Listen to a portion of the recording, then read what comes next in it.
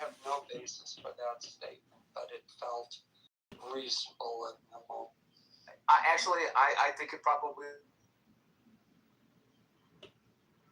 Seth was, after Cain killed Abel, and when he went off, Adam and Eve had another son, and the quote in the Bible is, like, God has given me another son to replace, Cain, who Abel slew.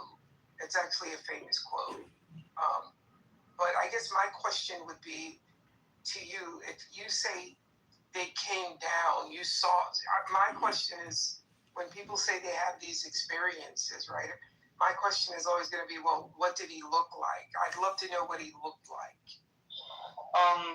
I didn't get to see God. God showed me my spirits, though, and then he channeled or possessed one of my spirits and, showed me skulls in the other one and, had me tell him how many fingers he was holding up. And then I went and talked to angels. And that was probably the most surreal experience that it definitely made me believe in the whole experience, because the way the angels were speaking was profound and, unexplainable.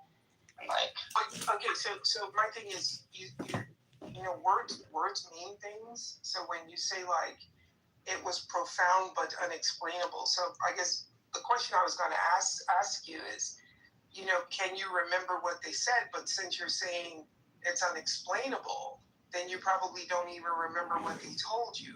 Would that be? They just told me my entire life, and they basically told me I was going to live thousands of years.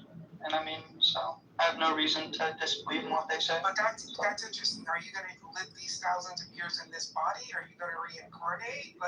How does that work? Well, they told me I was going to meet Jesus, and I met Jesus, and then Jesus gave me eternal life, or his voice did, I guess, from hearing his voice. I understand. I'm asking you, is it going to be in the same body? I'm assuming so. Jesus said I'm going to be 20 for another 600 years, so. Okay, so I actually think you're trolling now, dude, but it's been good. You think I'm trolling? Absolutely. Sorry. But very. So I'm going to give you one of the reasons why, and it's in a quick little syllogism, why I have a good reason for not believing in a God. It's the argument from parsimony. An explanation is more robust if it explains the data using the fewest unnecessary assumptions. Theism, which is the belief in a God or gods, requires the assumption of both complex and physical universe and even more complex non-physical uncaused mind of this God. Naturalism requires the assumption of only physical universe as a brutal fact, self-contained system. Therefore, naturalism is more explanatory because it accounts for reality without multiplying entities and beyond necessities. So that's one of the good reasons why I don't believe in a God or God. May I ask, how old are you now? I'm 58. No, not you, Jason. I'm sorry. I got it. Yeah, you got me, man. I'm 600. You're still young. You're still young. That's young. Right, you're not anywhere near Methuselah. Methuselah. I got 200 or 300 years to go for Methuselah. Yeah. But, Bodhi, how old are you? I'm 4 years into being 20. You've been 20 for 4 years, is that what you mean? Yep. Yeah. Okay. Yeah, I like the comments. Okay. It's not for fun, though. This is real stuff. So it's funny. In college, right? I had a roommate, and he was a really cool guy. He was studying, I think he was studying chemical engineering, but he used to do a lot of hallucinogenics, right? So sometimes he'd go out. I was living near Washington Square Park, which is down kind of where New York University is, and so he'd go out and he'd come back very high-strung, and he said, I looked at these clouds, and these clouds change shape, and it's the universe. The universe is talking to me.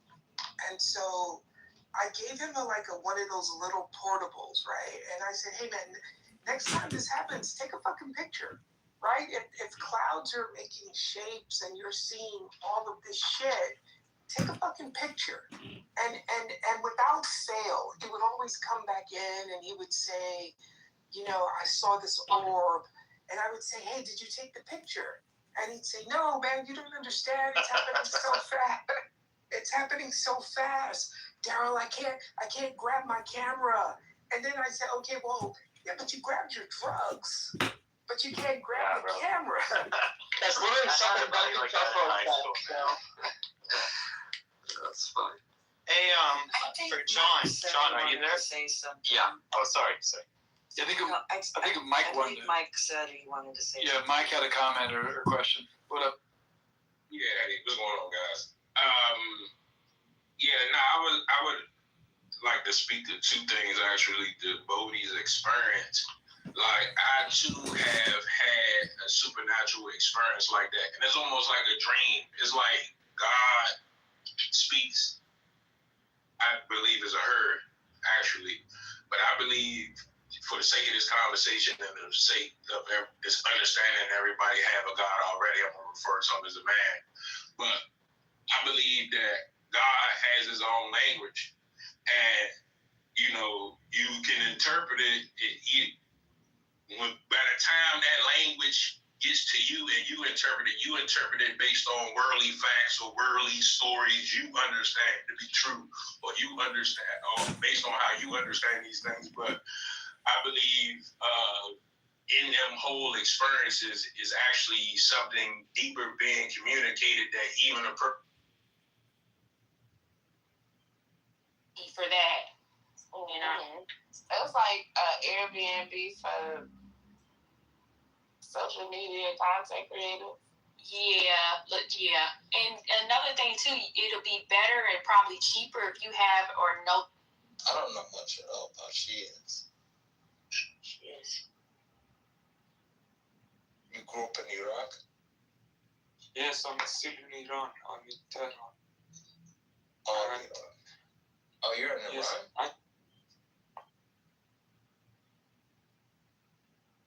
It's there. It's an after the fact, like, rationalization, accommodation. Like, oh, he'll. So how do you feel about the concessions made in this deal? I don't really care. I mean, You don't care? I thought your boy wanted to make America. I thought your boy wanted to make America great again. I mean, giving $400 billion to Iran doesn't really sound like it's making America great again. Going into Iran never was ever about making America great again, because we wouldn't be there if we were trying to make America great again. So Why were we there? I think Trump was just trying to remove, one, he removed Obama's name, and then two, he wanted to be in the history books. I think that's it. As what, a loser? To be in history book as a loser? I think Hey, you voted for him. That's your boy. Oh yeah, I voted for him. Yeah. He voted for Biden, so I mean, who cares? What do you mean, who cares? I mean, Did you see Biden over there spending hundreds of billions of dollars and taking flat on his face? I mean, who cares? Omar, let me be the one who takes the optimistic take tonight. Okay. Because no one else is going to do it. All right. So the optimistic version of this is that perhaps this $300 billion brings Iran into the world economy. Iran becomes a good global citizen. We don't have beef with them in the West because the stimulus, it improves their construction, foreign investment, increases their assets, will help stabilize their currency. So maybe, and Mike, no, it wasn't a planned victory, but maybe it ends up being a good thing when we look back on it 20 years from now. What about that perspective? I like to believe that, but the problem is Iran was never an issue or a threat to us to start with, right? In America, and also guys, keep this in mind. This is a memorandum. This is also 60 days of also negotiations. It's not really been ratified. It still hasn't gone to Geneva. It still hasn't been. So we need to also, tread lightly, considering we have this devil on the other side that Omar seems to be backing up, called Israel, who is they're hell bent on attacking. Don't say that. Hold on.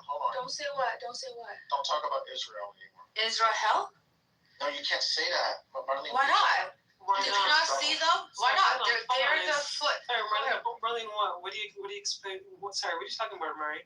remember, we have to be careful about saying things about Israel. That was About what? after last night. After we get past the booth, that's what I want to get into. So after y'all start, Thank you, Michael. Because I don't know, Maria, I don't know what you're talking about because I wish you wouldn't, Marlene. Like it's just it's stupid. Doesn't make sense to follow that down rabbit hole. So Lisa no, got it's yelled true. at. You're perfectly right, Michael. So Michael, clearly you weren't paying attention. Maybe he was getting half tea again. No, because if you're talking about, hold on, if you're referring to that person that's technically part of a house that's had the nerve to make an anti-Semitic comment, yes, but that has nothing to do with talking about the state of Israel. Those are two different things, and please do not conflict the two.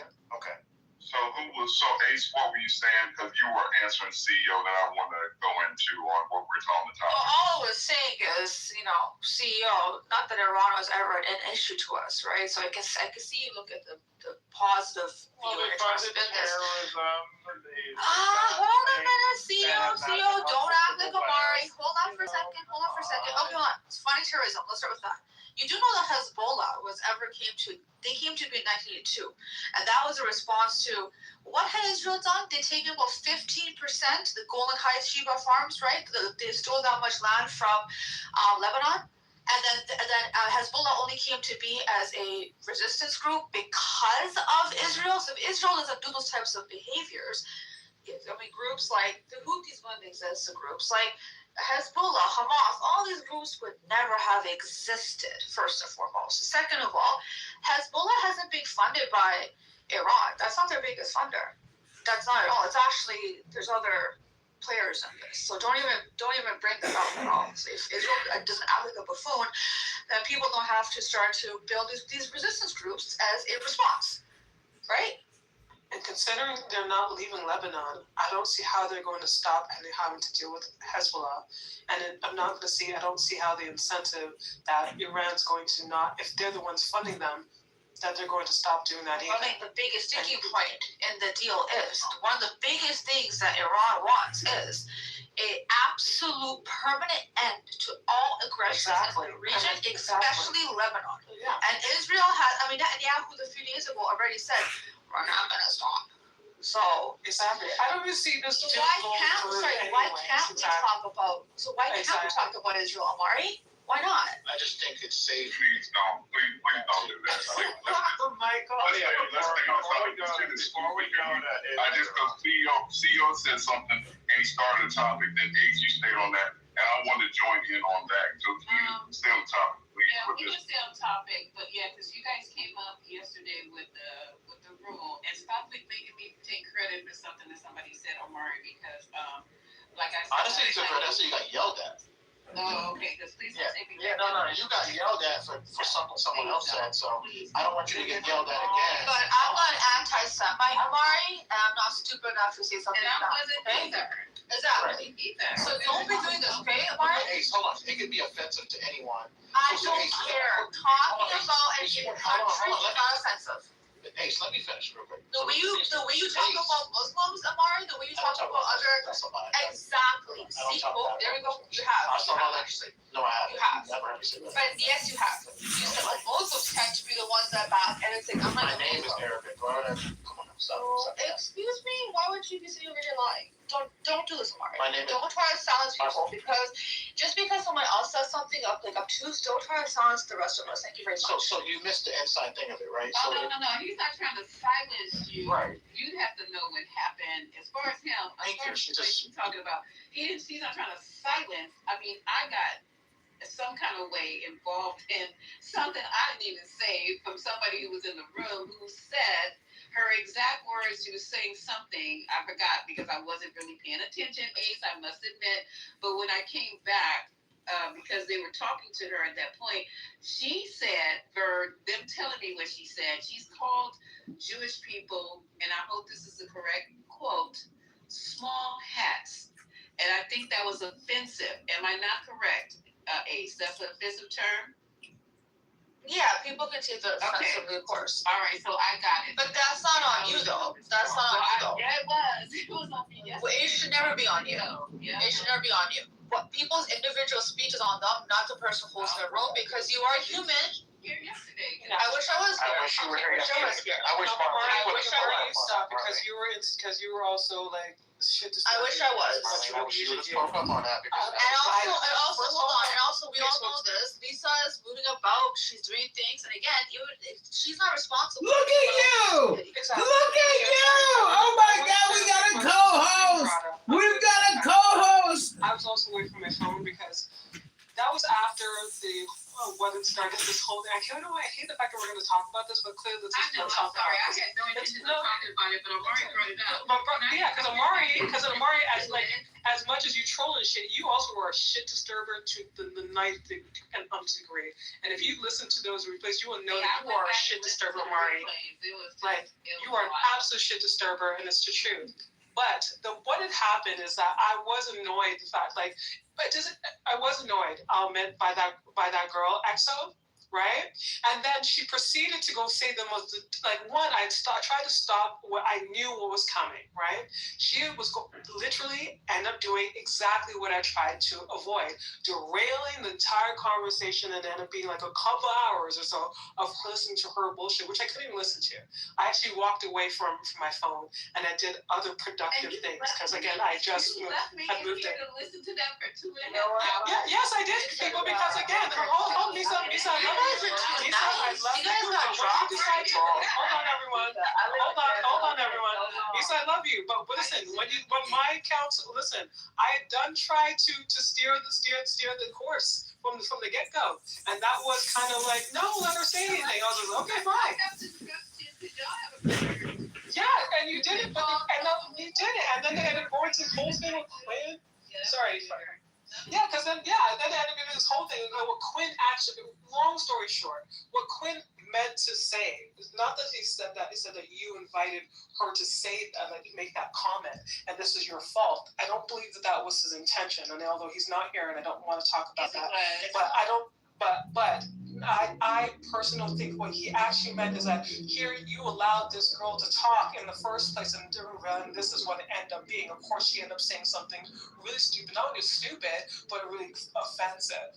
And I think that's what, but again, he's not here, and I think that was my understanding of listening to the conversation of what he meant. I don't think anyone would be able to, and this is very clear, you cannot, or anyone else on the stage cannot be held to account what another person's going to say.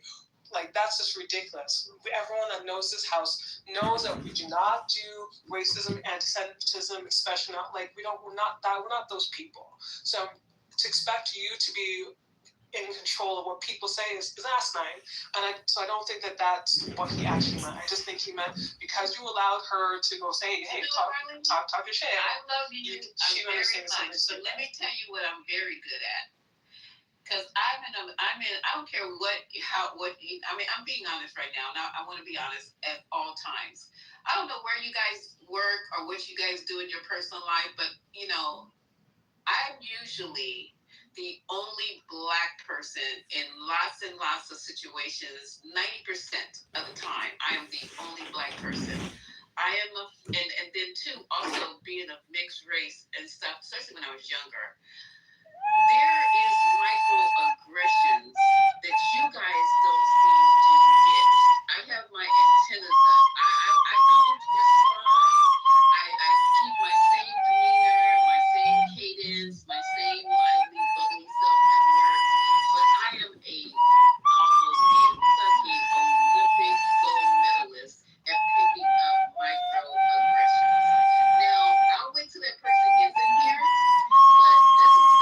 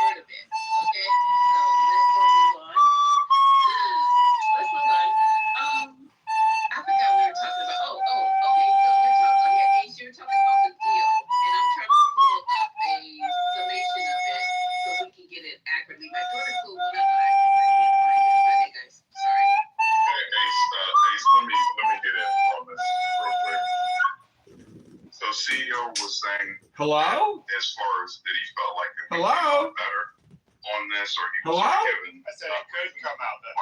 Hello? Okay. Okay, so I was just going to give a counter. Hello? Essentially, so now the world knows that we can't fight asymmetrical war, that we can't beat a mid-power. They know that our leader, our commander-in-chief. Yeah, let's just go fight an asymmetrical war and get thousands of Americans killed, because this room is a bunch of liberal, elite, intellectual, Democrat progressives, and yeah, they're all bloodthirsty. Trump didn't do a good job fighting that war. They know that they can weaponize it. So that at any point in time, as long as they have control of it, which they'll have in perpetuity unless like someone actually takes that land. So they can weaponize it at any point in time. It's something they've never done before. International waters are free.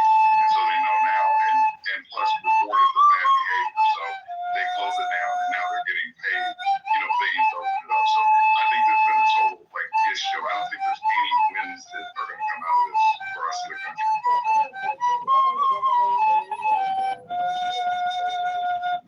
I do think we can fight this war. Our representatives, our politicians are not willing to allow them to do right. Hey, Patty, nobody can fucking hear you. Gotta speak up, Patty. Hello? Hello? Just don't do it. Hello? So I like anybody Hello? I'd be like, that shit crazy. That shit crazy. That shit crazy. I'm not saying that. Hello? Overall, Hello? People Hello? militaries in other countries, Hello? their senior leaders, they know that. Hello? We fell back because that. Hello? Hello? Hello? They're not willing to. Hello? To the point that what Iran can do to their citizens, we will not ever do to ours. I don't think most Western countries would, because we have. Oh, really? We didn't mass force vaccinate our population with an experimental gene modifier and told everybody that the whole fucking world is going to collapse if we don't all do it to save our neighbors and our grannies? So I'm not. Pretty sure Iran didn't do that to their population. Do they have a Dr. Bill Gates in Iran? Standpoint of the drones, so the cheap drones that they have, and then we're using our expensive missiles. We're burning. Why don't we use our cheap missiles? Why don't we just fucking throw sticks at them? The way that we are now, if we had a bunch of drones, we're going. All right, I'm gonna go get my sweat on. I hope you guys enjoy this room. It'll go on for a while, I'm sure. Throwing at them +2, and I can't overemphasize. I just keep saying it because if it was our country or our kids, we would keep it in our mouth. Keep it 100. These schoolgirls where they did a triple tap or whatever, to make sure that they got them. That is something that's never, going to go away. +2, we've killed their religious leader, and the Ayatollah. So I don't know. I get that if we decided to commit to it, that there's nobody we're the tits of killing. In the world, so if we really want to kill. Put all of our might into it. But I'm just saying the way that this went down, it's just a bad look. There was nothing. There was no reason to do it. And like you said yourself, that for 2 decades they've been, they've had war games. They've been gaming us out, knowing sort of that it was brought with a lot of different situations. One being the Strait of Hormuz. I'm just saying that the man is just. So the reason why we lose is because there's rules in the game. There's rules in the simulation. Rules in the game, motherfucker. Only allows us to do everything has to be under LOAC. Not only that, the rules in the simulation only allow. The rules in the simulation. So when you talk about the future missile system, there ain't no rules in the simulation, baby. That's the #1 rule. Now, if you wanted to fucking their way, or if you're talking about drones, we got this thing called the Coyote block that's made by Raytheon.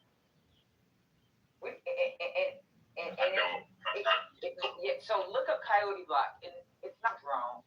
It'll go for swarms of drones. It's we have these. It's just a bunch of anti-Semites. But we also know we have to estimate what civilian casualties look like. what it looks like to the rest of the world if we do these things. Do you know we got interceptors for drones? Drone And then interceptors. even fuck a drone. Fuck a We drone? can just use our fucking short range missile systems. Ooh, short range missile systems. But we don't. Sure ass. Because here's the thing, when I talked about METCC, it's called the mission, it's the environment, it's the terrain, it's the type, it's the civilians. It's your and it's the goddamn coverage. general, All this of that one. is estimated. Promoted to 5-star. Put her in charge of the Pentagon when Pete Hegseth One of those retires. later radars or sensors, or if you decide that we're going to use our air defense guns. When we fire missiles and shit, we have to estimate what it looks like. It's going to be televised. And it's going to make it look bad. will be televised. And then we also have to look at the rules. So, and Patty, oh, I'm sorry, go ahead. No, I'm done. I was just gonna say, so the whole thing with this triple tap, because I remember you talked about that. You talked about the intel that takes place. And I know like AI, I think did some of the targeting, but you're saying that they, even with the cameras that are on those, so they, know what they're shooting at. The building was clearly marked with school and kids, I guess, like drawing and painting. I'm just saying the fact that we did a triple tap, not like we just did one and we're like, oops, like we messed up and we didn't like go back, and we just didn't send anything else. When you're talking about like the sort of unproportionality or the way we would like not do that because we're like working the rules, that school kind of takes that away in my mind. It looks like we weren't, I guess we got in the rules after we did that initial strike, but I can't get over the girls. I guess that's where I'm having the issue. I mean, a lot of technology isn't self-correcting. I mean, once you get garbage in, you get garbage out. So at some point, if there's an error in terms of any of the collection modalities, you're going to get an error. Yeah, and those cameras on a missile aren't like, it's a camera and you can guide the missile where it has to go. It's a depending on what type of missile it is, it can be like, you put the GPS information or for y'all, we just say GPS, but it's like you put in the longitude and latitude of where it needs to hit, and the camera guides it to that point. Or they have like, we have like our laser guided missiles, and those cameras, it's not a camera where you can just sit there and watch the missile go and you're like, go to the left, you're off to the right. Like, it doesn't do that. Okay, guys, let me do this. Remember you saying that. But Oh, go ahead, even with Michael. the triple tap or double tap, that information actually came from Iran. So it's like I think, I don't know what the investigation looks like because I ain't on no need to know, but that has been Iran, like people on around. It was the Iranian officials that released that in their news. Okay, no, that is, hold on 1 second. Now, Patty, in that case, if it was like one strike and it was an error or whatever, then that, I mean, I guess the American people, because I'm just one person, but it's like, that seems like something everybody can live with.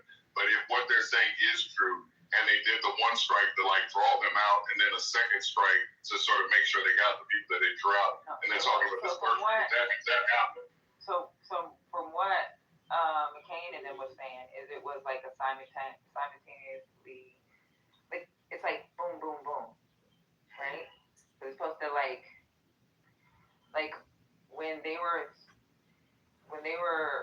firing the missiles, it was like missile after missile after missile, and it was supposed to be targeting certain military bases. So it was one after the other after the other. It wasn't one hit, people come out, another hit, this happens, and then another hit to completely destroy it. It was supposed to be right, there was no chance. Yeah, right. It was simultaneous. Okay, I'm sorry. But I thought the same thing. Well, I think because it was coming out and then. Lisa, might I say one thing before you transition?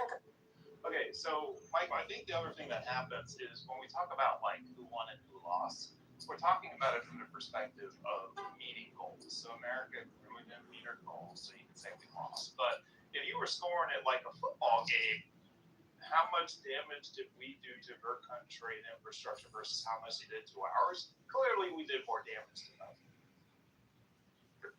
Let me say this though. So like damage, right? So agreed that physical damage. How much damage has been done to us on the world stage? Like Trump has already like just destroyed like alliance that we built. Took us like 80 years post World War II after we're the ones that dropped the bombs on Hiroshima and Nagasaki to repair all that. Like with the UN being here, with now you got this border. I'm just saying, and I'm not. I guess I'm not like sort of poo-pooing what y'all are saying. I just don't really see any good that's come out of this. I think that he damaged us in irreparable ways. Well, so ironically, I think normally you'd be right, like if this was George H.W. Bush or Obama as president, but how much lower could Trump have went in terms of America's brand? So it already was very low. So what, he made it a few percent lower?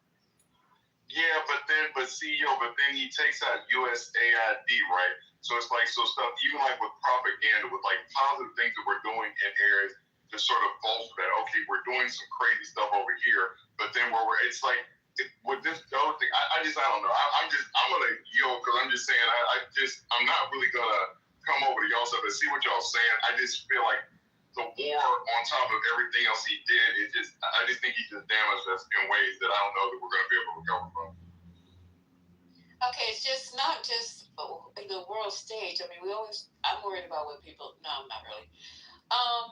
But it's interesting how the world responded because they saw us for who we are and who we've always been. But more importantly is that we spent a lot of money, we spent a lot of time, we spent lives for literally nothing.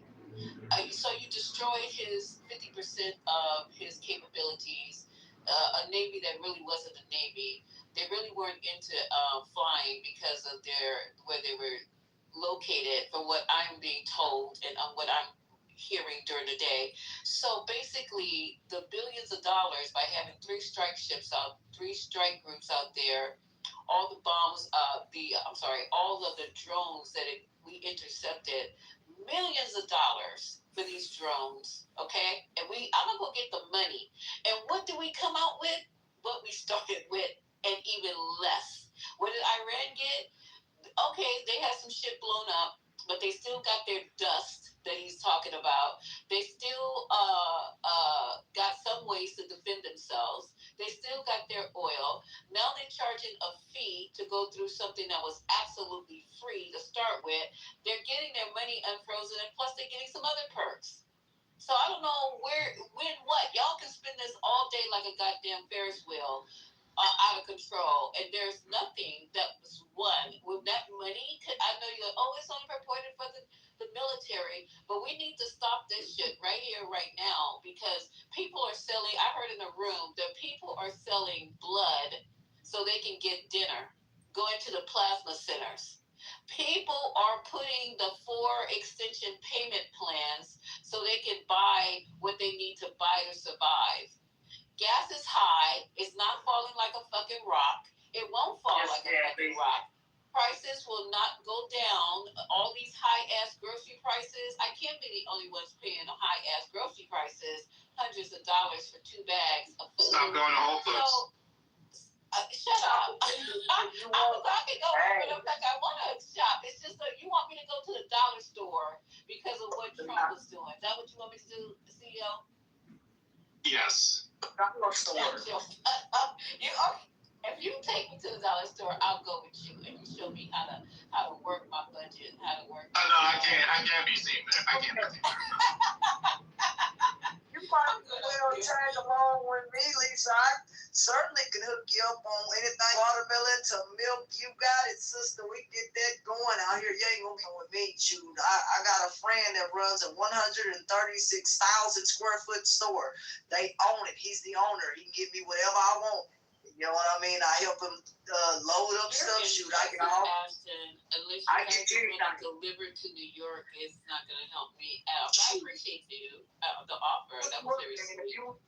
Believe me, if you wants down here, I can hook you up because I gave a guy, he didn't have much today. He was at the store and I came out. I gave him a bunch of stuff. I gave him 2 banana boxes full of food, man. He was very happy. And that's a lot of food for one person. You know, the big bananas come in, I gave him 2 of them. Yes, ma'am. But we eating today. You ain't gonna starve here. So, yeah, I think that was the powdering. I don't think it was a sense of whiteness that led to the Europeans. I think race started in America, but it spread throughout the world. Oh my God! We heard this first time, bro. We heard. Prove it. Why do you believe that? Bro, we gotta move you down, man. Prove it. Shut up. Prove your point. Hey, why don't you keep it up? I'm gonna just move you down, bro. What? If you keep this up, I'm gonna have to move you down. You keep saying it. You keep saying it, but you can't prove it. Sorry for cussing y'all. I'm trying to stop that, but You good? You good? Well, wasn't racism in America, but it spread throughout the world? He likes talking over people. I remember. I think he just likes talking over you. Yeah, Not doing this until you start speaking. Go ahead, Keon. Last time, right? All right, one mic on Kiki. Let's see what happens. Yeah. So I forgot what I was saying. See. Hold on, just one mic on Kiki still. One mic. God damn, stop me looking off the mic already. Yo, Kiki. It's on Kiki right now to finish your point. Kiki, what's Kiki? Hold on, let me see. Let me help you out here, bro. See, I got you, man. I got you. I tried it, yo. Kiki, you were talking about the white face Japanese thing. Yes, the Asian. To my knowledge, that was already within their culture, and it wasn't to look for. I think racism started in America, but it spread throughout the world. Hey, get this cracker motherfucker out of here. I got it. It's on you, Kiki. Merci beaucoup. It was just a practice within their culture, not powdering the face to look towards a certain race, that being the Caucasian people, as a symbol. It's just something that was already practiced and not introduced after Europeans went into their land, which, to my knowledge, China was fairly untouched. Like, they didn't get a full colonialization from Europe, per se. They kind of, kept they're an old dynasty. So I'm not too for sure of like the colorism aspect in China per se, but definitely India, there is a connection between the Europeans, like British in India, and kind of reconstructing their caste system to where like you have the undesirables being the darker skinned people, whereas before it was a little bit more diverse. The caste system.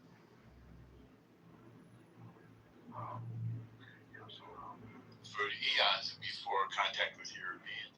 And all people fear those who are different than them. That's universal from the dawn of man. We fear people who look differently than us or speak differently because we're afraid they'll take our resources. And here's the stark difference, though. If we breed with them, the genes are kind of like erased a little bit. You hear me? No, I don't get what you're saying at all. I bet you don't. So the importance of. But do you get what you're saying?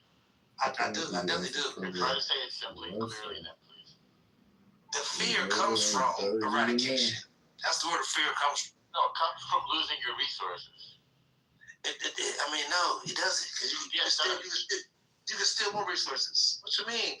The Vikings wasn't worried about resources because they stole all their resources. That's correct. And people fear them because they came and stole their resources. Right. You know what they gotta be Aryan. Do you know why their blood gotta be Aryan blood? Because they understood that if they mixed with another race, their race were not their genetics were not dominant. So it's a fear of losing yourself. Those Vikings are still blonde. Exactly. You know why they're still blonde? Because they're afraid to mix the race. Because if they mix the race, they won't be blonde anymore. This has nothing to do with racism. Racism is fear of people taking your stuff. Alright. And that includes your women, your resources, your food, your access to water, your riches, your cattle. People have always fought the guy from the other side of that turf. Maybe they worship differently, they had a different language, they look different, they had different clothes. You heard of Othello? It's a jobs program. Wait, is that responsive to what I just said? Oh no, this is the point. You heard of it, right? So you mean have I read the Shakespeare play? Of course. Let him finish Yeah, his submission before you interrupt, please. He asked me a Hard to question. follow. He asked me a question. The answer is yes. I've read Shakespeare's play Othello. Why do you ask? Because that wasn't about racism per se. That was about genetic superiority. It was a fear. It was a fear of losing who you are to genetics. But because they weren't racist at the time, right? But that play emphasized. That play shed light on the fear that Aryans or Caucasians have about losing themselves to genetics. That's So not just- what the play is about at all. But just real quick, here's a list of things that drive racism. Fear is only one of like 10 of them. Tribalism, desire for power, historically racial ideologies, used to legitimize slavery, colonialism, and segregation, economic competition, ignorance, lack of exposure, learned behavior, propaganda, scapegoating, status anxiety, confirmation bias, dehumanization, cultural or historical narratives, identity and belonging. It's a list of like 15 things that are the underpinnings of I don't know racism. why the resources just And fear and resources is literally like just two of 15. All of those come out of the original one that I stated. No. All of those are subsequent. Yes, because before there were societies, before there was propaganda, before there was conquest, there was a scarcity of resources. Most human beings, for most of human history, their main activity was finding enough food to live. That's for most human beings throughout history, really up until the 20th century. And the reason why they fought with the neighbors next door was over those resources. And that's why they came to fear them. All people fear and mistrust people who are different than them. Yeah, That's a that's universal attribute. Well, at this point, white people have by far the most resources. If you're talking about in the West, and still leverage every ounce of racism that they can leverage against people that don't look like them. When they literally probably control like 95% of the resources in the West are controlled by white people. Right. I think Abby was no. That's not true. I think Abby's not just something. Of course, it's true. No. Yeah, Like you think people in Asia don't control Asia, and they're I'm talking about Africa. So Abby right now. This is interesting coming from a Jew. Thank you very much. No, 2,000 years ago, Egypt. Like I don't understand it. Was that resources when they were being expelled? I'm sorry, they weren't expelled. They demanded freedom. Discrimination occurred. Is that right? Interesting. You haven't read your Torah lately. Okay, was that wait, my question was at that time period, was there resources an issue? 100%. Did you forget about the great famine that was predicted in Joseph's dreams? I'm not talking about that. Yeah, I'm talking about Of course you are. they never faced discrimination of any sort. Why are you entertaining this spay? It just doesn't make sense because of this is weird. In ancient times, They didn't face the any form of resources. discrimination. They were welcomed wholeheartedly. Okay, cool. All right. No, I'm trying to see what you're saying. Yes, in ancient times there was scarcity of resources. Up until the 20th century, I would say. I think that notion that there's scarcity I think that the scarcity of resources, that notion is definitely within the fear of other people, other groups of people encountering other groups of people, that there's some fear that they're going to take their resources. I don't think that's universal. I think that's reserved for certain groups of people, i.e. Europeans. For example, resources, for example, in Africa, for like food disparity wasn't a thing, especially during the times of colonization or the transatlantic slave trade.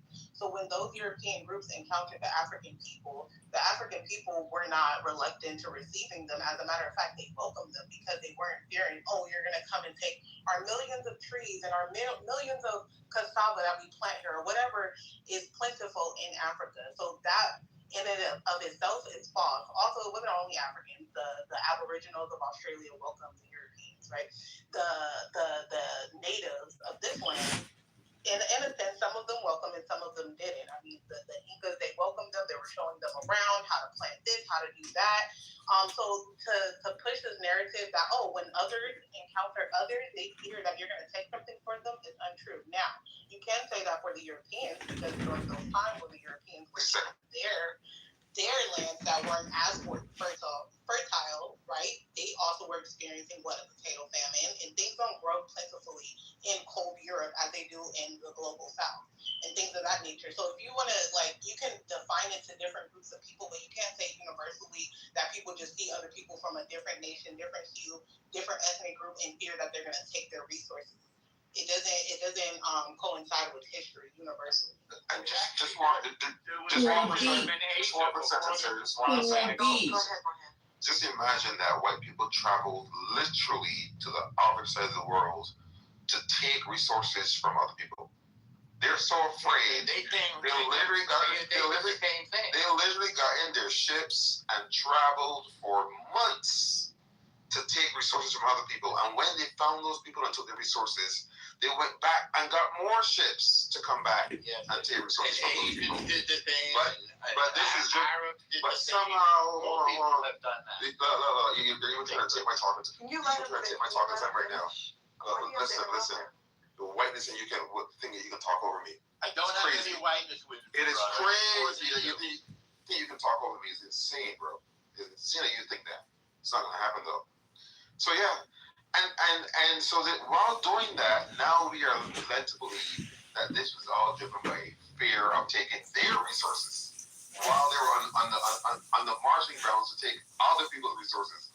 People that have never even met them or cared about them or knew about them. People that took them in peacefully, they were taking their resources. And then just to add, until they committed genocide, they gave them blankets filled with smallpox. That's the good thing. That was proven to be accidental, by the way. They weren't filled with smallpox. It's just they had diseases in Europe. But let's go before there was colonization. Yes, it's quite true. I don't know why you're talking over me after you got all because Abby wanted to say something. You don't control the stage, normal. Have you heard of General? You can't call the stage normal. General Andrews was supposed to be doing that from Massachusetts. It's a real story. Stop being discriminatory. I'm in the minority.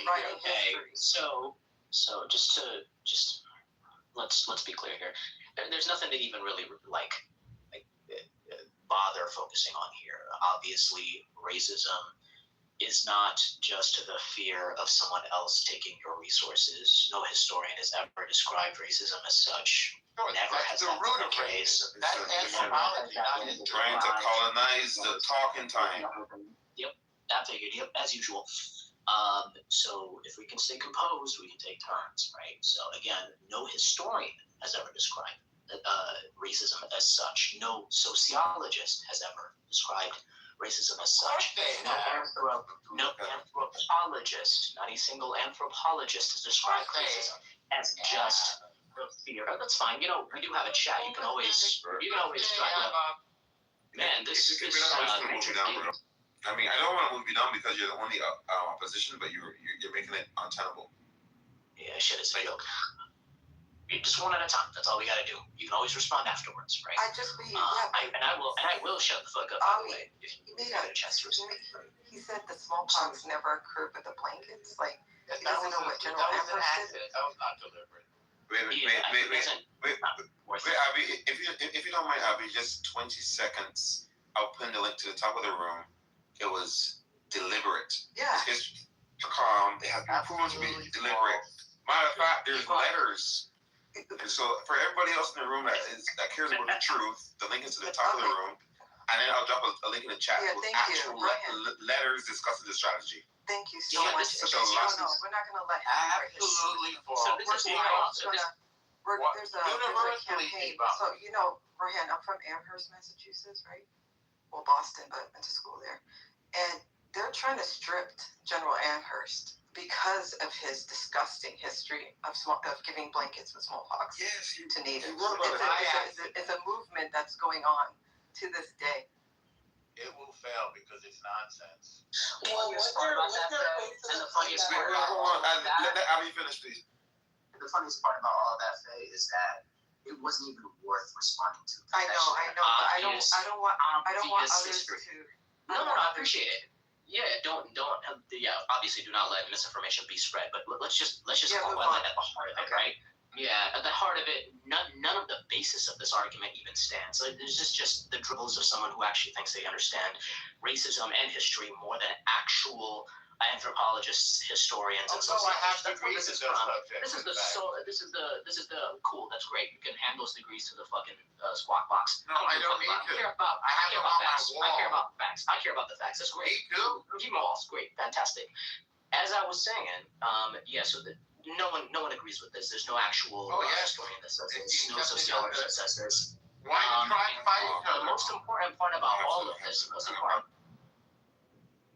we can always bring it back up. The most important part of all of this, right, is that the conventional descriptions of racism, right, make it very clear this is a contemporary issue, not something. The term race, the term racism, all of these things are contemporary issues.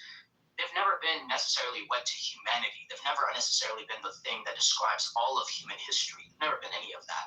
People want to describe it this way, typically because they want to justify it and blend it into human anatomy and the human condition in and of itself, as if it's just natural for us to just be racist.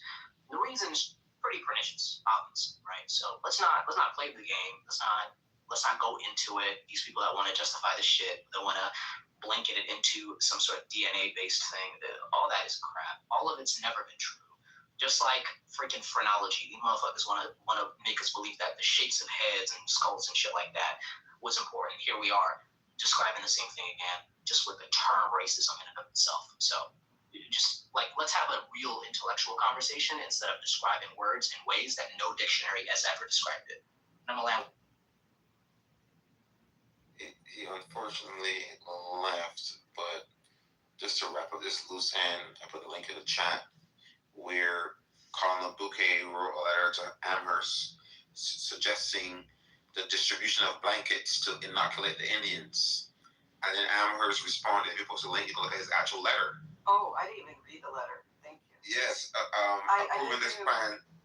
You just know it, right, Faye? Yeah, I knew about it because in undergrad it was a hot topic. I'm just so upset it never really was dealt with. So that's why I never read the letter though. Yeah, it's in there, and he approved the plan and suggests as well, quote, to try every other method that can serve to extirpate this execrable race. And then the other letter, they said that they discussed the use of dogs to hunt the Indians, and Amherst approves it, but says we cannot implement it because there are not enough dogs. Yo. Yeah, I never questioned it. The funny thing is, it's so ingrained, as a fact that I never really even needed to read the letter because it's a known fact. It's not, but it's good to kind of have that letter at hand because the fact that he did that and he's still being praised and named after and not stripped is still ridiculous. Wow, you fucking El Normo over here talking about I got degrees and all this shit. I don't even know this basic ass thing. I could have just Googled it in 2.5 seconds. No, but it's like a common thing. It's not even a That's what I'm saying. Yeah, exactly. It's such common knowledge, but apparently if you earn enough degrees, all suddenly common knowledge just disappears. And then next he's gonna say the Trail of Tears never existed.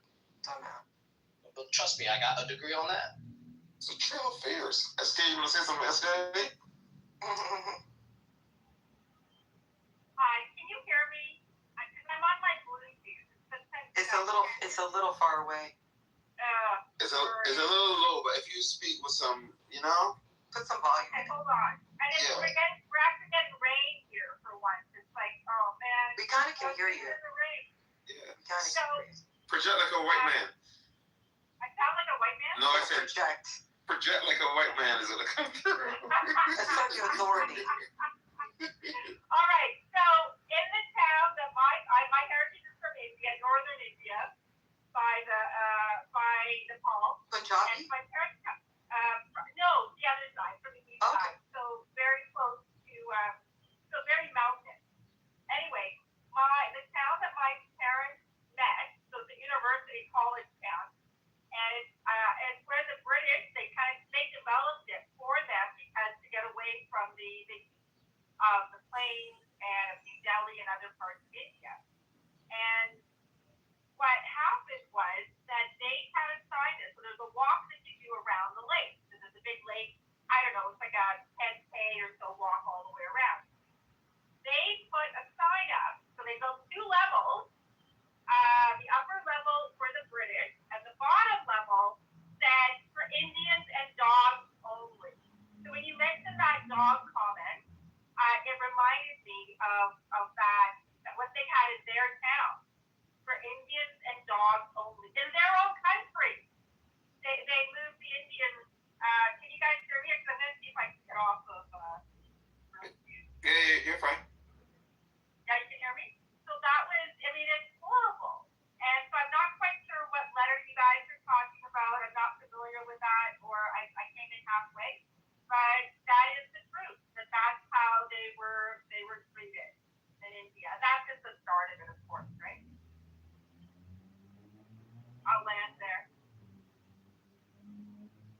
Thank you, Milo. Thanks for sharing, SK. I'm gonna just ping some other people real quick. Yeah, you got to. I mean, doesn't this always happen with El Normo? Like, he will interrupt the fuck out of everyone until he gets thrown out every single time. Yep, I noticed the pattern. He cannot, as a grown-ass old man, sit and have a decent conversation. It's too hard for him. Y'all don't think he's on the spectrum? No, I think he's just a old selfish fuck that can't stand when the attention's not on him. Is that in the spectrum? Because I thought he got autism. Yeah, it's called the racism. The Zionism. Oh my god. I did not mean to say that. You know what's funny, Brohead? Sorry, there's construction here. It's like he's a Jew. Imagine me saying the Holocaust never existed. The Holocaust never existed. It just never existed. That's just some bullshit for me, right? That's some false information that I'm spreading. And he wouldn't be too pleased with that, I'm sure, as a Jew. Oh, there you go. He's looking good again. How dare you tell another group a genocide that existed never happened, which is one mechanism with smallpox. It was. Fuck out of here. And since before bringing him up, that's a really good point, Faye. Before bringing you up, we actually looked at the link. There was a letter from Amherst discussing the distribution of smallpox blankets. This is well understood. We don't have to make it up. The link is already in the chat. So when you come up, maybe you can speak to why you lied to the stage. When he comes up, you should make him read that passage. Let's read it first. Out loud. Ironically, I never lied to the stage. Now, I'm sure you guys will interrupt and prove yourselves to be hypocrites, but let's see how long you can contain yourselves. Very familiar with that letter. That letter is widely disputed, and it is one example of one guy who may have done one thing. So the idea that you could wipe out a people based on one mention in one letter from one guy is absurd on the face of it. And I would say it puts you to extreme shame, not a little bit of shame. Now, let's move on to the universality Before you move on. of racism. Before you move I'd on. like to, if you don't mind not interrupting. No, I'm sorry. I'm on the stage. We do 1 point at a time. 1 point at a time. So you just said the letter is widely disputed. I just did a quick search. The so-called Amherst letters discussing the use of smallpox against indigenous people are not widely disputed in terms of authenticity. Historians generally accept that the letters are genuine The debate is about whether the plan was actually carried out or how effective it was. The letters themselves are authentic and preserving historical archives. Amherst wrote to Henry Bouquet, suggesting that smallpox might be used against Native Americans during the conflict known as the Pontiac War. Bouquet replied that he would try to spread the disease if possible, and Amherst endorsed the idea. What is disputed is whether the attempt caused an actual outbreak. Bingo. It's whether it works or not. Yes. So then it was. So the letter is disputed. So that was another lie. No, I think the letter as proof that this happened. Okay. You just decided that it didn't even happen, which is exactly my point. It's about whether it was effective or not.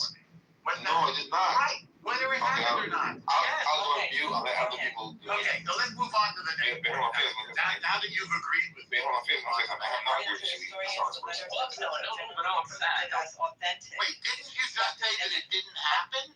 I didn't say it didn't happen. Okay. Wait, The letter. wait a second. I did not say it didn't happen. You just a liar. You listen with lying ears. The letter is Then not you didn't listen to disputed. The yourself, actual apparently. letter his letter is not disputed by historians. Say the letter is Authentic. disputed. I'm You not did. saying Letter that. has an Wait, explanation. they archived it.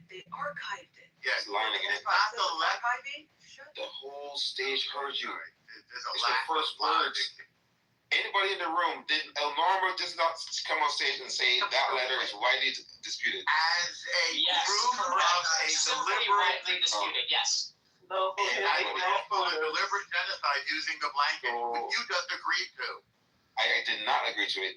What was disputed is whether or not it was effective. Did you not just say that this was not an actual effective tool of genocide? No, I did not. Another lie. God damn. Read Bro, that part you again. are so.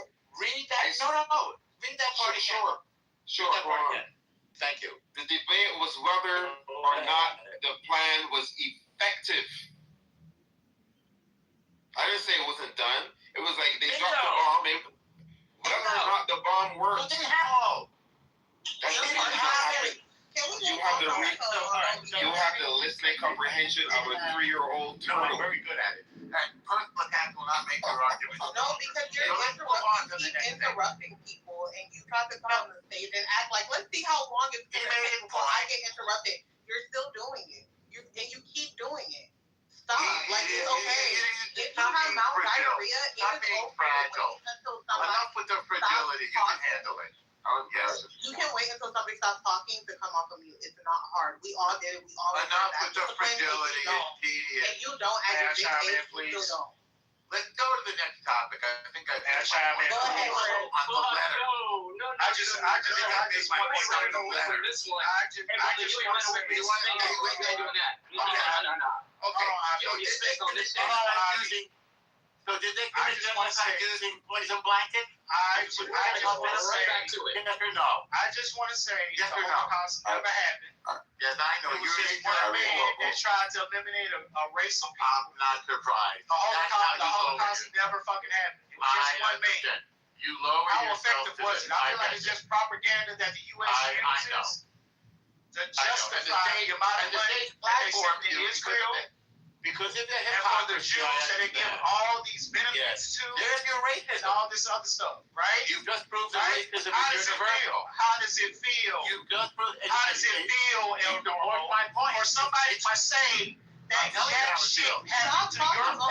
How it feels. Can I fucking finish? My point. Who's fragile now? Who's fragile now? No, I'm not Let me preheat my oven. Let me preheat my fucking oven. Alright, let's just get one mic, and then we'll go I thank you for proving my point that you're a racist. That was Thank you for proving how fucking fragile you are, right? so easy. No, I'm not How fucking fragile you are. How does it feel?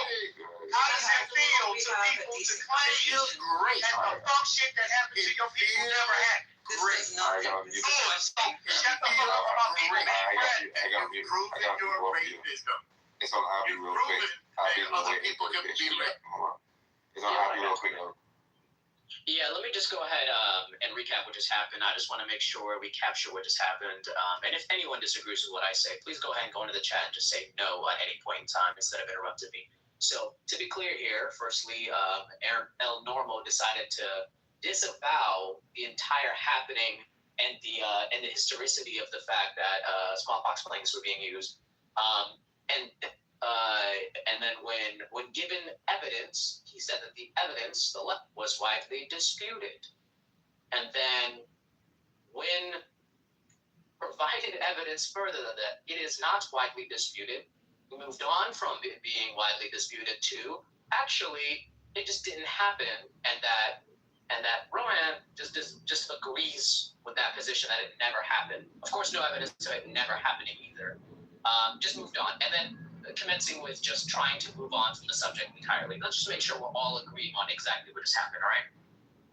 Yeah, no, absolutely. And it was like a movement of the goalposts. And for everybody in the room, everybody else, the Amherst letters weren't the only case of that. That was the only evidence.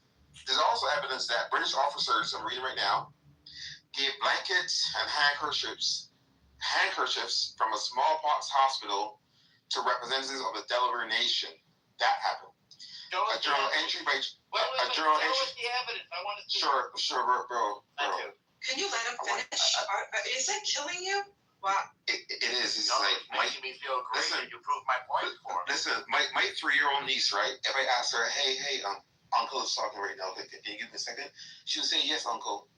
And she would sit there and wait until. You know what? My 5-year-old. And you are unable to do it. You are a grown ass man. You don't have any impulse control is smarter than of a 3-year-old girl. Grown man don't have the impulse control of a 3-year-old That's girl. a fact. My 5-year-old knows He can't help it. You see, he can't help it. And he can think better as well. Can't help it.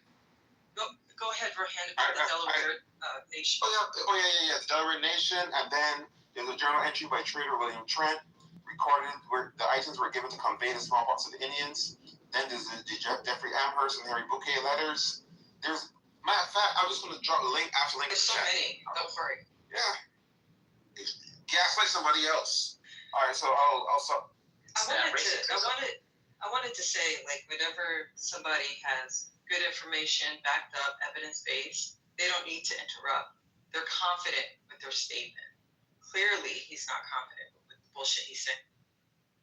Not only am I confident, but you've proven my point admirably, and I thank you for it. Do you have anything to prove your point? Do you have anything to prove your point, El Nomo? Well, yeah. First of all, exactly. Put it in the chat, because we're not going to trust shit coming out of your mouth after the fuck shit that you tried to put on this stage. I'm not surprised. Yeah. No one asked. We just asked for evidence. That's all. You gave the evidence. Let's move on from him. Yeah, let's be quiet. Slow down. Be quiet. Shut up. You said, not me, that it was. Post it in the chat. Whether You it said was the letter wasn't authentic. We're not going to fall for No, I this didn't shit. say it was inauthentic. We have it I already. said it was debunked as proof of the genocide. Now, you didn't said say that it was either. debunked. You didn't say that You either. said it You're was lying. debated whether. Yes, I You did. didn't say You that. said it was debated whether it It's was effective racism or not. as American. Anybody else wants to join in? So let's talk about whether it was Discuss effective. this. So did it happen? him on the stage. You just kind of.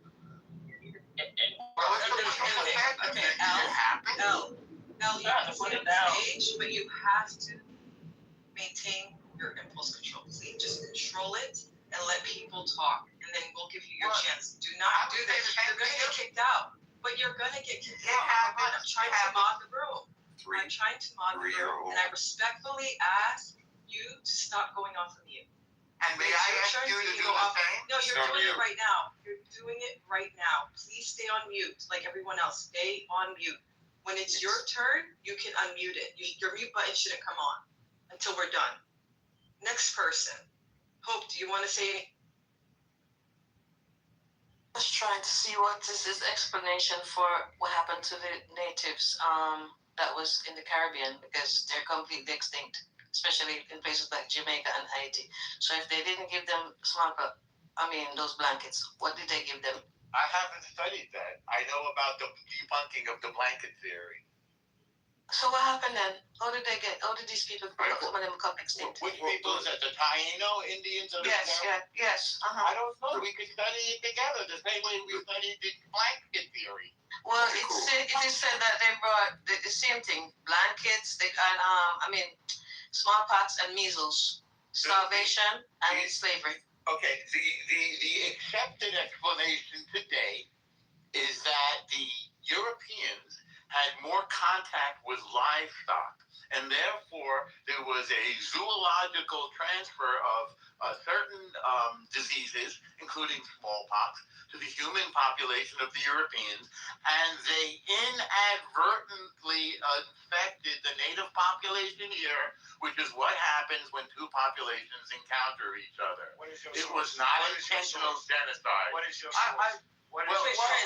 First let's talk about the scientific and biological and medical. know about that region, and then he made up Siberia. No, I was talking about the North America, not the Caribbean. No, address her So you're Caribbean. just not listening. See, You're just not she asked listening you carefully about enough. the Caribbean. She asked you about the Caribbean. She didn't say pivot back. Yes. Well, we're talking about two things at once: Caribbean and you started talking about America. She asked specifically about the Caribbean. Yes. And what did I say? And what did I say? I didn't know because I was being Just stop talking about it. Okay, so ask me a question and then stop talking about it. Fair enough. You said you didn't know. There's nothing else to say. What the fuck? Well, I didn't know about the Caribbean. I said we could Then study that's it. And then That was the question. I did study the debunked blanket theory. Okay, And somebody asked me, why did it happen? And I gave you the plausible. All right, we're I moving gave on. you the plausible. So he can't You answer don't want to questions. say it, Well, bro. We're moving on. We're moving he on. can't answer questions. You got third The eye. same way that the pandemic spread here among people. Third eye, you got anything? Hey, what's up, Brian? What's up, man? Some Europeans had diseases against which the native. Why is this cracker still talking? No, I'm trying to listen. I don't mind him being on stage if he actually shares the mic, but he's refusing. So I don't know what else to do. He's interrupting Third Eye. Third Eye was next. Hey, stay woke, my brothers and sisters. Now, I'm kind of just responding to the title. Is that as America's, is racism as American as apple pie? Sorry, I'm playing a game too. And I would say, yeah, I mean, this starts off with the Revolutionary War, right? Some of the founding fathers were abolitionists, right? But most of them weren't. And one of the main reasons why the Revolutionary War happened was due to slavery. So it's like, yeah, I mean, this is all embedded in America's culture. I mean, so is being a venture capitalist and a land grabber. That was also the reason why the war happened. But yeah, I mean, this is in our DNA. I don't ever see it really changing because this is what shaped America to being what it is, unfortunately.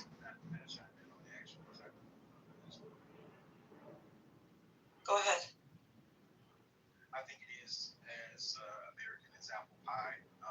Americans, for some of us who may or may not know, would actually often sell food, damn near have festivals, cookouts centered around Black people being lynched, for example. So where a lot of food, Western food, desserts, and things like that, yeah, I think it's very much as American as apple pie. I'm very much sure that apple pie was probably served there as well. I'm done.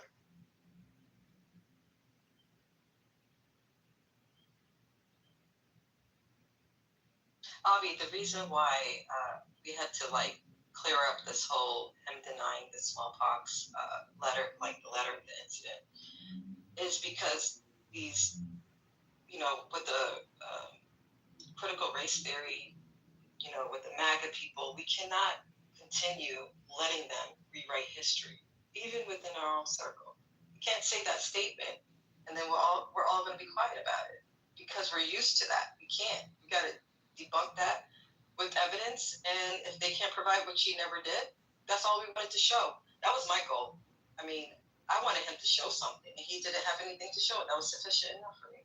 I don't know about y'all, but well done. Yeah, I mean, it's actually ironic that when you tell the truth, when you speak on facts and you provide evidence, somebody thinks they're calling you a slur by calling you woke. It's just ironic. Like, okay, so being woke is speaking facts? Well, way to at least redefine it in the way that it originally was defined. Good job. Yeah, I have no problem with ensuring that misinformation is not spread by directly attacking it. All this whole let's move on to going back to racism. Just because he was getting spanked on stage, we're definitely we should not be allowing that. Fuck no. You say some crazy ass shit, you're gonna have to stand on that shit 10 toes, and then you're gonna have to provide evidence, not cry about it the whole time and try to run away from it the whole time. Fuck that. None of that. Nope. You do not get to just spread misinformation and run the whole time. Really quick, I'm sorry, just to say something for the replay. I have no issue with Israel. I have no issue with Jewish people. But I will go to hell and meet you there when people try to minimize, disregard, dismiss actual history that happened to marginalized people, specifically Black people. And I'm fucking appalled that you, as an alleged Jewish person, had these things to say, and in other rooms, the things that you've had to say when it comes to racism, anti-Blackness, and so on. So I will meet you in hell every time you say shit like Israel. I don't have a problem with Jews. I don't have a problem with the faith of Jews. Yeah, like the government. I have a problem with Israel. The people, they were polled and they were asked about the genocide. In 97, I can bring the link up. 97, 98% said they support it. So yeah, I have a problem with Israel. I don't have a problem with Judaism. I have a problem with Zionism. Again, Zionism takes different shapes. Muslim Zionist, Christian Zionist, atheist Zionist. Zionist is Zionist. Doesn't matter. Faith is not. It just happened to be of a certain faith, but that's it. Still Zionism.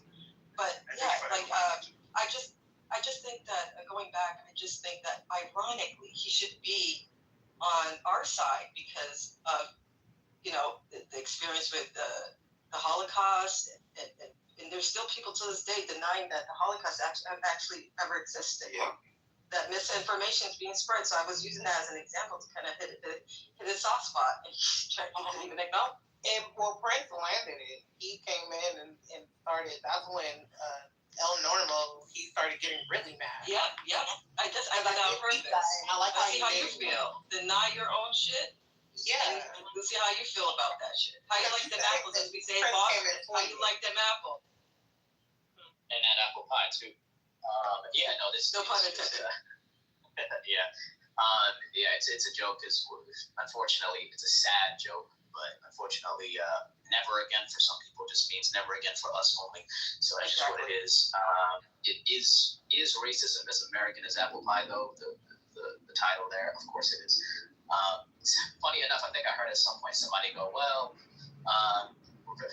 racism didn't exactly begin here. It's not like a thing that Americans invented. Well, ironically, Americans didn't invent apple pie either, dumbass. But I'm just move on from that. The important part is that it is as American as apple pie. I think it's fundamental and foundational to a lot of the origins of America, unfortunately, and is inscribed in American history and inscribed in American culture. You can slice out racism, and it can define and literally exemplify a lot of what has happened in the last 300 years, literally, by definition. And like the answer to a lot of the shit that happened is literally racism. A lot of the times. That's how crazily embedded into our society racism has been, and into our history and into our culture. It's wild shit. You can still find today, fucking deeds, house deeds, that still say, hey, you can't allow this race and that race to buy this house, and you still gotta sign that deed when you buy a house. That's just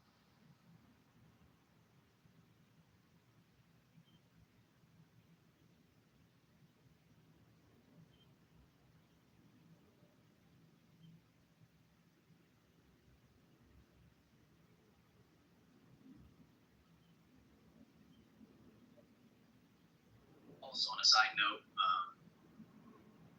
whenever somebody says as American as instead of apple pie, I vote that we should say cornbread because that's more American. All right. I never understood why apple pie and baseball specifically was always associated with America as a kid, because like I associate football, like American football, with America, not baseball, and probably other dishes like a hot dog or something, a corn dog. I don't know. Yeah, some shit like that. I mean, at least baseball had a history of being America's favorite pastime, but like apple pie is literally not an American thing. Baseball was invented in America, so was cornbread. So said so was cornbread.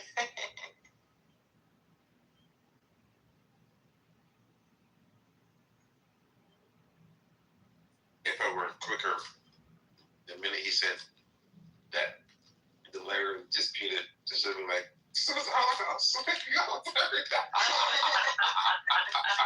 That was hilarious. There are deniers, sir. I put the link from Al Jazeera. I have the Hazard. I can put different links to support that. Majority of Israelis supported the genocide. But that was the first time. I'm talking about 90s. I forgot the exact number. I think it was something like 97, 96% of Israelis actually support killing civilians. A complete genocide. Yeah, sorry, Faye. That was the first time I've ever heard anybody dispute the smallpox blanket theory. Like that was something I just remember learning even in elementary school. Exactly. We learned about like Sacagawea and things like that. Like I've never heard anybody dispute that. I've heard people dispute the Holocaust and the transatlantic slave trade and things like that. Like I expected it from a MAGA, is what I'm trying to say. Like a MAGA person, but somebody who claims he's in academia. I've had a virus denier bring it up, and I mean, it is true that we don't know the impact of it, and it doesn't seem to have been, actually, it doesn't seem to have been a major impact. It was more of them getting captured or capturing white people that already had smallpox. That's how they're getting it a lot. But yeah, I mean, there was an intent there at one point. Again, I don't know how impactful it was, but it was there. Yeah. What about the Trail of Tears? Right? Yeah. Did that happen? I don't really know about that as far as them giving smallpox blankets. I don't know if that's in the Trail of Tears. It's a hoax, guys. It's a hoax. It never happened. They were just going on a stroll. No. You know, just for my knowledge, if anybody has more knowledge on the Trail of Tears, from what I remember, I could be wrong. Wasn't that like it was a series of battles, right? Or am I tripping? The Trail of Tears is basically where the Europeans stole their land and made them walk west to land that they didn't know or was like uninhabited according to their thoughts and ideas or whatever. And if you see how, like, look into how they forced migration, right? Like the conditions of the natives, how they were treated, they died during their migration. Yeah. From, like, for example, from Florida, So it's really sad if you dig into how they were treated and the abuse and the killings and just barefoot dragged. It was horrible. Right. Yeah, it's definitely very similar between. It's sadly very similar what happened in the Trail of Tears to what happened in Palestine for the Nakba. Both just forced displacements that led to an incredible amount of death. But I would even say the Trail of Tears was way worse because it was just like an openly state-sponsored like walk of death, just like straight. Let me just walk these people to death. Like that shit was nuts. Like drag them to death. Like fucking starve walk them to death. Like it was crazy. I'm sorry. Would you call the one in Palestine the Trail of Nakba? No, it wasn't a trail. It was just called. It's called the Nakba. The Nakba. NAKBA is what I would spell it out as if you're like looking it up. And it's also just a huge forced displacement of natives there, the native Palestinians. Like some. They had more than one Nakba. They had more than one Nakba. Yeah, but that one's there was just one that was known as the Nakba, but yes, there was one. Yeah, Nakba in Arabic translates to catastrophe. Okay. Yeah, we just nicknamed that. Yeah, it's kind of like how the term Holocaust. Right. It also has.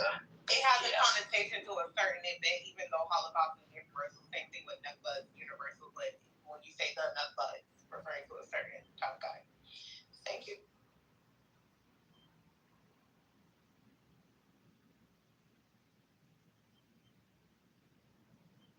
Right, yeah. And also just like it meaning like destruction also, like Holocaust meaning that. Or burning. So it's kind of like the same thing. It's a symbolic terminology. Fucked up shit out here though.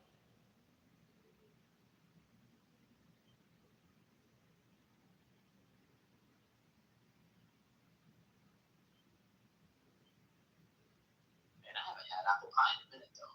I still gotta make that burnt sugar cake. You know, it's so fitting. Sorry, I'm just looking at the psychology of Zionism, right? Like just how they move, how they act, how they rock this earth amongst humans, right? Because they're not. What's so fascinating, right? It's how do I say it? When they really focus on resources, it's a Zionist thing, right? It's just it's very fitting just to like remove all the other motives and just focus on resources. It's like a form of justification for such evil acts. I think it's very telling. You know, you don't even have to like ask them if they're a Zionist. They're telling you.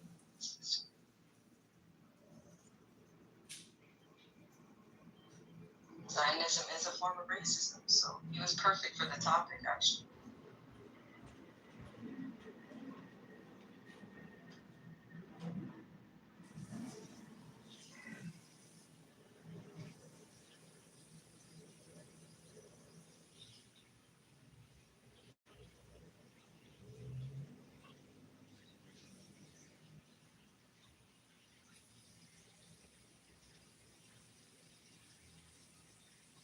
Is obviously here. Damn, he left. I wanted to ask him some shit.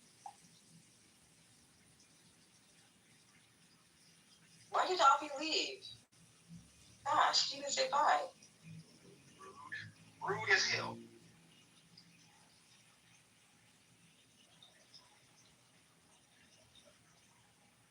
Yeah, I was just gonna ask him. I said I was gonna ask him, did he know if El Domo is even allowed in the space politically correct anymore? Because of shenanigans like this that he pulled, where with the blatant lying and misrepresentation as far as what he said originally and things like that, or what other people say, claiming that just a bunch of the bullshit that he spews and the Zionism that he spews. I think it's the interruptions. That too. That of course, that too. Yeah, I don't know if he's still allowed in politically correct anymore. I was going to ask Javi that if it was or not. It seems like something happened and he just started frequenting RPO more and more lately. Especially when there's topics about specifically black people, racism, and shit like that, where he just wants to impose his views on it. He thinks every stage is Palestine. That's crazy. Yeah. That's crazy. But yeah, the over talking, it tells a lot. That's why I keep saying he has autism, because like it's like he can't control it. Like you can feel his fingers shaking to press the unmute button. It's like he has to say something. He will not stop. And it's like kids with Asperger's and autism, they have those types of things. They, Tourette's syndrome, all those things, some type of spectrum. What about if people are just like straight up wrong? Like I was talking to somebody the other day, one of them those temple black folks, and they said black people don't have mitochondria, and I had to like cut them off because they were saying really stupid. Wait, mitochondria as in the powerhouse of the cell? Yeah, they said black people don't have them. They said evolution is fake and black people don't have mitochondria. We don't have a mitochondria. Wow. No, because he started talking about endosymbiosis. And I was like, what about mitochondria? Oh, black people don't have it, because the alleles and, how they get all into that, overstanding type shit. Well, I can tell they didn't pass biology class in the 9th grade. Yeah, one of them hotel joints, yeah. In their face. Well, I know the Wow, I bet he has 7 kids, though. Yo, what's up? I don't talk to me great. They look like Power Rangers.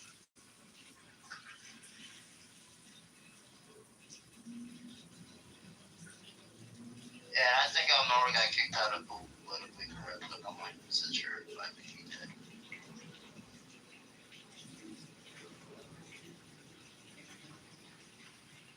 Appreciate the confirmation. Just in case, if my shenanigans gets my account clipped, I'll come in on my burner. This is one of the mods. Like, what do you mean by like get clipped? What does that mean? I'm somebody. I mean, I definitely agree. I definitely said some anti-Semitic things. So like they'll diss like. Click me and then your account is no longer in there. Oh wow, that happened to me. That's crazy. So just in case, this is what I don't think you said. Did you say? Never mind. Don't repeat it. But I mean, for the record, they cleared it up, and he was proven guilty. So, in context, it's not what you. That's those words. no, I know. Yeah, I'll say it again for the record. They review it. Yeah, for the people when they review for the record. Right. Yeah, I just went to hell because he went to hell. That's all it was. You took it straight underneath the hell. I couldn't hear half of it because both of y'all were so I don't really know what to say. You know, since we are talking about Eastside real quick, I'm just still trying to figure out how you're like the top surveillance country in the world, and you own like every AI, VPN surveillance companies, major companies, and somehow you miss motherfuckers flying in with hang gliders. Still trying to figure that part out, guys. What is this, Sharon? What do you mean? We're talking about it. Yeah, I mean, if you look at VPN companies, AI companies, surveillance, it's Israelis, and then for some weird reason, somehow they just missed October 7th the whole day. Oh, it's really weird. It's really weird. 7 hours it took for Hamas to come in and finish up the event. Why did it take that long? How did they reach? On hot air balloons. They're coming in on hot air balloons and mopeds. It's really weird, man. I don't know. But I just don't know. I mean, they own every AI to like into every surveillance, and somehow, all right, I guess. Hello? If you know, you know.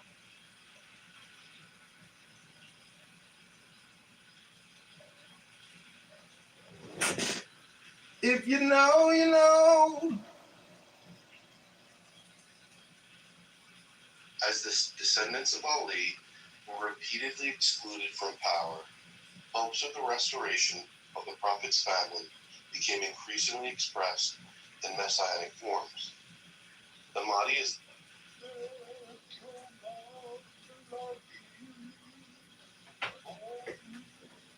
That is it, yeah. That's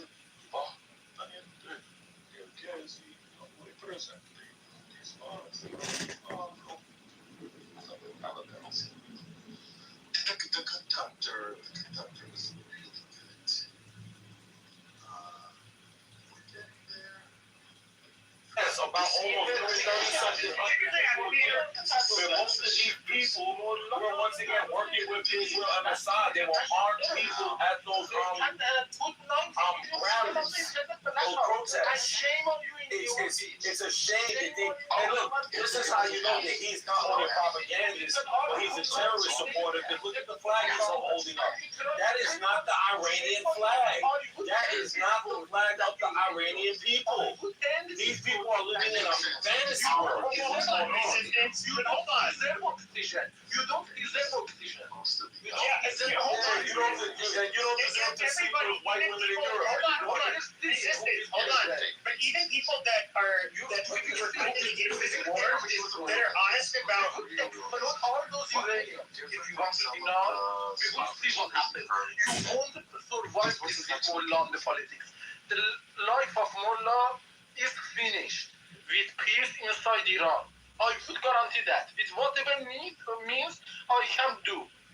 If you kick them out yourself, it is much easier for the world. The mullahs still have Iran, my friend. Here with reality. The mullahs control Iran, and so does the IRGC. They are in control of everything.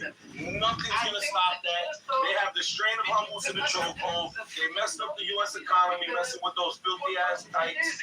And the American people have spoken. We're tired of it.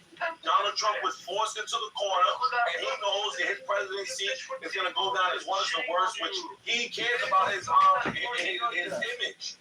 Order in the court.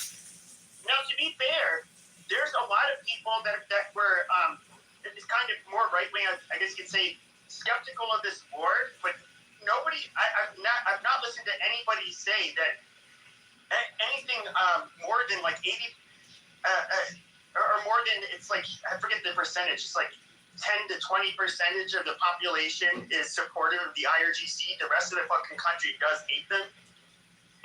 They're not, when you say that you're a terrorist supporter, when literally, you know, at least 80% of the people dislike the IRGC that live there. I mean, I would not call you a terrorist for having a flag of a different country. That's a lie. There's no number suggesting that 80% of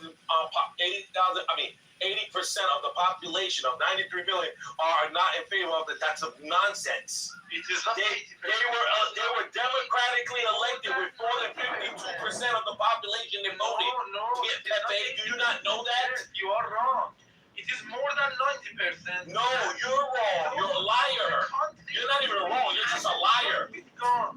I can say that with confidence. You're not telling a lie. You're not wrong. You're just a liar.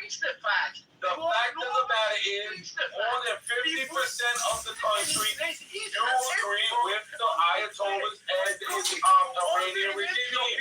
They do. Projection alert system has been activated. The projection alert system has been activated.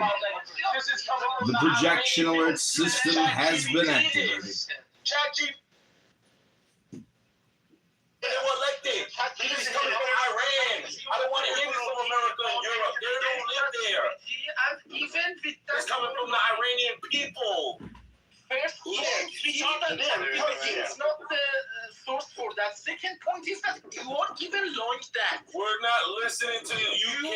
We're not listening to America no more about what the people of Iran say. Because Pepe, this is one of the biggest proofs. Where was the big uprising then? When America started bombing and Israel started bombing, why did not tens of millions of people make the uprising and take over the country? Because Pablo V told them to stand down. They just got done getting massacred. You know why they stood down? Because they stood with their country because they were being attacked by westernized terrorists. And they sided with the Ayatollahs. We don't want America. You seen the big ass protests that were going on in Iran. They did not want American and Israeli intervention. They all kept saying it. Stay out of Iran. You are as bad as people who deny Holocaust. You are the worst on this planet. Well, guess what? Many Jews deny the Holocaust. Many Jews question the number of the Holocaust. So I don't give a shit about the Holocaust, the Hollywood script that they put into it. You are the worst element. You are the worst. You are the worst. You want to stick your nose so far from Rabbi's ass you can't even smell your own virgin sand anymore. As bad as the people who denied Holocaust. You are denied Holocaust. Holocaust. I don't give a Holocaust. Exactly. You don't give a shit about Holocaust. It wasn't on in 1940 and 50. I don't care about that shit. You confess that yourself. We're talking about the modern day, 21st century, and guess what? Iran defeated the regime of Israel. They went down. Donald Trump bent the knee. He figured it out finally with his fucking pea brain that he is destroying America when he said no more foreign wars for those fucking kites and for your Sure, you're right. I totally agree with you, my brother. 100%. You're right. America first. No, you are against human. Yeah, I'm for the America first thing. Stop begging. We don't want to help you people. He's denying Holocaust. He's not American. America first. What America got to do with the Holocaust? No, he's not American first. Listen. Resistance is Muslim first. You gotta listen to the black man. The black man is always right. Resistance is Muslim first. Islam first. Islam first. That's a fact. Always, baby. Always, baby. He doesn't deny it. See, this is where at least I can respect resistance. Peter, 1 second. I can at least respect resistance because unlike a lot of the Zionists, who try to say, "Oh, I'm America first," but no, they're really Israel first. No, and I'm America first. I don't care about it. Says he's Muslim first. That's fine. Yeah, because Muslims, we live. You know why, Pepe? This is the difference between the Muslims. We love America. We thrive here. Everything is great for the Muslims in America. We want America first. We don't care about no goddamn Israel. America first. The Muslims doing great here. They own big businesses here, lawyers, doctors, big real estate. Doing great here. We're not oppressed here.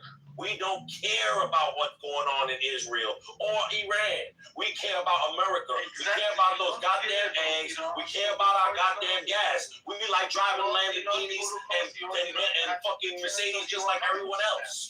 No, he's not a Muslim. I was born and raised based on Muslim behaviors. If you lie intentionally about attempted genocide, you will be executed. You're lying. You lied about the people who were killed in Iran, you fool. If you deny with no evidence, it is proven. You are executed. You are not Muslim. Oh man, the only one who does. Listen, my friend, we don't care about what an apostate says. You apostated from Islam. You are considered less than a human being to us. No, you are not a Muslim. You are denying the attempted genocide in Iran. You are a Jew. You crypto Jew. Based on the Islam's very. You want to be a Zionist so much. Yeah, you're crypto Jew. Crypto Jew. We don't want to hear from you, man. You want to destroy every country just for Israel. Fuck Israel. No, you should. We're tired of Israel. Fuck Israel, man. They're not getting our billions of dollars no more. We can use that over here. We need better roads. We need better. We need our. They are not the best, but they are nothing. Stop begging. If Bibi Netanyahu is so tough like he said that they're gonna keep going without America, do it then. Do it. Political position about America first. You are not Muslim. First. I mean, Israel likes to they like to use these memes and show them as like little lions and stuff. But I mean, really, it's like, calm down. You got the big. I think they think that they can. What is it you call it when you get a disease? But it's kind of like by being around somebody and you think you have it. It's Stockholm syndrome. It's an easy term, but I forget it. But it's like it's it's almost like because the U.S. has their back. Israel thinks they got this big dick energy, but no, it's like here's the United States, biggest dick in the fucking world. Everybody can write it. At the same fucking time, it's so big.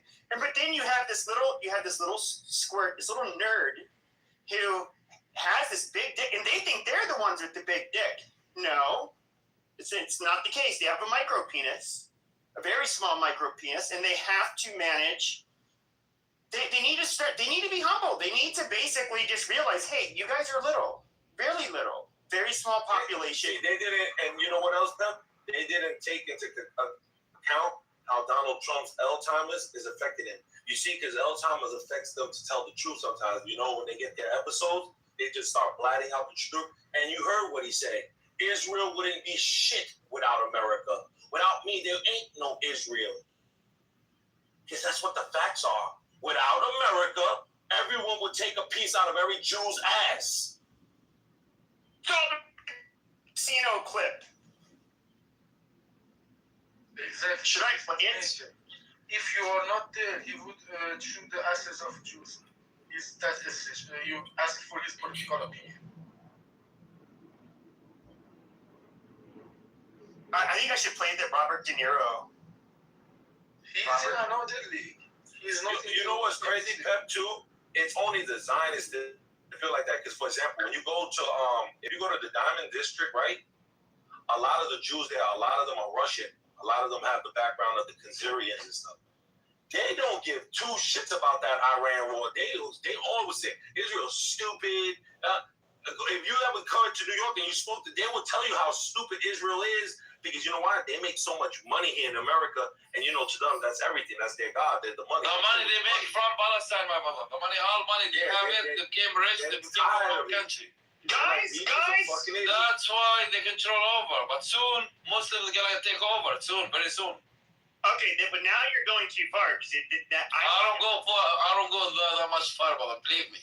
Okay. They can't all believe it. Wait. Do we have a jihadist on the stage who says they? No, I don't. Listen, don't play that game here, Wallace. Come on. I will.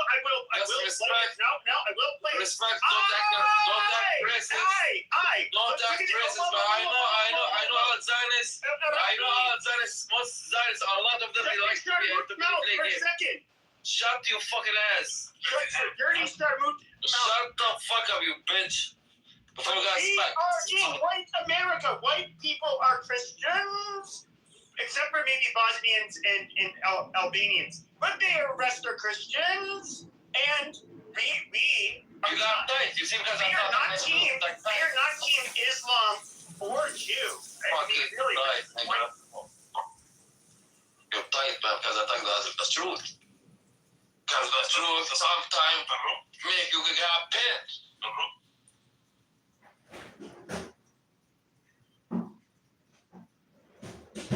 Oh my god, I gotta close the door on my fucking computer and save this shit for later. But the clip is pretty cool. But it's plugged in with headphones and you can't just like unplug shit. Actually, yeah, I can. I'll just change the settings later. See, it's really just your opinion. Okay, this is President Trump talking to Benjamin Netanyahu, whatever, they're both fucking Jews. All right, here we go. Find out? I don't even know what you're talking about, nigga. No, you said I'm bringing heat on you? I gotta listen to people because of your fucking shit? You're ordering me out? You better get your own fucking army, pal. I didn't do anything. I didn't order you already. God damn it, you fucking censored it. He would say, I take a piece of your Jew ass. He was calling him a Jew a bunch of times. He said, if it wasn't for me, every wise guy out here will take a piece of your Jew ass. Yeah, that was basically it. But never mind, it's censored. No, it was good. I mean, you guys do realize that this deal is a bunch of bullshit. That if you think Israel's going to stop attacking Hezbollah terrorists in Lebanon, you're crazy. Israel is never going to let them regroup. You mean the Israelis are the terrorists because the people in Lebanon were doing quite fine until okay. Got it. Got it. Well, the point is, when a rocket comes over. Narrative is we deal with reality. But John, here's the. I'm one of those people who think that you do have to just let people deal with their consequences, and I do think we should not. If they want to keep on playing, if Israel wants to keep on playing these fucking games, they know it's going to undermine us in the United States. Now, yes, I get it. You have Hezbollah in Lebanon, and yes, they do fire rocket attacks from there. I get it.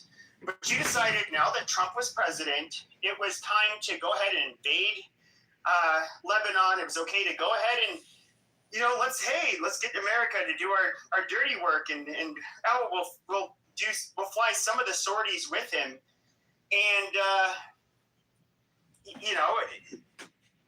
basically they now waged war with Hezbollah and they've always kind of been in one with them. But see, you just they went into Lebanon, but then they ended up attacking Iran. Now, what I'm saying is you fail. This is Israel. Hold on, John. This is what Israel asked. They asked, "Hey, let's take out the IRGC. The people will revolt, and then we can have a regime change." That was the plan that was pitched to him.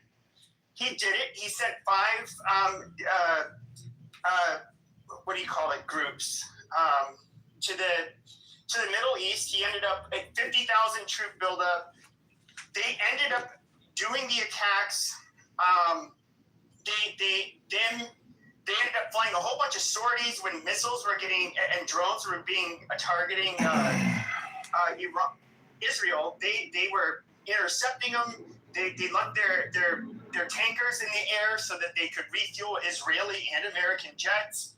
They did all of this stuff. Now, the reason why Trump was told that the plan pitched by Netanyahu, why we should do the attack with them, did not play out.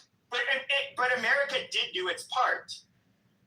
Now, this is the exact reason why I was against them bombing Iran or Fordo a year ago.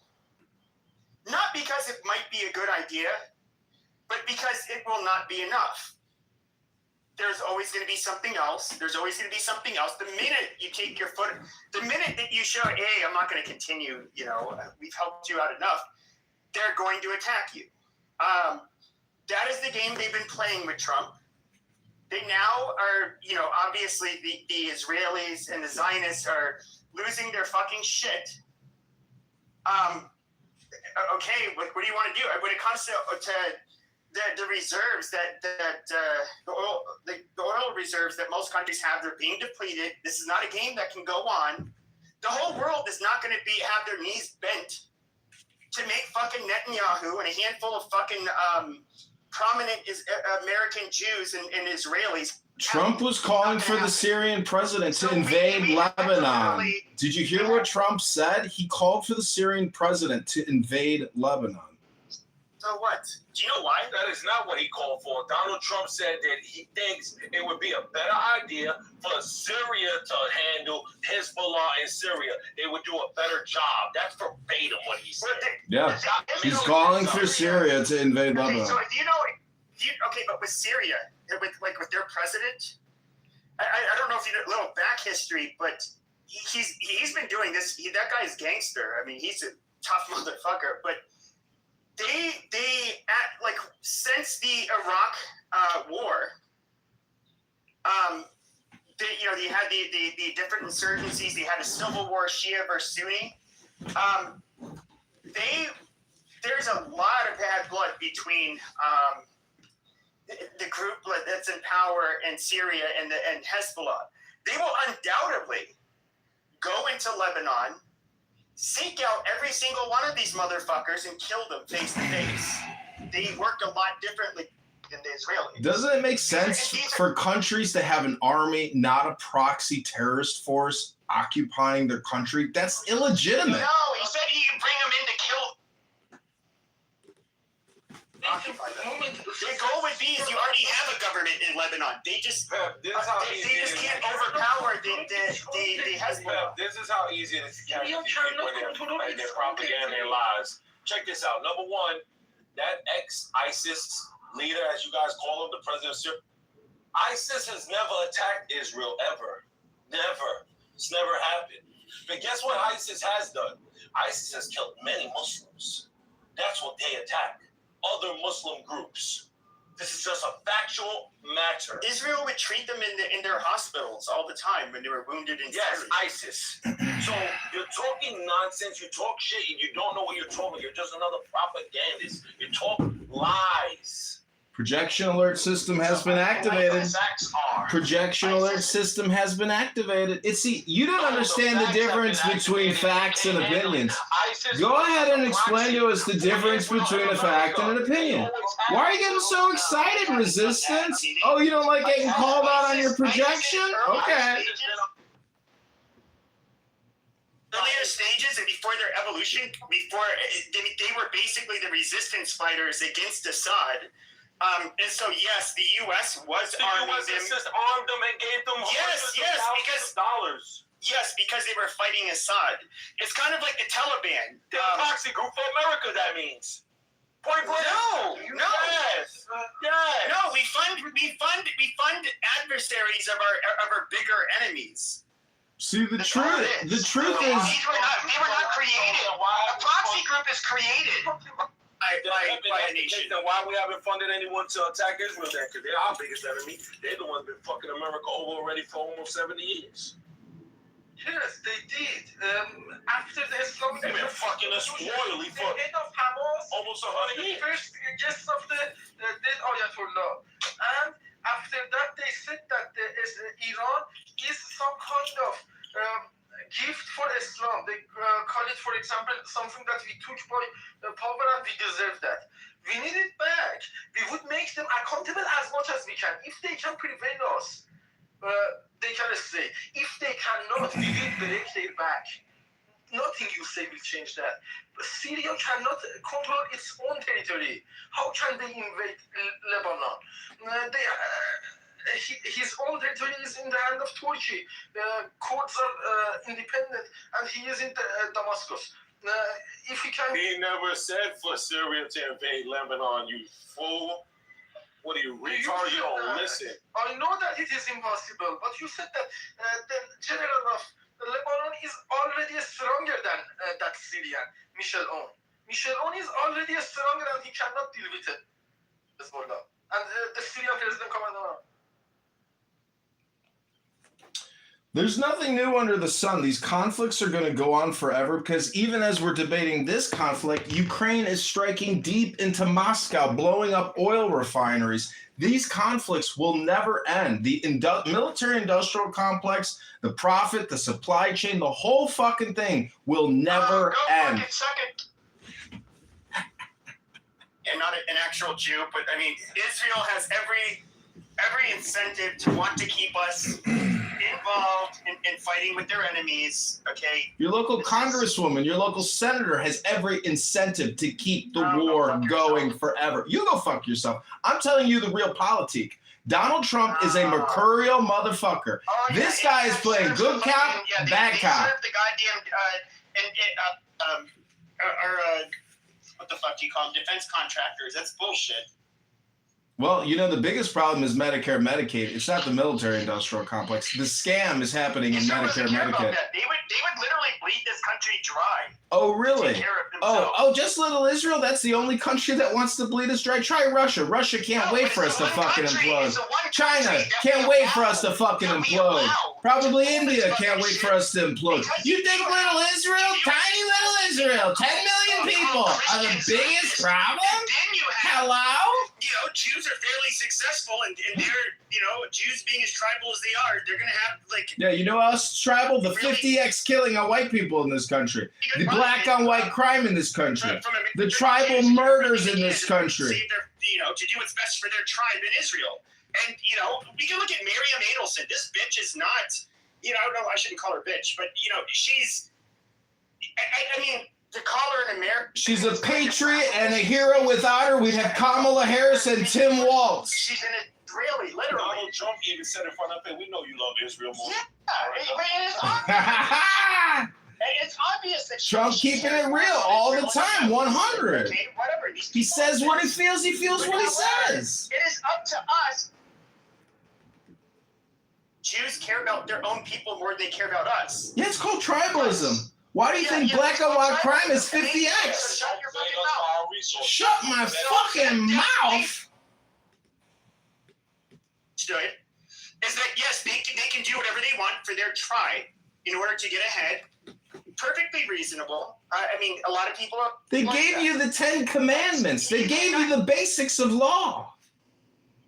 They gave you the law. The 10 Commandments. Try to read them. Move to audience. There we go. The thing is, though, is that us Americans, okay, some Jewish, most are obviously not. It is perfectly rational and reasonable for us to say, hey, this is not in our best interest. Yes, I know you guys have a lot of propaganda and narratives that you push out there. You try very hard to influence the American public to agree with you. Unfortunately, Pepe, your time has run out. I'm gonna go to music. I hope you all enjoy. Next, the following text is between the points of the pentagram, starting at upper right. The words below are arced in a circle.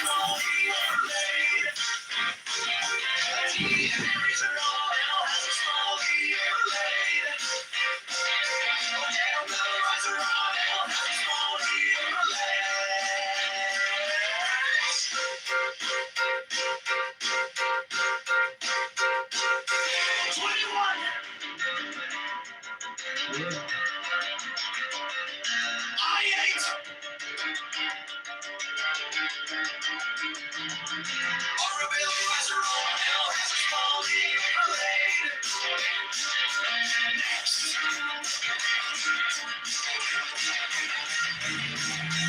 Following letters are in the voids, within the voids of the pentagram. One to a point and another from top likewise. CMSNC.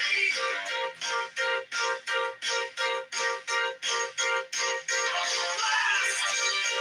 The inverted pentagonal void. The pentagram contains the power.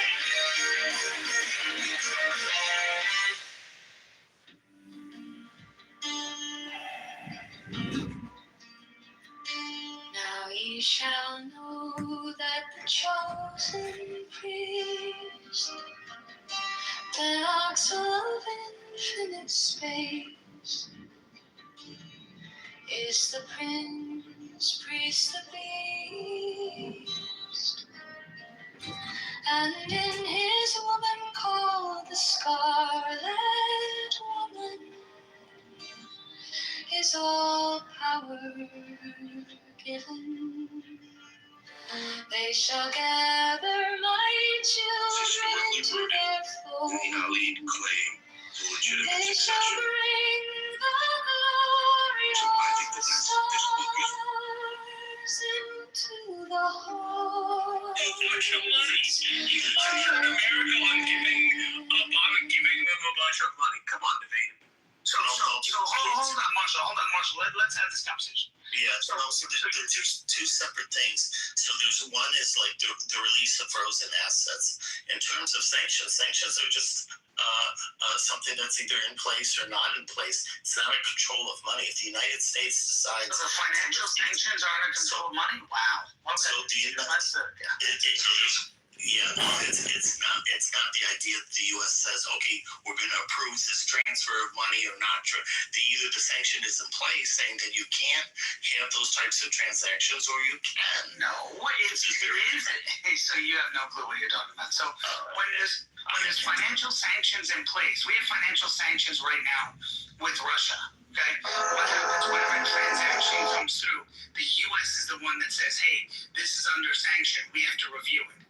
And they can release it and push it through if they want to, or say, no, that's how they know. It's all part of their intel. That's part of That's not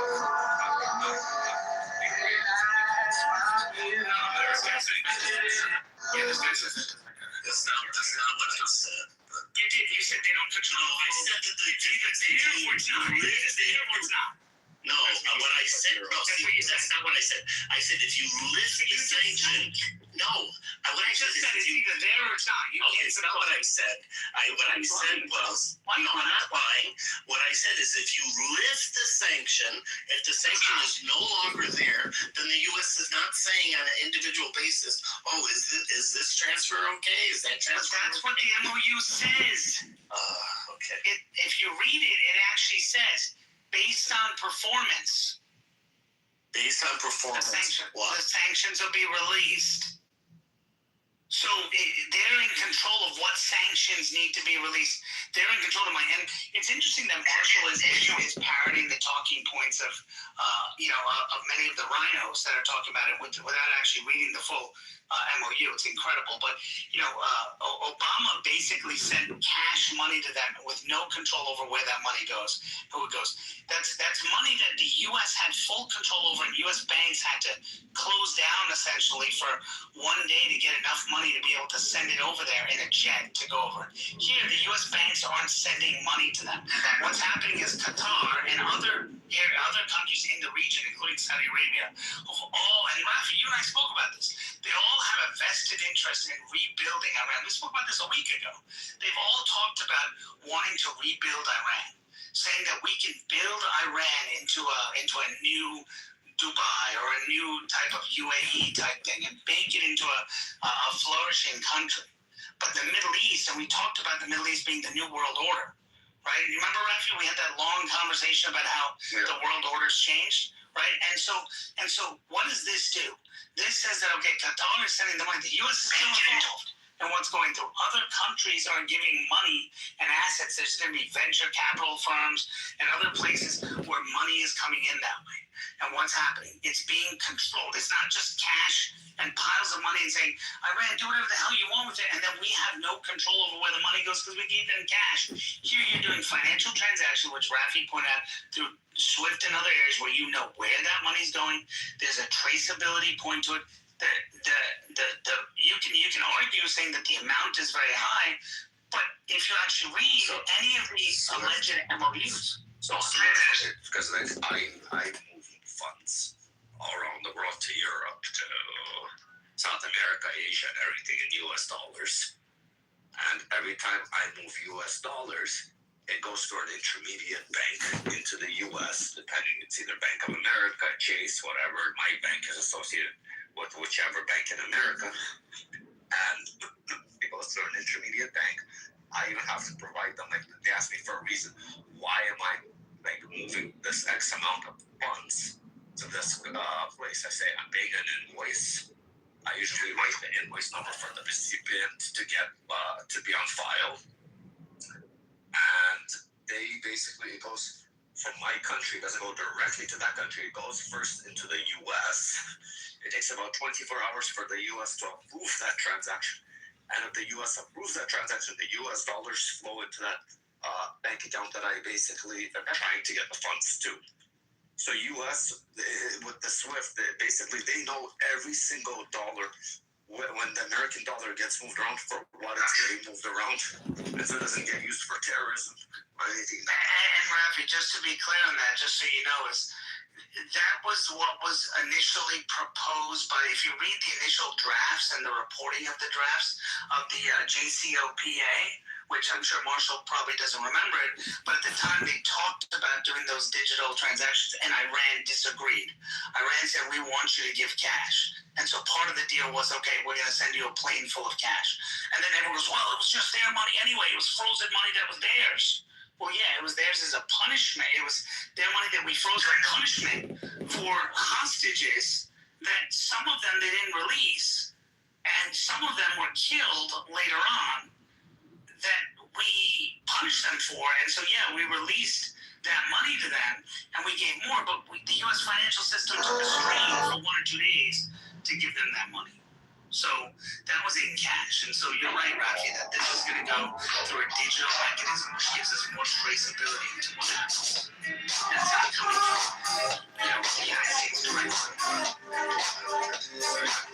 Implemented after 9/11. Correct. So Obama did this in 2014. What do you say? When she smiles, it turns me to fuck on. That's a pretty face that I wanna fuck on. Correct, but That feels super thick. That's the way I like it. I know all about your tricks, so don't you try to try it. It was implemented for a terrorism purpose. You're right. Way back when, but that was a different technology. But anyways, I agree with what you said about Obama. What I find interesting though is, and I guess you would agree, right, that the funds that Obama was releasing were frozen Iranian assets. It wasn't like he was giving them U.S. money. He was giving them access to their own money that the U.S. government had frozen, right? Well, and he released sanctions. He's a super dog. He was super cheesy actions and things like that, which, he allowed businessmen who had money locked up here, Iranian, bank accounts and things here to be unfrozen. So that money, same thing, kind of what you're saying Trump is doing, except the difference here is Trump is basically saying, hey, Qatar, you want to give them money? No problem. You give the money to the United States. Right, this is how Rafi kind of tried to break it down. You give the money to the United States, goes to U.S. Bank. U.S. Bank then sends it over there. What does that do in doing that, Rafi? That gives the U.S. control from point of origin to when they receive it. They get to monitor where the funds are being allocated to, and that they're not being used for any terrorism. This is super dog. This is the super cheesy world. So in the sense of onions grilled and breezy, we got a vanilla shake, French fries we partake, $12 to $13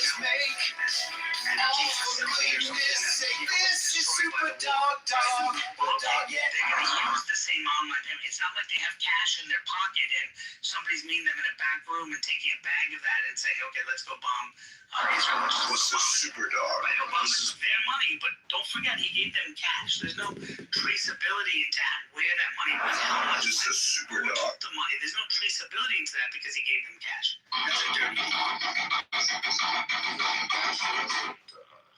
The best way of doing it. Do you think the U.S. should have held out more and gotten actual concessions on the nuclear issues rather than just giving a ceasefire for 60 days? So according to the reports I'm seeing, what's being reported? There were two Israeli bombers in the air. There were two. Yeah. So according to what I've read, and you probably read the same thing, that the MOU that you're seeing is missing one thing, which says that Iran agreed to destroy all nuclear enrichment. So all the dust and other stuff they agreed to destroy, and that the U.S. would have control over that destruction. Did you read that as well, Rafi? Did not read that one. Okay. So that's being reported. Let me see if I can find the source. That's being reported. Again, I don't know if it's true because I haven't read it. So this is super. That's my point because a lot of this seems to be pushed back to future talks. So like there's talks presumably starting next week on the nuclear talks. But should that have been a condition prior to the peace agreement?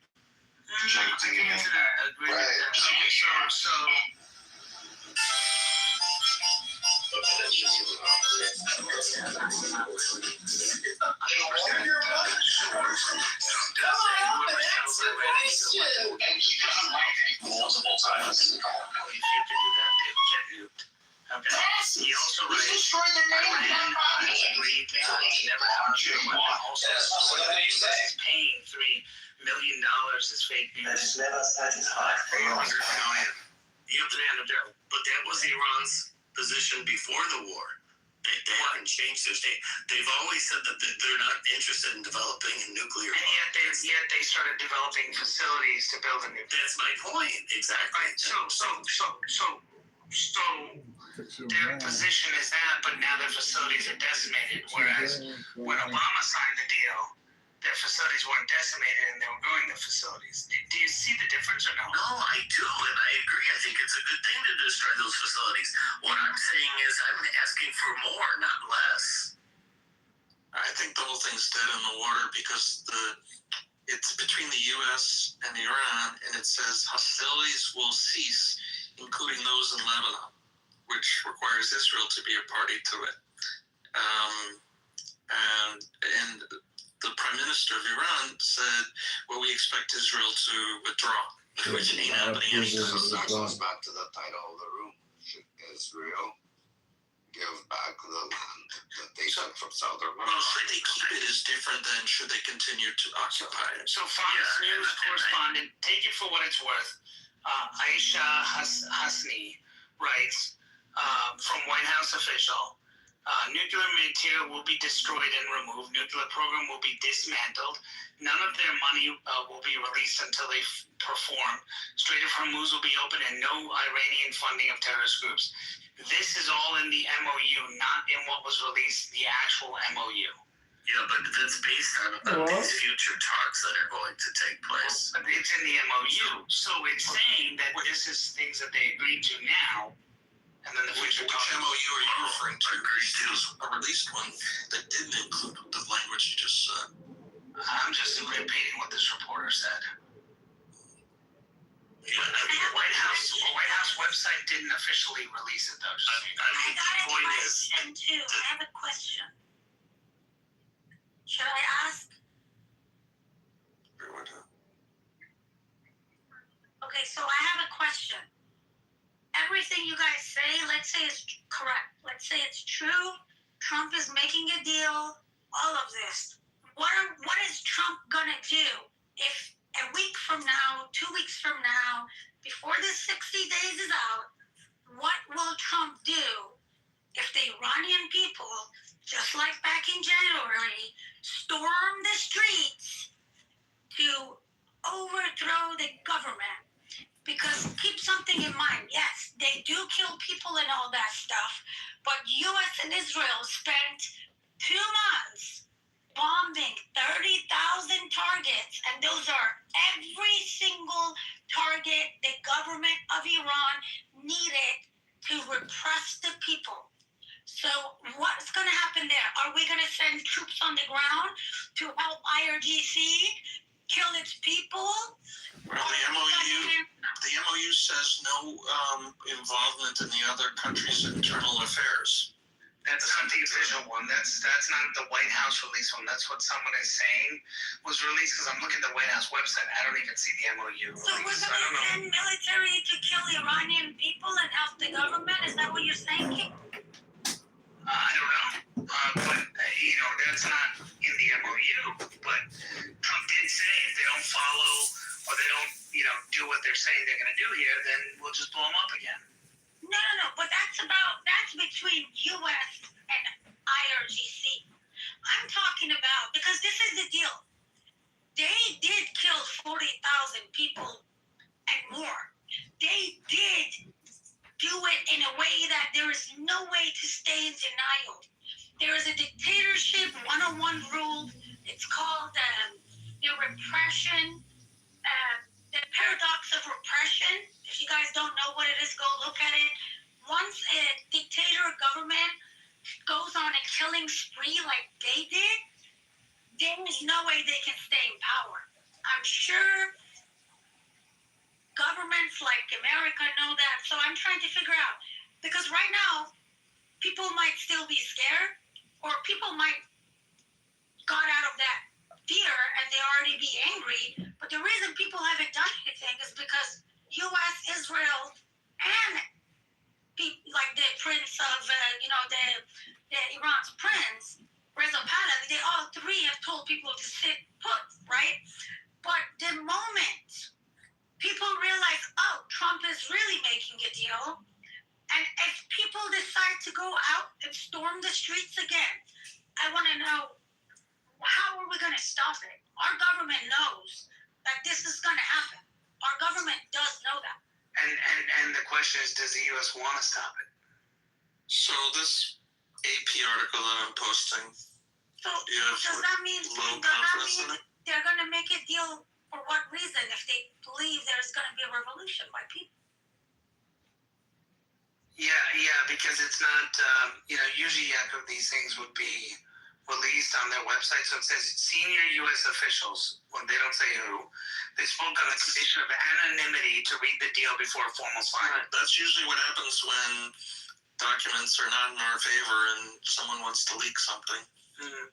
But you understand that it's those people are violating. If it's true, it's a federal. It's a federal crime what those people did. We did apparently sign something. So this is what it says. I'm reading this right now. This is the interesting one. It's about the $300 billion. Let's just assume it is for the moment. Waivers and permissions needed for the relevant financial transactions will be granted by the United States of America. So basically, all transactions are going to go to the United, and they have to be granted by exactly what I said. That's exactly what it's going to be given to them. But again, we don't know if this is. What number are you on, Rafi? Number 6. No, that is point number 7. No, isn't it 6 on the link you put? Oh, sorry. Actually, yes, that is 6. Yes, correct. That is 6. So the mechanism for implementation of the $300 billion will be finalized as part of the final deal. All required licenses, waivers, and permissions needed for relevant financial transactions have to be granted by the United States. Now, so taking the assumption that what Yaakov is saying is right, is that this article is accurate, click on the link and look at number 6. This is exactly what I was telling you earlier, is that the money only comes from approval of the United States, and they agreed to that. That means that the U.S. can say, fuck you, we're not giving you shit because you didn't do what we asked you to do. Get on your knees. I understand that that's part of the Reconstruction Fund. No, it's everything. Read it. The $300 billion. It says the $300 billion for the Reconstruction and Economic Development. Yeah, he's right. The last thing public of Iran. Right, so that $300 billion is only given to them if the U.S. has approved it. Read the last sentence. Yeah, I read the last sentence. All required licenses, waivers, and permissions needed for the relevant financial transactions will be granted by the United States of America. There are actually two versions of it. One is the one that IRGC is saying, one is the one that US is saying, and on part 6 they are different, exactly on the same sentence. One of them contains that sentence, one of them That's what I was trying to tell you, Jacob, is that some of these are being leaked differently, and that's why the final one, it's going to be fascinating. That's why... Would it be translation issues? No, Jacob, I think this is the game that's happening. The translation had the same problem. So Jacob, here's the game I think that's happening. Sorry, Asa, but I think what happened is I think Trump signed this in Versailles. I don't know if you heard, but he was just in Versailles and he signed it. And I think what he did was he took it, and smartly, in my opinion, took it to the G7 and had everyone read it, because Keir Starmer was bragging about it, saying this is a good deal. Others were talking about it being a good deal. If you actually read what European partners said here, they actually say it's a good deal. And they all said that. Why? He made them read it because he knew that Iran was going to play this game. So he had them read it and them sign it, and he had Iranian people that were there that showed up, because other countries show up. They're not part of G7, but they showed up, and he signed it right there. So his goal is, hey, the rest of the world knows what I'm signing and what they're trying to say. So the whole point is the rest of the world, now he's going to present what he signed to the United Nations for them to approve it. So Iran has no say. So number 7 says the United States of America undertakes to terminate all types of sanctions against the Islamic Republic of Iran, including the United Nations Security Council resolutions, IAEA Board of Governors resolutions, and all unilateral U.S. sanctions, primary and secondary, an agreed upon schedule as part of the final deal. So that's the next 60 days. Keep going. It says the Islamic Republic of Iran and the U.S. acknowledge the critical importance of sanctions termination issue above mentioned and express their intentions to immediately address these issues in the negotiations in order to achieve mutual agreement. The MOU does not say removing the sanctions. It says they're going to have a discussion in the next 60 days. That's what I've been saying all along, is that this is a 60-day ceasefire, and it's kicking to talks further, right? So there's no $300 billion. So to be clear, and everyone was saying this before, and I think you were saying it too. Maybe you wrongly had the thing. Nobody's giving $300 billion as part of this. I never said anything about giving $300 billion as part of it. Okay, all right. Well, maybe I misheard then, but I never spoke about it. Okay, all right. Well, anyway, you said they were giving money and that the U.S. is removing sanctions. You said that they're removing sanctions. My concern was the lifting of sanctions. Correct. Which they're not doing. And you were talking about giving money, and I was saying that they have control over it. You were arguing about that, but now we've kind of firmed out that the U.S. What I'm trying to be clear about is that I think the U.S. should be demanding more, is what I'm saying. Yeah. That Iran so far has only agreed to things in principle. You're right. It's the Iran. What I was just looking at. The Islamic Republic of Iran reaffirms that it shall not procure or develop nuclear weapons. This is the JCPOA doesn't have that in writing. It says that they can still create. So anyway, but the United States and the Islamic Republic of Iran have agreed to resolve the disposition of stockpile enrichment material pursuant to mechanisms that will be mutually reviewed. They're saying if they get rid of the stockpile that they have, okay, then it's that's what I said. They have that agreed in principle, right? But they have to work out the details of the mechanism. He's also agreed to discussing the issue of enrichment and other mutually agreed upon management. The final deal from the provision. The United States acknowledges the critical importance of the regulations above mentioned, and especially everyone's making a big deal about this, like it's some kind of deal. It's just it's just hey, let's talk further about it. It's an addition problem. The idiot small potatoes. They asked for $300 billion. What I consider reparations for damage.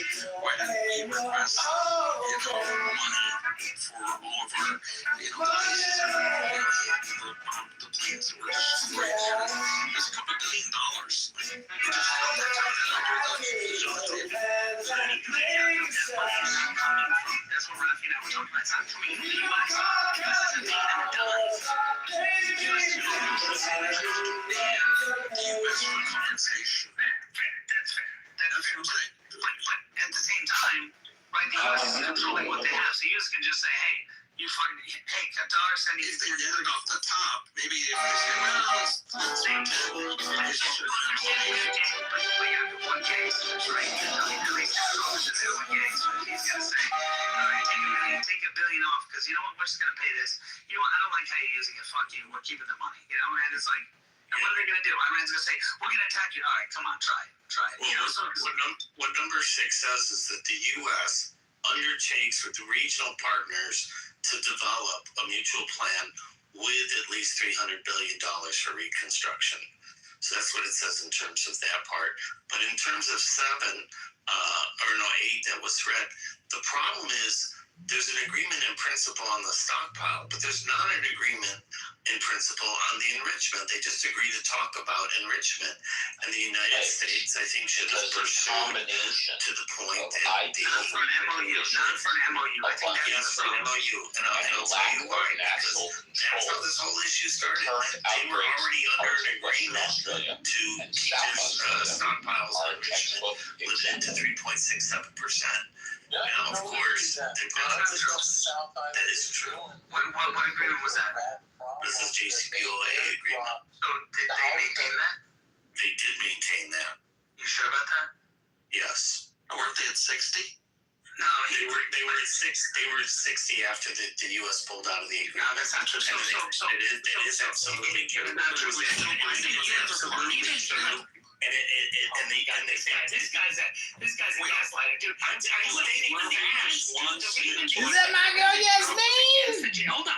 I just saw your pussy pictures 10 times today for $9.99. Got myself a good lunch of them roast beef pictures of your pussy, man.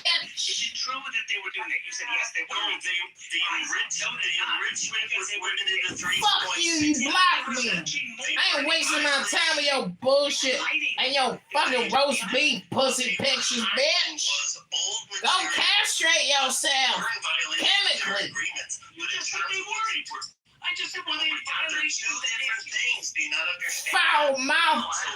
I do understand. Miss Rahi Sephardic cunt. You said they weren't.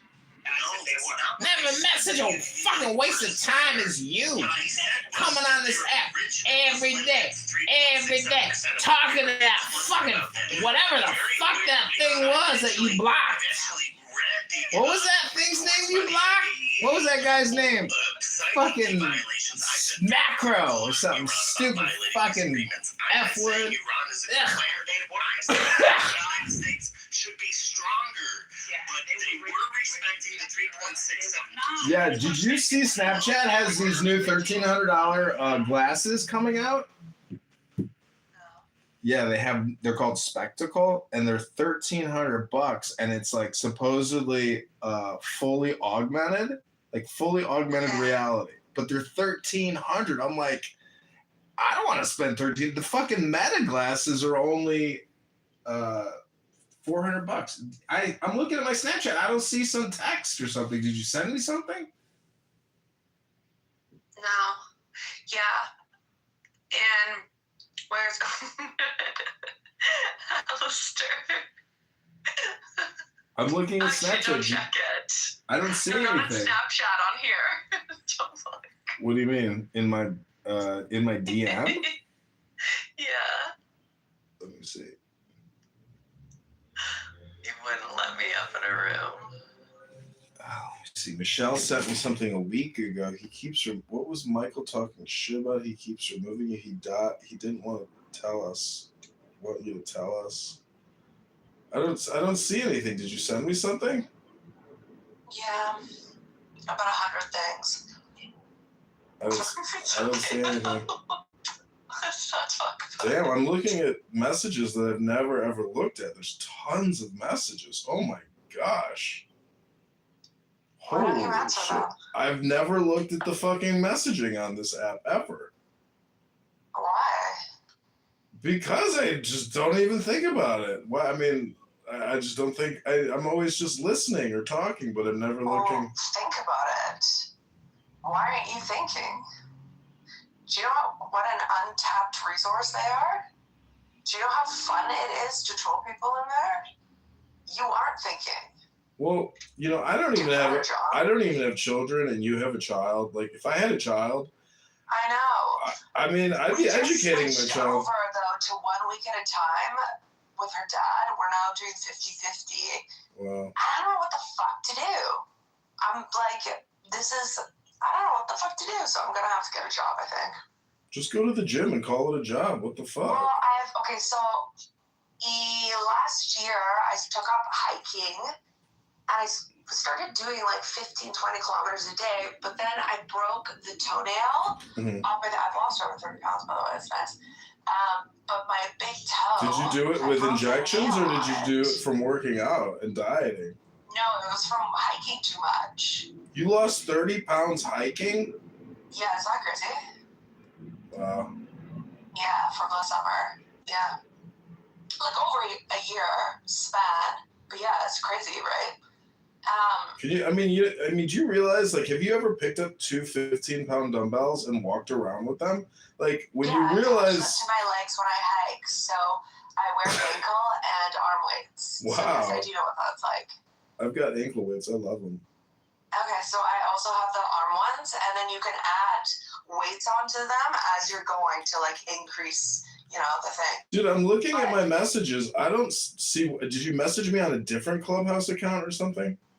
No, I only have one. No, I mean, That's too complicated for me. Well, anyways, I'm just telling you, whatever you're talking about, I don't see it on this one. So let me check my other Clubhouse. Okay, so maybe that's not you. Are you not Aleister Crowley? Oh, you messaged my Alistair account. Yeah. Let me see. Is that not you? That's me. Oh, okay, I thought so. With like the phone and the picture, right? Yep. Yeah, okay. Okay, so let's see it. Oh, let me up. Let me it's up. not that exciting. Let me up, Dad. I'm ready to come out of the gallows. Hallows be that. I swear to God, if you don't lift me up, count your motherfucking days.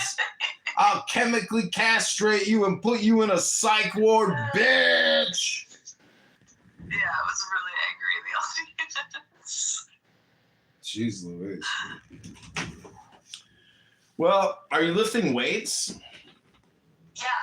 So also, before I go to the hike, I'm doing 15, 12, 10, 6. Sets, reps, I don't know, whatever you call them. So I do that as well. Nice. Yeah. I've just like turned into a little mountain goat. It's crazy how your body reacts to hiking. We really are animals. I feel kind of like an animal in the woods. I don't know. I'm not a big hiker. I dated this Israeli chick, Moroccan, and her dad was a general in the Israeli army. And she would stoop me every Sunday morning, and then I would just pass out and go to sleep, and then she'd go hiking with her wolf. She had a wolf, an Irish wolfhound, and she just had the greatest ass. And so when she dumped me, or our last dinner, I was like, I love you to pieces. Love you to pieces. Love that ass. You know, people ask me, are you an ass man or a tit man? And I say, I'm an ass man, because an ass is technically just like two big, huge tits on the upper part of your legs, you know? Yeah. Curves. You know, success really is wiggly, you know? And if you've got great curves, you're gonna be successful. If you look like shit, it's over for you. Everything is about image in life, and it's like, it's sad, but it's true. And if you're going around looking like shit, people are gonna treat you like shit because you think of yourself as shit.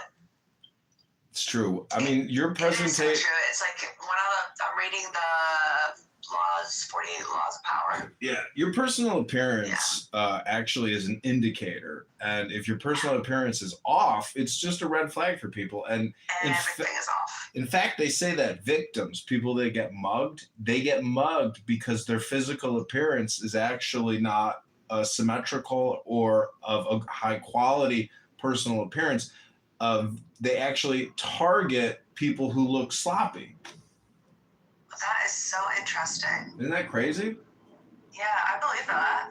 Even with your house, if your house looks like it's out of order, you know, and your landscaping looks like shit, you become a higher target. If your car is sloppy on the inside and you got shit all over the place.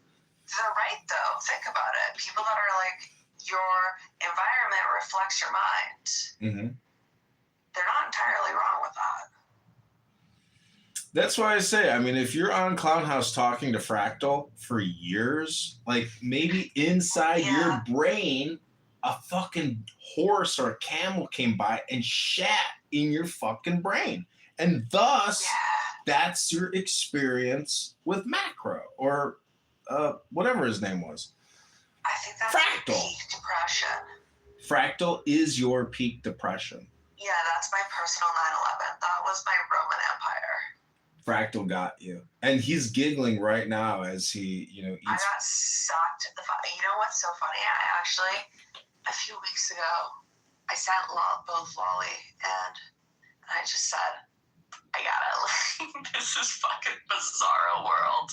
I can't do it anymore. I'm gonna co-invite some super hot TikTok chick to join the live. Are we on TikTok right now? Yeah, we're live on TikTok. Oh, hey, TikTok. Should I put my picture up then? Hello? Hello? TikTok's Jewish now. There we go. I can't. How many birds do you have now? 2. So Lettuce passed away last week. She was old though. Is that the cockatiel? And it was the parrotlet.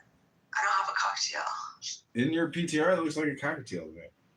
Oh, that's on mine. Oh.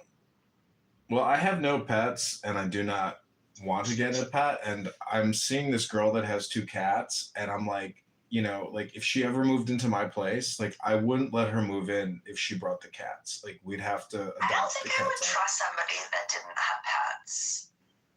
I feel like you're a strange individual. If you, or do you have houseplants? Like, do you have anything in there? I do have houseplants, yeah. Okay, so this is redeeming.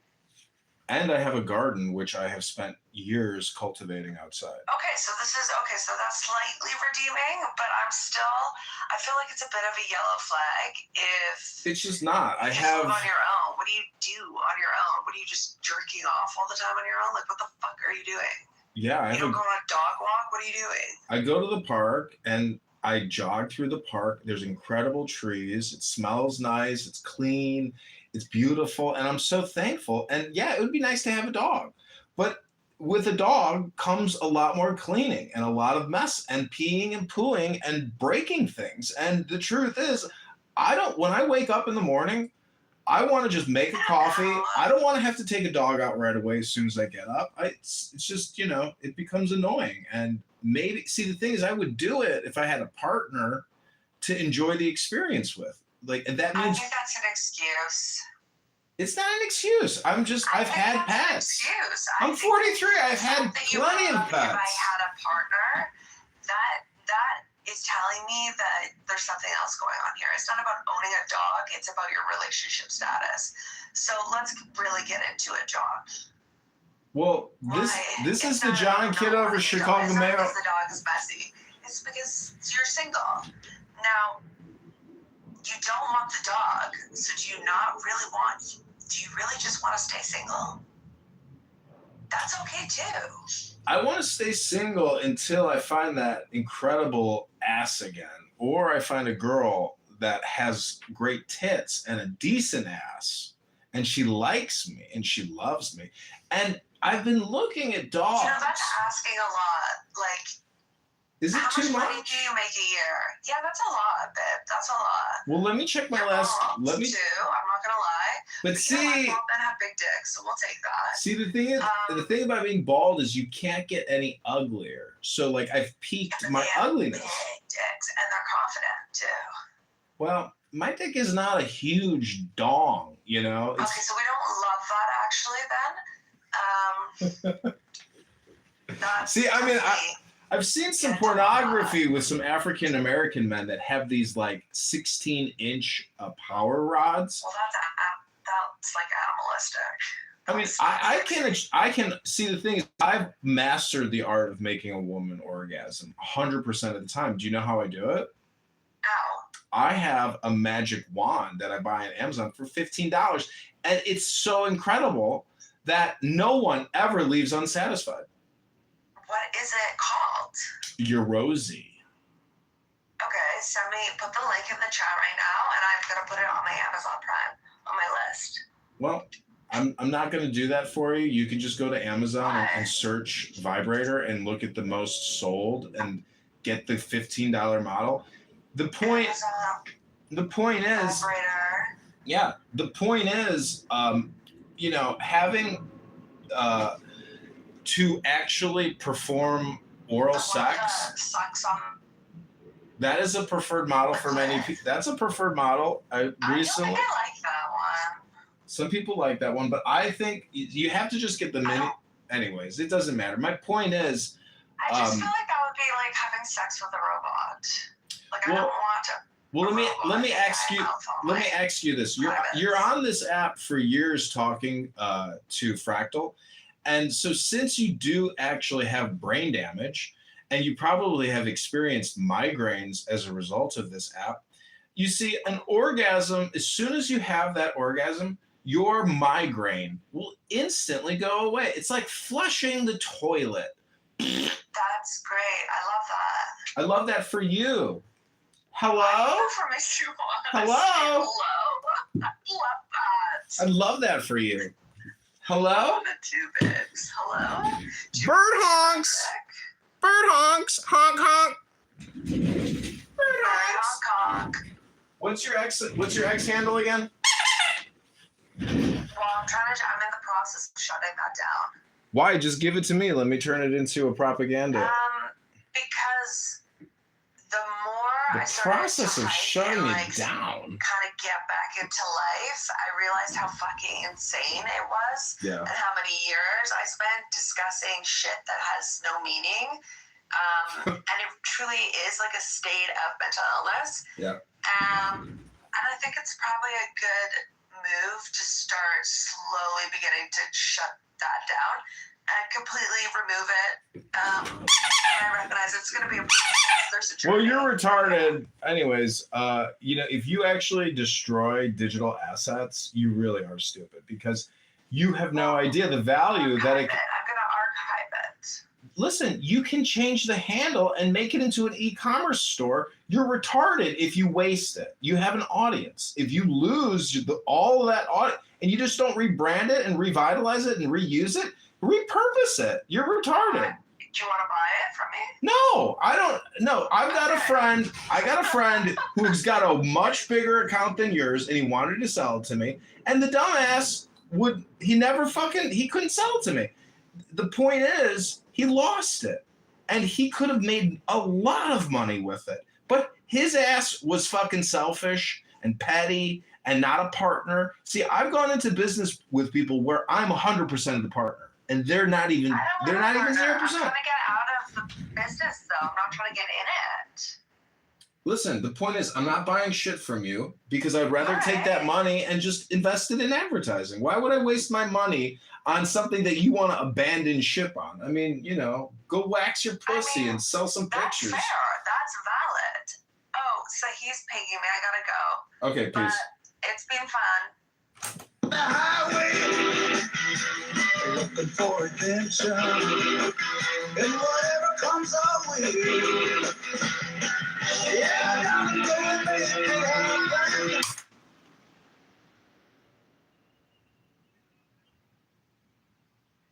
Power right there. Is it exclusive or question? You couldn't answer this question last time I asked you. Before the resurrection, the Most High gave Jesus all power over John 17. He gave Jesus power over all flesh. So was he equal right there? Brother, yes, that's another aspect of equality. So I answered your question. I said yes. Now let me expound. When we go to St. John 17, before the crucifixion, when Jesus says all, so the same way that the Christ say all power over all flesh, that's what God got. The Most High got power over all flesh. So now, when the Christ said he got power over all, as thou hast given him power over all. When they say all, there's nothing beyond all, Judah. Try again. Hey, bro. Question. Watch this. I'm glad you like to read John 17. Watch. Let me just show you how you Your verse that you brought out, Judah. That was your verse that you brought out. I know, bro. I'm going to show you a verse that you ain't even see. I just be setting you up. You just don't even be seeing it, bro. Judah, you.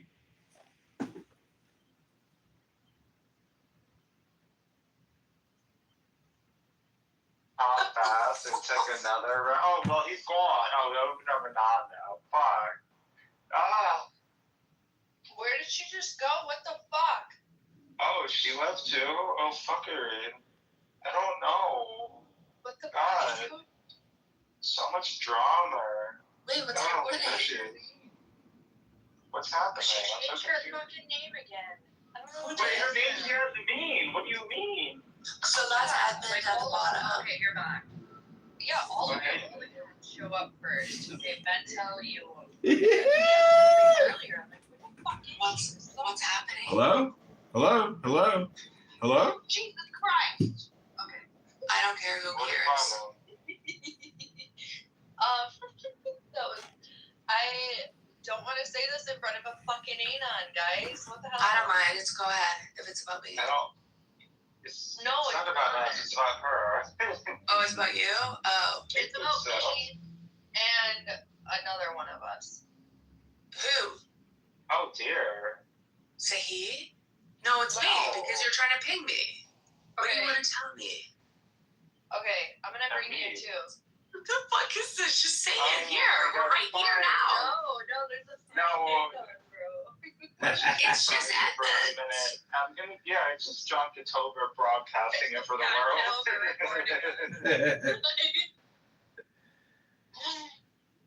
Am I invited? What the fuckery? All these bitches. Where's my invite?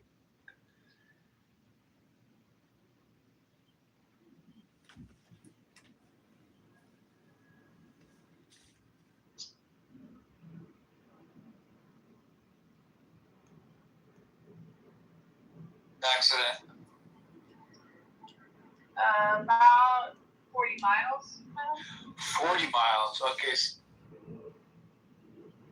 Relates to wealth, and how do we break the habit? Because my feeling is, what I take from that conversation is, even these huge companies can be rattled and shaken by a better story. Do we have a better story? Can we craft a better story? I'd like to think yes. You know, Denise, I think there's another. It's kind of funny. It's a certain type of hubris that they assume. Again, this kind of like, I know a lot of this appeal to ignorance. If we just communicated to people how great AI is, it goes back to the value. Right? If I just told you how good it is, y'all are just a bunch of dum-dums. I believe it. Yes, if I could just tell you the right words. And I mean, they were in fact, like, that's what they think. See, they really think that. It's religious. It's. I think there's this thing that happens in the Enlightenment that says, like, rationality tells you the one true way. And we're moving in a good way, away from, like, arbitrary religions and ancient ways of thinking. And look, we're getting real stuff. We're getting medicine, we're getting cities, agriculture. Like, you know, do you really want to go to a city without any of that stuff? And so there was this hubris that came along with that if I can make good stuff, I'm better and I know more. And I can make morality. And, like, somebody said something on this app that I found really interesting, and I've kind of started to think might be true, and that's that they said racism is a type of technology. It was developed and crafted to serve a purpose, and it's exceedingly good at that purpose. it's interesting to think of social constructs as technologies, right? And you can go back in history and like anybody who wants to just look how wild racism is, going from Italians aren't white to, okay, now we got Columbus, Italians are white, and we all know Mexicans are white. They aren't white. No, they're back again to white. Well, they're white and non-white. Like, it's just it's this great mutable, it's like one of those rubber hoses they use to unclog pipes. Like, it's this powerful snake that can rip out anything, just bend anyway with however things are going. So it's a good, useful, versatile technology. You can think of capitalism like a sort of technology, but when you start thinking about a lot of these things in that way and noticing the overlaps they have in technology, you notice that people that invent a technology that's useful and potent also assume it's good. And kind of like anybody who gets to be famous and powerful, like we've talked about, they start to, if it's recognized with wealth and status, we start to look at them like they're authorities, like you just said with Oprah. So you get these tech people that are like, well, I'm making this good thing. Of course I'm better than all of you. Look, it's useful. You just don't get it. And let me get all like when Mark Zuckerberg was taking over the Newark school district, everybody was like, sir, you don't know what you're talking about. You know nothing about this. That's exactly what's going on. That's right in my backyard, right? Literally, I have to drive past the Facebook campus and teach in that district, and it was wild. And then the fact that his school closed the minute Trump took over and it wasn't the right politically expedient thing to do any longer. And it was just, the whole thing was such a crock that these people assume that, like we talked about this earlier, and I know Christina has thoughts about all this, but there's this idea that if I'm smart or wealthy, I can do anything and everything. And I'm an expert. Anything and everything. And I always know better, and I should always be in charge. I can't just be on the board. I have to lead the board. And I'm more moral because of it. Definitely. You just don't understand. I have this because it's a statement from God, right? I've gotten this wealth or this success because there's something wonderful and superior to me about it. Even if my daddy just left it to me.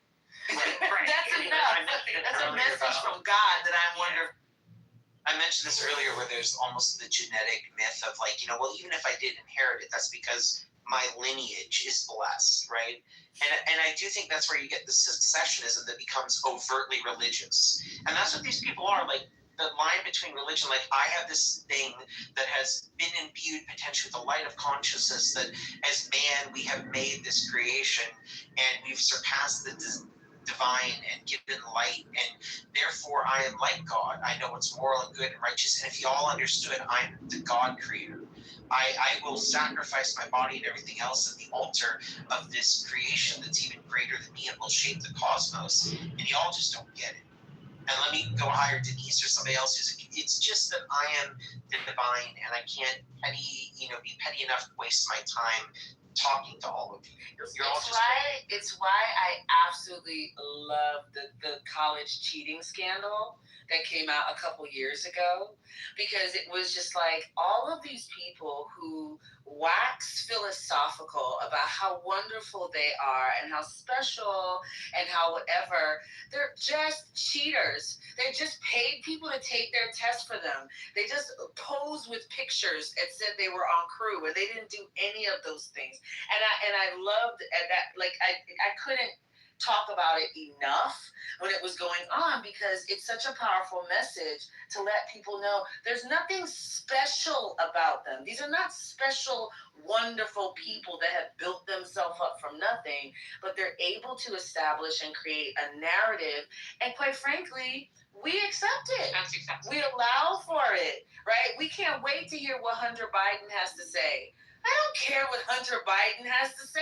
Like, it doesn't matter, but there's an addiction that we have to interact with about why do we center wealth and celebrity the way that we do. And if we can't break that habit, we're going to have a hard time pushing this back, right? The beauty, if you watch, like I've been watching tons of tapes of I'm looking at tapes like an old lady, tons of recordings of town halls of small towns like pushing back against data centers. And it really is a spiritual experience to watch people say, no, I don't care how much money you have. I don't trust you. I don't think you have my best interest at heart. You know, a little town that is fighting for their life economically, you know the courage that you have to turn down Google, to push back on Amazon, but people are doing it, right? And I don't know, I'm just taking a lot of encouragement from that. We have to stop, you know, being so enamored with them. If we could stop that, just maybe we could push this back to some. Well, it sounds like people with integrity, and unfortunately, not enough have integrity, you know, today. I wonder what would happen if their propaganda machines were not happening. Because a lot of this is repetition and, you know, just general propaganda. I don't think they'd be nearly as successful at making all their claims. They would just be some, you know, the person on the corner talking about how special they are, yelling at everyone passing by. But I think that's exactly the point. It is not working. That they're really shocked.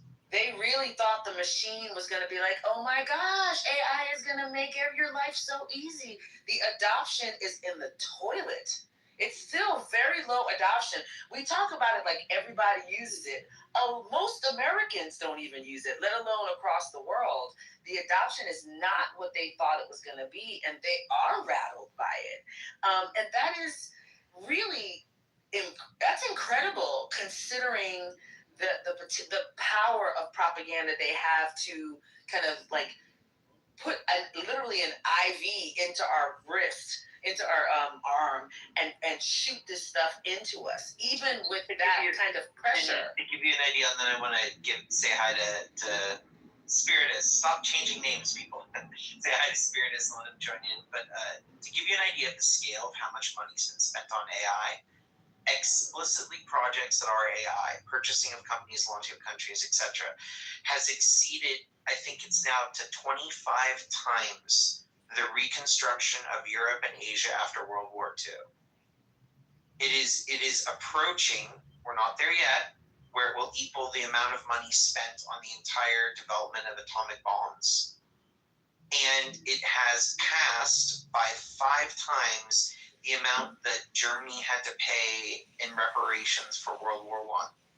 So we are spending like nation-building amounts of money on this, to the point where people are needing, like, there's not enough space on the earth and resource and time to develop.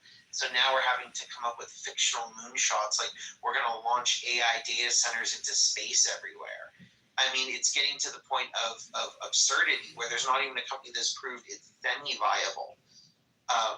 And it's a hope and a dream. And I think that's where so much of our economy and our structure and our governments are based around this religious ideology of faith in absurd notions, that I think it primes us for these movements where AI says, hey, we can get rid of you humans in your body and you should do it. And that's what's funny is, like you're pointing out, Denise, everybody's catching the grift and feeling the hurt, and they're saying no. But what's also scary to me is it's slowing things down. It's not stopping it. So hey, Spiritus, I don't know which, I'll go by that name for today. How you doing? And feel free to chime in. And then Christina, I think you want to jump in. Ryer, I've had the same name now for about a year. I've only changed it once. No, but I like social name better. I'm just saying. You know. Anyway, no, good evening. Great to see everybody. No, I'm just listening in. I was going to say something, and then it was on the AI data centers or something, but now I forgot what it was. I'll get back to it. Gotcha. You're welcome to hang out here. Christina, did you want to jump in? I saw you writing some stuff in the chat, so I figured it might be good to comment. Yeah, so I have been on a personal journey of trying to make sense of human behavior probably my entire life, but more so the last few years with all of the claims of who was moral and who was not, who was empathetic and who was not, etc., etc. In my own explorations and the just different directions that I've gone to look at systems that are constructed by humans versus systems that exist in nature and so on, and then listening to different people speak, reading different perspectives, then and my own synthesis of thought, the major thing that I run into is that I can try to share personally, and this is just anecdotal, right? I can try to share different stories or ideas or thinking about how we can do things differently, but the propaganda of the different apparatuses, I don't think that's the right word, but the plural of hierarchies of power reinforce themselves, and they reinforce themselves in each one of us. And so when I bring up the topic of hierarchy, for example, there is this, whatever your thoughts on it, I'm not interested in like debating that. The point is that I can read all of these other perspectives of different cultures that exist differently, historically and presently. I can shift my thinking, but then having conversations with people who absolve hierarchy and that there's only harmful versions versus quote unquote neutral versions without recognizing it's the same thing, right? It's like being gaslit and having to deprogram yourself after every single conversation. And so like when we're talking like collaborative movement, if the story itself or the concepts or the idea or the science or the facts or this voice, that group, that culture is not enough, if a synthesis is not enough, if the emotion is not enough, and for each person it's going to be something different, right? Then that is challenging in itself if the questions that are being posed are considered quote unquote not valid, because power reinforces itself of what is valid, what knowledge, what method of understanding, who does it, right?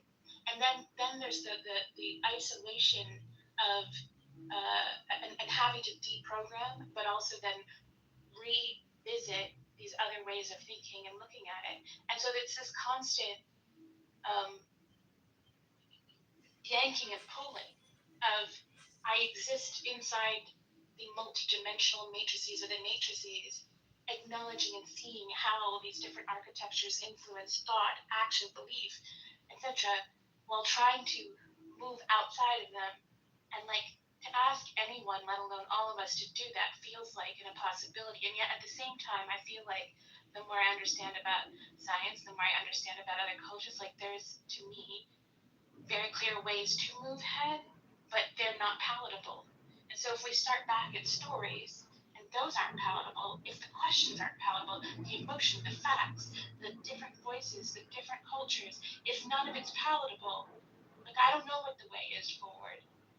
And so like I go back into my hermitude, I'll spew my thoughts out into a voice recording and like leave it there because I have to feel like I'm getting it out into the world to be, from my perspective, a participant, a vibrating atom and a thread within the fabric of existence, like the particle and wave of light.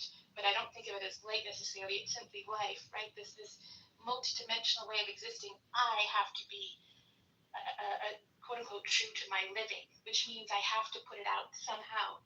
And yet there's this also this battling of like, what is the point? Because if the story is not contagious, if the emotion, if the facts, the logic, if power self-reinforcing, like what do we do with that? I don't know what that answer is, and yet it's like what is that, insanity? Banging your head against the same wall over and over again, expecting a different result. I don't know, like I feel like there's something broken inside that I keep trying, and yet I have this insane belief because of the patterns that exist and the things that we have learned scientifically, logically, the ways that we exist in our bodies, the way that we exist within one another, we listen to one another, right? The feedback looping systems within systems, it's empowering, it's invigorating, it's exciting. That nothing is static, nothing is written in stone. That we are pattern detecting, collecting, predicting, and we can create new patterns. We can co-create. We can co-author. No one at the top, but like each of us in the intersections in each one of us, with coming into intersections with each one of us in this room now, right? We are quote unquote rubbing or bumping or homing into one another, like atoms shifting and changing one another's thinking, feelings, perceptions, and that in itself is powerful. And yet, like I have this stupid idea of like we could do it more intentionally and while not in my lifetime, still see movement. And yet a lot of this stuff happens more slowly, as I'm continually reminded that like this happens on each person's time and collectively on time. But at the same time, if we don't put in the intention and we don't see that we are co-authors, then we are taking a back seat and writing passively, and then change doesn't happen in any sort of measured regard, right? There's this stagnation. So I think it's really challenging. I don't know exactly how we do it, but I think that we can look at nature and design human constructed systems that actually respond to feedback. So that when it's not a release valve, it's not for control and exploitation, but it is for this doesn't serve the group that this is supposed to serve, okay, then we need to change it. Not because we're trying to keep people out, not because we're trying to exclude, not because we're trying to elevate, but because who we're trying to serve is not being served, and that they can inform us better of whatever they need. They need to be a part of the process, whether that's disabled, whether that is the unhoused, whether that is like whatever. But everyone needs to be a part of these different things that we create, because one group is not going to have the single answer or the single perspective. It's the collective, multi-dimensional, quote-unquote, objectivity that gives us insight to be able to create differently. Yeah, I agree with that. It definitely, there's a lot of power in the collective conscious, and I think that's why they, the system and the elite are so hyper-focused on drowning our systems with such like low vibrational like conversation or entertainment, and I'm glad that a lot of us are kind of waking up to that reality. And so when Janice was talking about how surprised they are that people aren't responding to AI, how they thought, and it's like, well, that's because you just don't, I guess, understand, I guess maybe how the collective conscious works and how we value spirituality or just living more than the dead things, than the things that are very materialistic in this world, that don't last forever. And maybe that's part of the reason, that they're trying to focus so hard on their legacy and transhumanism, trying to become immortal in a way. But people don't want that. I mean, the majority anyway don't. And I think that it's definitely encouraging that more of us are seeing kind of the game that's been played for a while. I think it was Breyer who said earlier that racism, for example, is like technology, and that was a really spot on analogy, because essentially it is. I kind of started seeing just how it was implemented and how they use that as a low vibrational way to keep us divided and more focused on each other and hating each other, so we're not focused on what they're doing behind the scenes, and they definitely use from the womb, like social engineering and dark psychology to keep people docile and compliant, and they're kind of realizing that it's not working as well as it used to, and that's probably because of the fact that now that AI has gotten so big, we've all had more of access to technology, which has kind of backfired against them a bit for that reason. And so not everyone is going to be as enamored with celebrities as much. Of course, you still have your outliers who are, but I do think that it's kind of a positive shift that we're moving a bit more away from that, and more people are kind of looking inward. And I think that you're right, Christina, that it essentially really is about being the change that you want to see. And then I kind of think that kind of still ties back into self-accountability and being able to check yourself and say, am I doing my part, because the collective conscious is very powerful, and they know that. That's why they've been so strategic in implementing their agendas by using the human psyche and manipulating that to their advantage. And so now it's probably the best opportunity for people to kind of have more like co-authorship in their lives and what we want to see going forward. And hopefully that kind of connects us back with each other.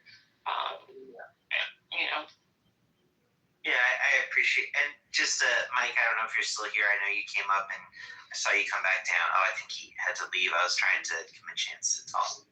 I'd be really interested. I don't tend to do this often, but I think it might be really interesting to read this article and talk about it as we go.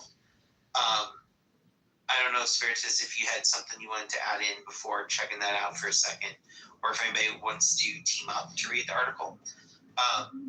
But I really value that when some spaces do that, and I think it's a good way of jumping off and having conversations. So does anybody want to chime in or give me any thoughts before we read just a little bit of this? I did. I wanted to just kind of make a comment, an observation about this idea of racism as a technology. I think we saw that literally displayed in the last couple days, right? The Trump administration, basically had to capitulate to Iran, and the deal did not go the way they wanted it to go. And so, kind of like there's this temptation, I guess not temptation because they did it, like to give a population like the juicy red meat they need to stay engaged in kind of like the MAGA experiment. So have this guy say Michelle Obama is a man, right? I don't think that was an accident. I don't think he did it loosely. I think it was a technology. I think it was a tool intentionally used to remind that population that if you rock with Trump, you can say whatever. You can do whatever. You can be truly free, because the attraction of being able to operate in this quote unquote truly free way is incredibly attractive to that group. It isn't attractive to everyone, but to that group, it's particularly attractive. So here, Michelle Obama's not there. She is not thinking about them. She hasn't lived in that house for 10 years, but it's a thing that you can always tap on to gather the deplorables. And yeah, I said deplorables. To gather them and to remind them what the exchange is, what you get for being a part of MAGA. You get a freedom that you feel precluded from in all of these other spaces in your life, and you get to be superior to someone, even a Princeton and Harvard educated woman. You're still better than her, and you can do anything you want to her. That is an attractive framework for that group of people. And so people have been calling, all last couple of days, hey, do you want to jump on this, local news show and talk about it? And I've been saying, no, because it's not for me. It's not even to outrage me. It's to engage his core constituency and to bring them back to the fold, no matter how frustrated they are about the Iran deal and the just complete failure and capitulation. So we do have to get to a space that we see these things as tools to galvanize and to engage or disengage, right? To scare off or to engage different populations. That doesn't mean saying that it's a technology doesn't make it less harmful or less impactful or less dangerous. It actually makes it more dangerous. But I think it's really powerful to start thinking about it as to when somebody does something like that, who benefits? who wins when something like that happens? And usually there's a nice little trail of breadcrumbs. Yeah, I don't know if you've ever heard that framing before, but when I first heard it on here, it made so much sense. To think of, and other things too, like economic models. Like the one that is wildest to me is like, people think of businesses and tax rates and all this stuff like it's essential into the universe. We created corporations. Stock markets were literally designed by someone. We rewrite the laws, like you mentioned earlier, Denise, at will so people can make money. What was the first stock? I have no idea. What was it? Do you know? Denise knows. I don't know. What was the first stock? Humans. Yeah. I read Well, probably ships before that, to be honest. Who knows? But like, you know, the modern invention of the way we control capital and how we police people and everything, these things, I think it's like AI where they want to make people feel it's inevitable. There's this word, and apologies because I know probably most of you know this word, but it's naturalizing. And it's trying to take something and make it feel like it's just written into nature. So if you push back against it, it's like saying, I don't like that trees have leaves. I don't want that. And it's like, well, good luck, buddy. Like, you know, that's how it is. You can rip the leaves off, do all you want, but that's how it works.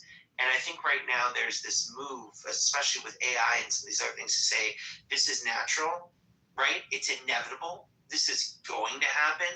This is like fighting against the will of God. Like you're a human. You're gonna die. You're finite. And this is infinite. This is beyond your control or comprehension. And like you said, you're seeing people that are pushing back because they realize, like, wait a second, you're going to have unlimited wealth, unlimited resource, all the water you want, access to all of our information, everything. Oh, but you need a building in our town. And you don't want to put it on the middle of nowhere where it might make sense. You want to put it by our town's water and power infrastructure. But you want our town's water and infrastructure. You don't want to share the money with us when you make it. Diabolical. Right. So it's and then people go, well, no. And I think it's incredibly empowering when people do see where they can say no, where they have the power to consent or dissent from something happening.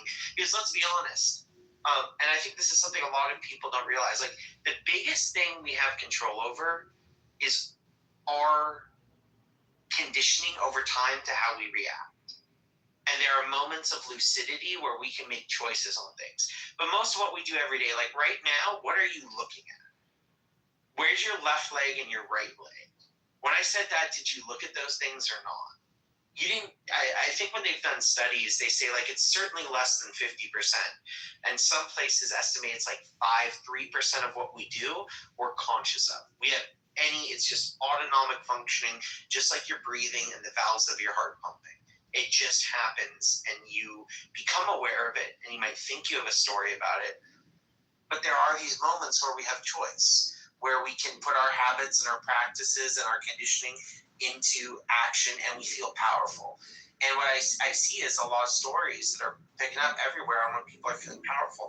And I think the reaction is, so we have to look at as well, you know, laws that were created to protect things like these oligopolies and buying up our government and having people simultaneously, the richest people in the world, running businesses while taking that data, and that data is leaked and goes to the same companies that they, you know, will profit from because they merge with. And then they buy up all the freaking media. Like, you know, just look at how fast, like I used to like Roku because it was a little independent. No, Fox bought it up. And Fox is owned by Disney. And Disney is owned by, you know, like it's just this massive spider web of companies buying companies. And it doesn't have to be that way. Like none of this has to be. It might be the way it is right now. And I think sometimes you use this phrase like a lack of vision. And then we see these people doing crazy stuff. And it's like, how did this crazy stuff come into being? Yes, a lack of imagination. We clearly suffer that they do not share. Right, exactly. And there is this ability to shape the world. And at the same time, I think some of the people with the greatest imaginations get nothing done. But then there's a sweet spot of I have profound imagination and I'm patient. Because I think that's the thing. Like, you know, if you look at a lot of what's going on in our government and our world and these data centers, people hear these people want to go fast and break things. They do, but they're patient. They will spend 3 to 5 years working on launching. They will spend months working on one contract to get it signed. They'll spend years trying to influence elections over time. You know, some of these people have been in Silicon Valley for 20, 30 years cultivating connection and status. And there's an endurance and a vision. And I think that what most people do is when they look at like an Elon Musk or a Ford or whoever, they that is something to appreciate, whether you like them or not. The endurance and the drive and the vision to do something, and then we conflate that with being good. I mean, like someone like Hitler had vision over decades and had plans and had imagination to reshape a world.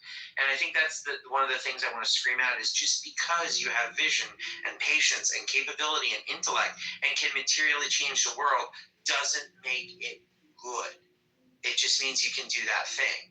In the same way that AI being able to do all these things doesn't make it good at those things or good in and of itself.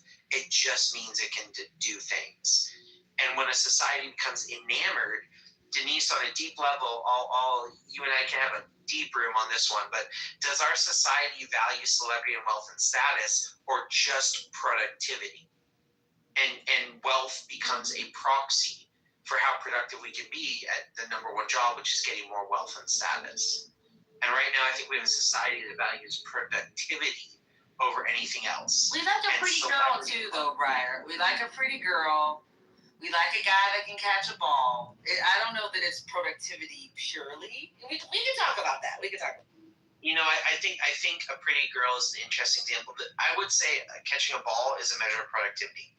Can you get wins that make a team have status that can translate to dollars and pride for a community? Yeah, right? but what comes first, the chicken or the egg? It's a game.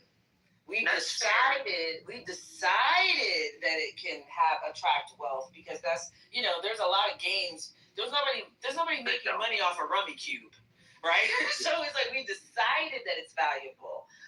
And that's why it makes money. But I don't know which came first. It means let's put every dollar into you and I starting the professional Rummy Cube League. I think we I love it so much. All right. No, but I totally get where you're coming from. And I think there are moments. I think beauty is can of worms, problematic. What's the nature of beauty? I like the fact that you said a pretty girl as well, right? Make it gendered, throw it all out there. But the truth is, yes, that's a moment where we value humanity. But what have we done with beautiful girls, Denise? We don't value beauty as much anymore. Look at, I read an article that's really interesting. Modern cosmetic surgery, if you rate people's attractiveness, even if you go to a really basic thing like pupil dilation rates, increase in blood pressure, sweat, and skin temperature, we don't find modern cosmetic surgery attractive. Nobody does. But do you know what modern cosmetic surgery is? Expensive. It's a proxy for wealth. I think that's true, but I still think plastic surgery is not beauty. I think we place a premium and a value on being physically attractive, and that kind of spoils your theory just a little bit. Like I hear what you're saying, but I think productivity definitely is high on the totem pole, but I think there's a bunch of other things on there as well. And wealth is an indicator.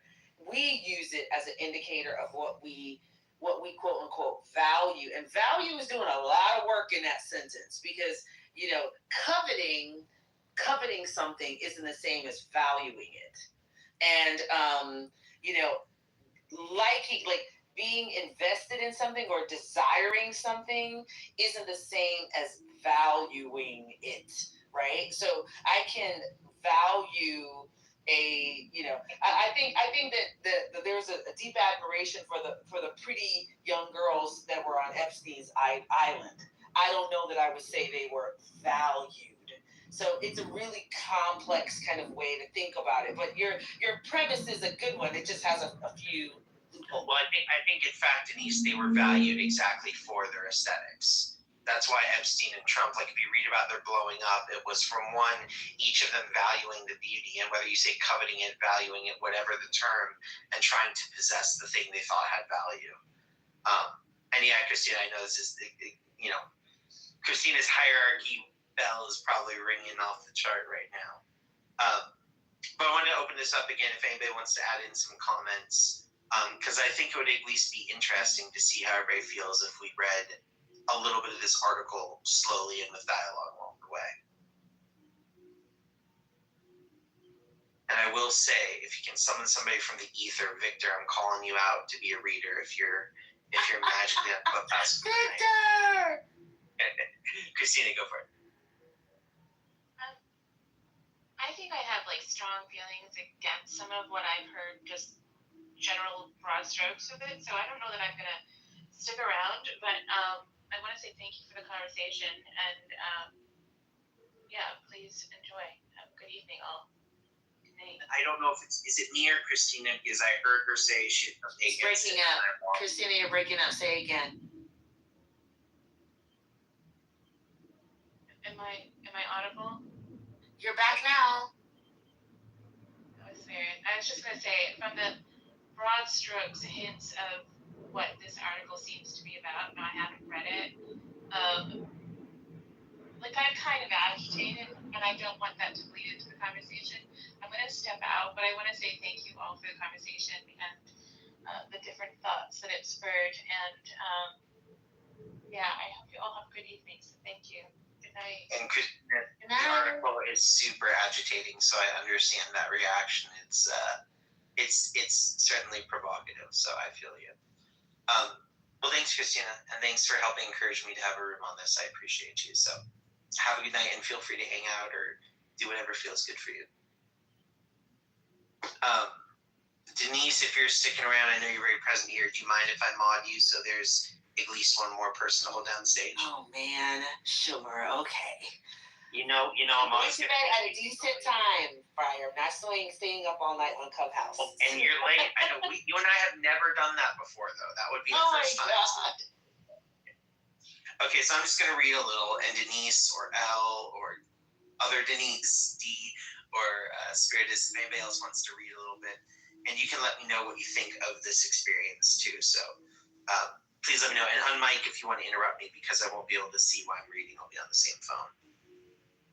So this is an article from Vox that came out on May 28th, so just a little while ago.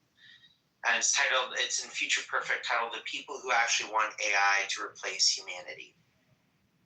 We need to create a new humanism before the, quote, AI successionists win. Quote, "I want AI to be a tool that allows human flourishing," exclaimed Brad Carson, a former member of Congress. Quote, "There is an option out there where AI is just a tool for us." This is a normal thing to say in most circles, but Carson was not speaking at an invite-only symposium dedicated to the idea of creating a, quote, worthy successor. An AI so impressive, so beyond the mere human, that we'd actually want it to replace humanity. "You're a brave man for entering this room," Dan Fagalia, an AI market researcher and organizer of the symposium, told Carson. You're in probably the only room in the country where most people disagree with you. The attendees at the symposium, which took place at the New York Academy of Sciences last September, are part of a subculture that's growing in importance, the AI successionists, who think that artificial intelligence is our rightful heir, the next step in cosmic evolution. Since they believe AIs could become our moral superiors, they argue it's actually wrong to try and keep machines down, or even to align them with human values, as most AI companies aim to do. Instead, we should usher in artificial intelligence as a successor to humanity and hand over the world to it, even if it means we go extinct. They know this view is taboo, which is why I was invited only on the condition that I wouldn't quote anyone other than the keynote speakers by name. But suffice it to say that they are not a fringe view. It's becoming highly influential. People from AI major labs, Anthropic, Google DeepMind, xAI, were in attendance. So were people from think tanks that directly shape U.S. government's AI policy. So that's just a little start of this idea. Any reflections just from that, or should we keep going? Thanos. Right? It does have those thematic elements. Let's start doing this. Anybody else have any thoughts? And feel free to raise your hand to come on up if you'd like to hear it. Okay. Next section. So there's a little section on why they wrote this story. I think I'm going to read that at the end. Okay. Here's next. AI successionism has been gaining ground among technologists over the past decade. In 2015, Google co-founder Larry Page famously accused Elon Musk of, quote, speciesism, because Page thought we should let digital minds take over, and Musk disagreed. The successionist vision has been, now look at the, I'm just going to add in here, look at the irony that happens once Elon Musk now runs an AI company that has merged with his Twitter takeover, that has merged with his money-bleeding space company. So you'll notice that a lot of these views very much are shaped by financial interests. Any other reflections on that before I keep going? Okay. So the successionist vision has been amplified by the advent of effective accelerationism, EAC, in 2012. Its founder, Guillaume Verdun, the physicist, I'm sorry if I butchered that name, the physicist known more colorfully as X on Based Bezos. No, Based, okay, ready? Based Beth Bezos, that's his name he goes by, describes EAC as meta-religion. That's about, quote, having faith in the universe's drive towards increasingly intelligent systems. The best thing we can do is help the universe by developing advanced AI as fast as possible, even at the expense of humanity. Quote, EAC, as Verdun has written, has, quote, no particular allegiance to the biological substrate, quote. And do you hear how it's like reducing, this is me now, do you hear how it's like reducing humans to a biological substrate? It's taking everything that's nuanced and interesting about humanity and switching us to just like something you'd use in a lab. And of course, they've got to help it. They've got to help the universe. Right. We're just here to usher in the universe, to give it a little tip. We just need to help the universe do what the universe is going to do. You hear how cosmic it is? It echoes these religions of it's a cosmic thing. It just happens to be that we're on the privileged planet with the one true AI God. Okay, so back to the article. Tech heavyweights have come on board. Venture capitalist Mark Andreessen, by the way, the little app that you're on is largely funded by him, if I'm not mistaken. Mark Andreessen listed EAC thinkers as his, quote, patron saints. Gary Tan, the CEO of tech startup accelerator Y Combinator, included, quote, EAC in his social media bio and invested in Verdun's company, which aims to build the world's most efficient computers. OpenAI CEO Sam Altman posted on X to Verdun saying, "You cannot out-accelerate me." And these days, AI successionism is spreading beyond Silicon Valley. At the New York Symposium, Fagella told audiences that trying to preserve the human species as it is would be silly. Quote, "We could ask the question that would tie all of our moral aspirations entirely to 23 chromosomes. Or we could ask the cosmic questions," Fagella said. He wanted us to consider, quote, unpolite, uncouth possibilities, starting with the flame of consciousness, the capacity for experience and moral value, may be the rarest and most precious thing in the universe. Humanity is currently a torch carrying a flame, but what if we're ultimately not the best carrier for it? And if AI can spread that flame farther than we mere humans can, generating experiences of bliss and forms of moral value that we could never even dream of, shouldn't we let it? Fagella's talk was greeted by a loud round of applause. Later, he and a couple dozen other attendees headed to a nearby hotel balcony for drinks. And so it was that I found myself overlooking the Manhattan skyline as people talked about the end of humanity over cocktails. So it gets interesting ahead, but I just want to give a pause if anybody wanted to chime in on, what we've covered so far. I don't think it's interesting to to be honest with you. I think it sounds like the Turning Point USA event that Erica Kirk did the other day, that, women shouldn't vote. I think it's a weird little group of weirdos extolling something that will never happen.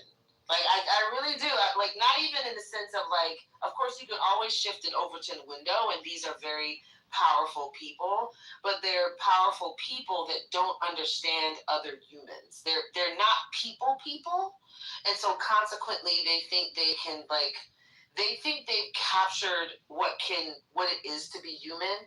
I don't have any hope that this group of people can capture what it is to be human. I literally don't. Yeah. Zero. Less than zero. Yeah. So I think it's like a cute culty thing to sit around and talk about.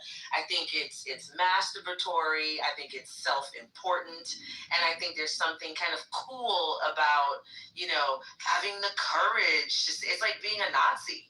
It's like having the courage to kind of say, the crazy thing that everybody would be terrified if they could ever get into this private room. And I don't know. I don't actually think it's that riveting or interesting. I think they're just weirdos. And I'm gonna do a Tim Waltz and just call them weirdos. I think that's definitely relevant. I wanted to let Elle jump in, but she's been quiet for a long time. So Elle, go for it. Yeah, no, I just agree with what Denise was saying. I'm really not interested in it either. I think they're weirdos too. I don't like the whole topic, to be honest with you. And yeah, I know there are people like this. I know this shit is happening, but I try to stay as far away from it as possible. So I just want to ground the names that have been mentioned: Elon Musk, Sam Altman. Yeah. I the founder of Y Combinator. Yeah, I heard all those names and they made me feel sick. So I was actually. Yeah. No, I think that I think the reason why I say that is I don't like a lot of the U.S. politicians right now, right? I think along with the vast super majority of America, I like less than 2 or 3, and the ones I like, I don't love. And I don't think that's true of all Americans, but I think it's the super majority.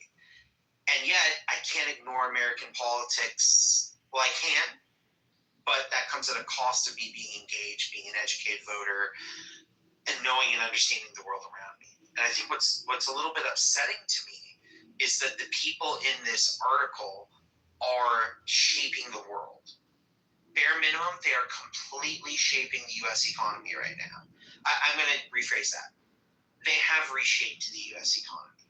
And there are parts that maybe they're not in control of, but stock markets, all retirement accounts, nearly index funds, the regulations around those markets, laws for financial investing, local zoning, and the only thing keeping economics driving forward really is being grounded in these people changing our society.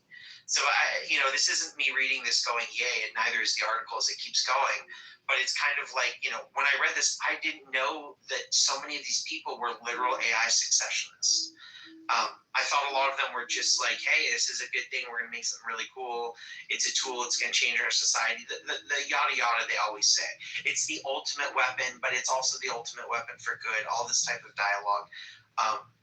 But a good chunk of these people are like, yeah, I want my meat sack to burn.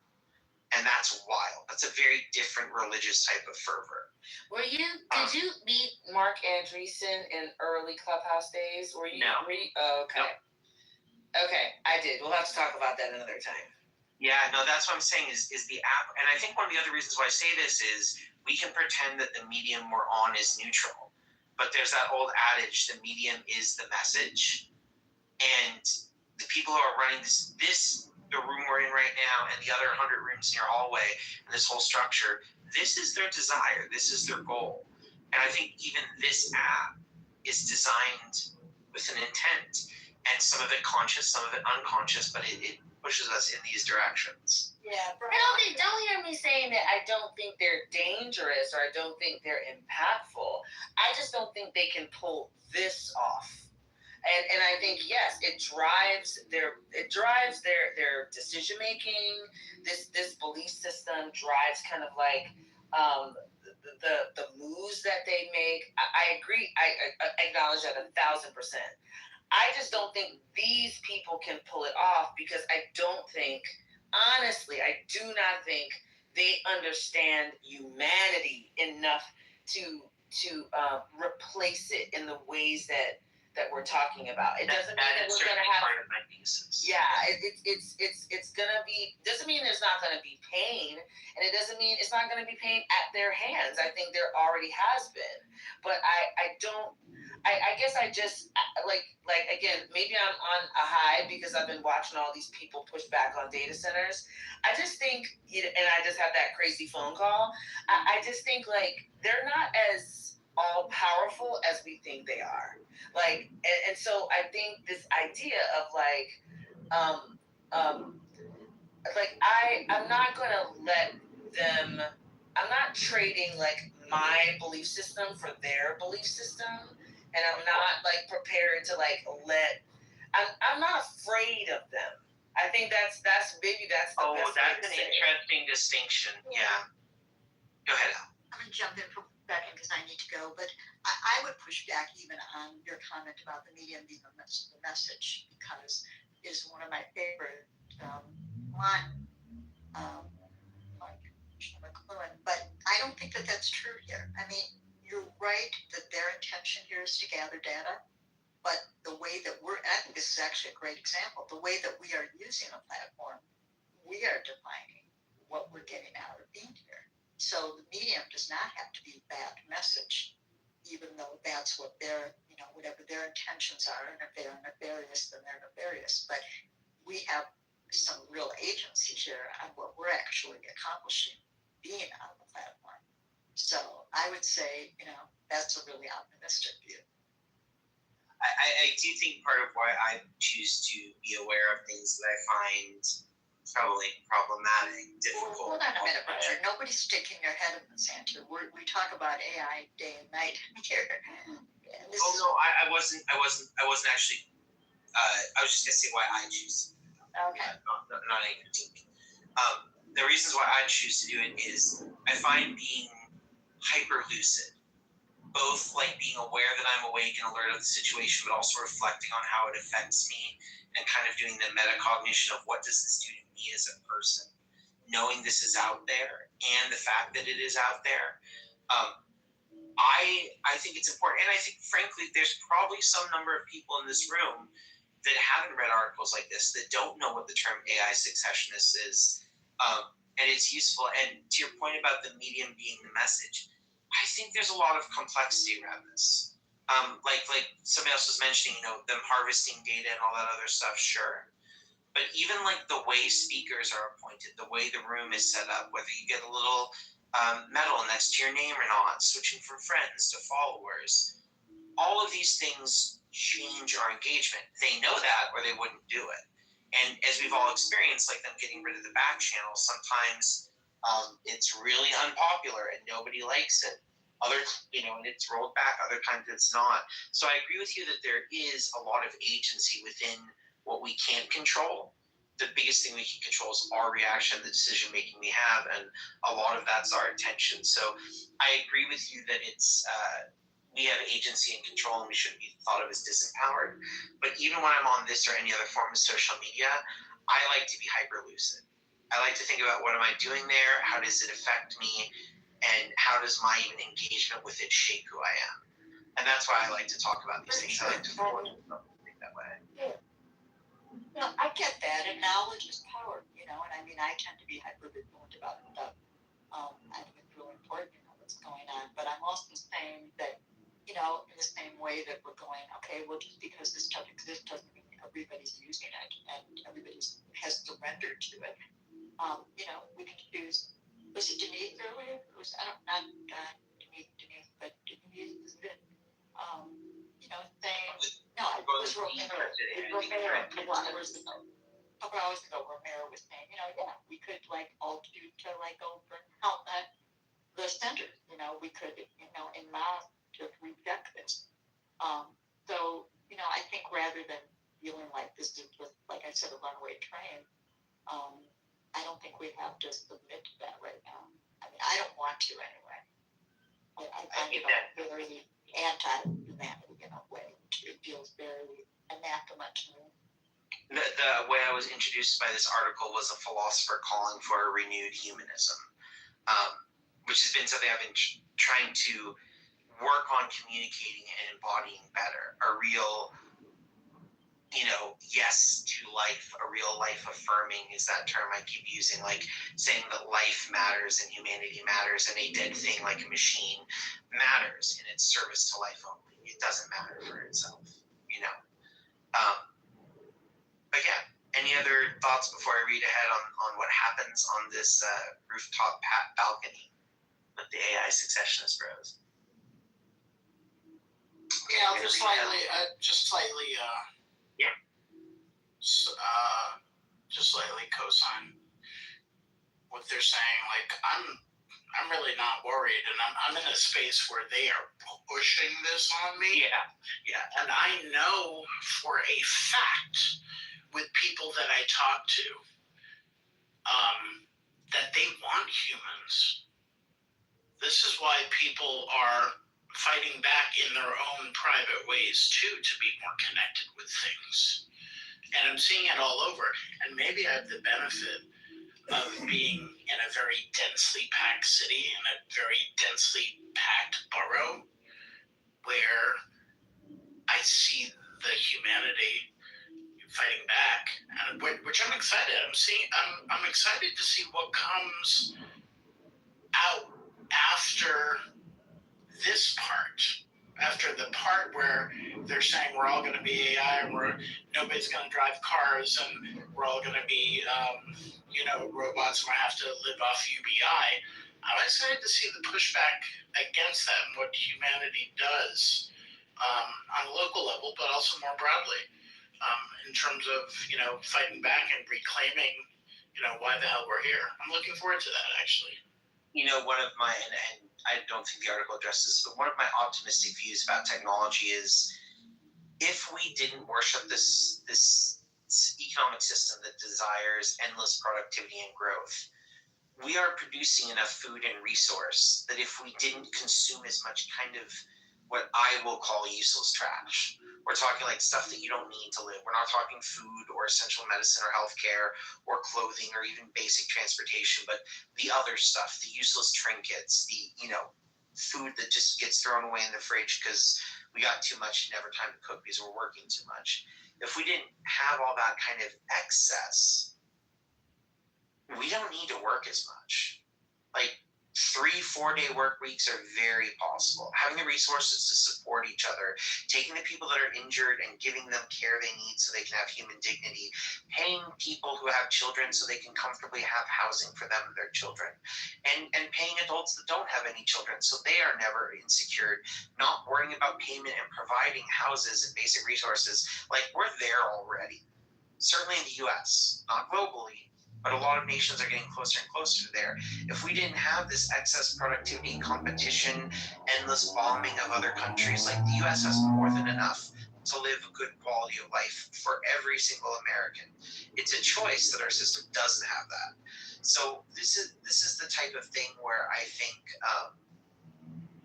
AI can be a useful tool, like we mentioned, for diagnosing cancers, for writing pointless emails to automated, other systems that we need because there's an issue with our credit card, for designing a quick website so I can sell cupcakes on the weekend or whatever the hell I like to do.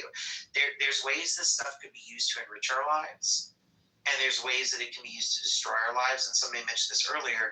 It's not so much that I don't trust AI at all. Like, I don't have some inherent trust or distrust. I don't trust the people that are running it and the way it's being done. And I think that's a big point on how I feel about it. Is it's not a Ludditism to get rid of it. It's that I want it to be done the right way. Denise, I saw you were coming. I actually didn't realize I was off mic, but that was me that said that. Like, I just don't trust them. They're creepy weirdos, and those of you in the room who don't know me, I attend TED. I go to Aspen Institute events. These people are very strange, and they don't want to die. They control every element of their life, and they don't want to die. And it's bizarre how much that is a central piece of this. They want some place to download their consciousness. Yeah. They want some way to cheat death, and they're not going to be able to do it. So I literally am not. The more I've spoken to them, the less I worry. To be honest, I think it will be painful. Don't hear me saying I don't think it's going to be painful. I think it will, and I think it's going to be painful more because of us than almost because of them. Because we can't get over, we love to say the word trillionaire. Oh my gosh, can you believe he did it? We can't stop talking about it. We can't, this is wow. Like it's our enamored posture that makes us vulnerable to them. And yes, they have captured our governmental system, and they have created incredible harms. But you know me, I'm corny in this way. I am a student of history. And I liken this, this is our Harriet Tubman moment, right? I don't doubt. That's big phrasing for you because I know how much you value Tubman too. I value her. She's my like true north, right? But I don't think that she sat and wondered, what are the slave owners thinking about me? I think she sought to free people. Right, and so that's my reaction. Like, I think this is interesting. Don't hear me saying I'm listening, and I think it's interesting, but I'm not afraid. I'm not. This doesn't daunt me. As a matter of fact, it does the opposite. It kind of lets me know how important it is to raise your voice and to speak up and to push back. They're not better than us. They're just rich. That's all they are, is rich. Well, and I think that the second thing they're unmoored by morality. Completely unmoored. Completely unmoored. And I think there's a difference between being amoral and immoral. And that's one of the things I wish we as a nation could see, because I don't think it's competing morality. I think it's being untethered by morality versus having a morality. Which is why I think these amoral people look at AI and they're like, what's the difference? Like, I ain't got morals. I'm just trying to do my thing. The AI is just trying to do its thing. Same. But to your point, I want to read the next section, Denise, because it connects directly. Can I just add one thing? I'm sorry. You always can. Okay, cool. I think at the core, these people are not happy people. I think they're afraid of pain. I think they're afraid of the things that make life and being human, and they are deeply afraid of it. To your point, Denise, they don't want to die. What does that mean? What is at the core of that, actually? That they have to live together. That longevity is the accomplishment. That seems very odd, and seems deeply sad at the core. So I just wanted to... Oh yeah, and Scotty, I think that's my thesis on AI over and over again, that it's not that people overvalue AI, it's that they undervalue, don't understand the value of humans. So on this moment of immortality, let's read to the next section here.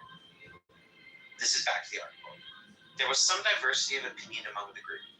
Not everybody identified with the relatively new term, quote, AI successionist. Some were proponents of transhumanism, the movement that says we should use tech to proactively evolve our species into Homo sapiens 2.0.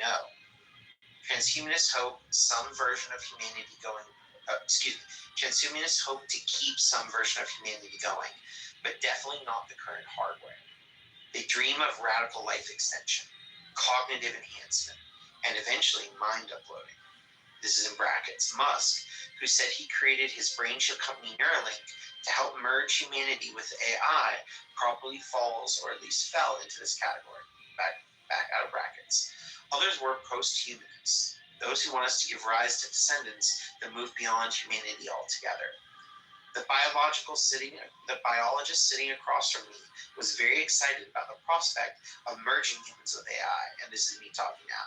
Here's where we get the immortality type stuff. He says, we should task AI with figuring out how to best do the merger, and then, quote, take it off the leash, and allow AI to control its own evolution, and by extension, ours. Of course, he said, not all humans will make it through the transformation. Only a select group of people will transition to the next evolutionary stage.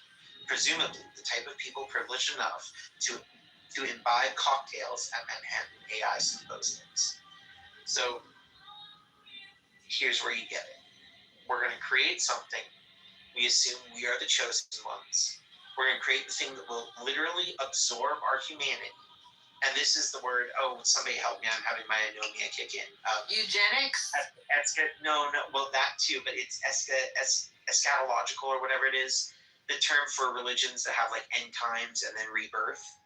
It's like they're reaching out for the way to destroy humanity and to make sure they're there to get their consciousness uploaded and merged, and to make sure they have it ready in this life cycle.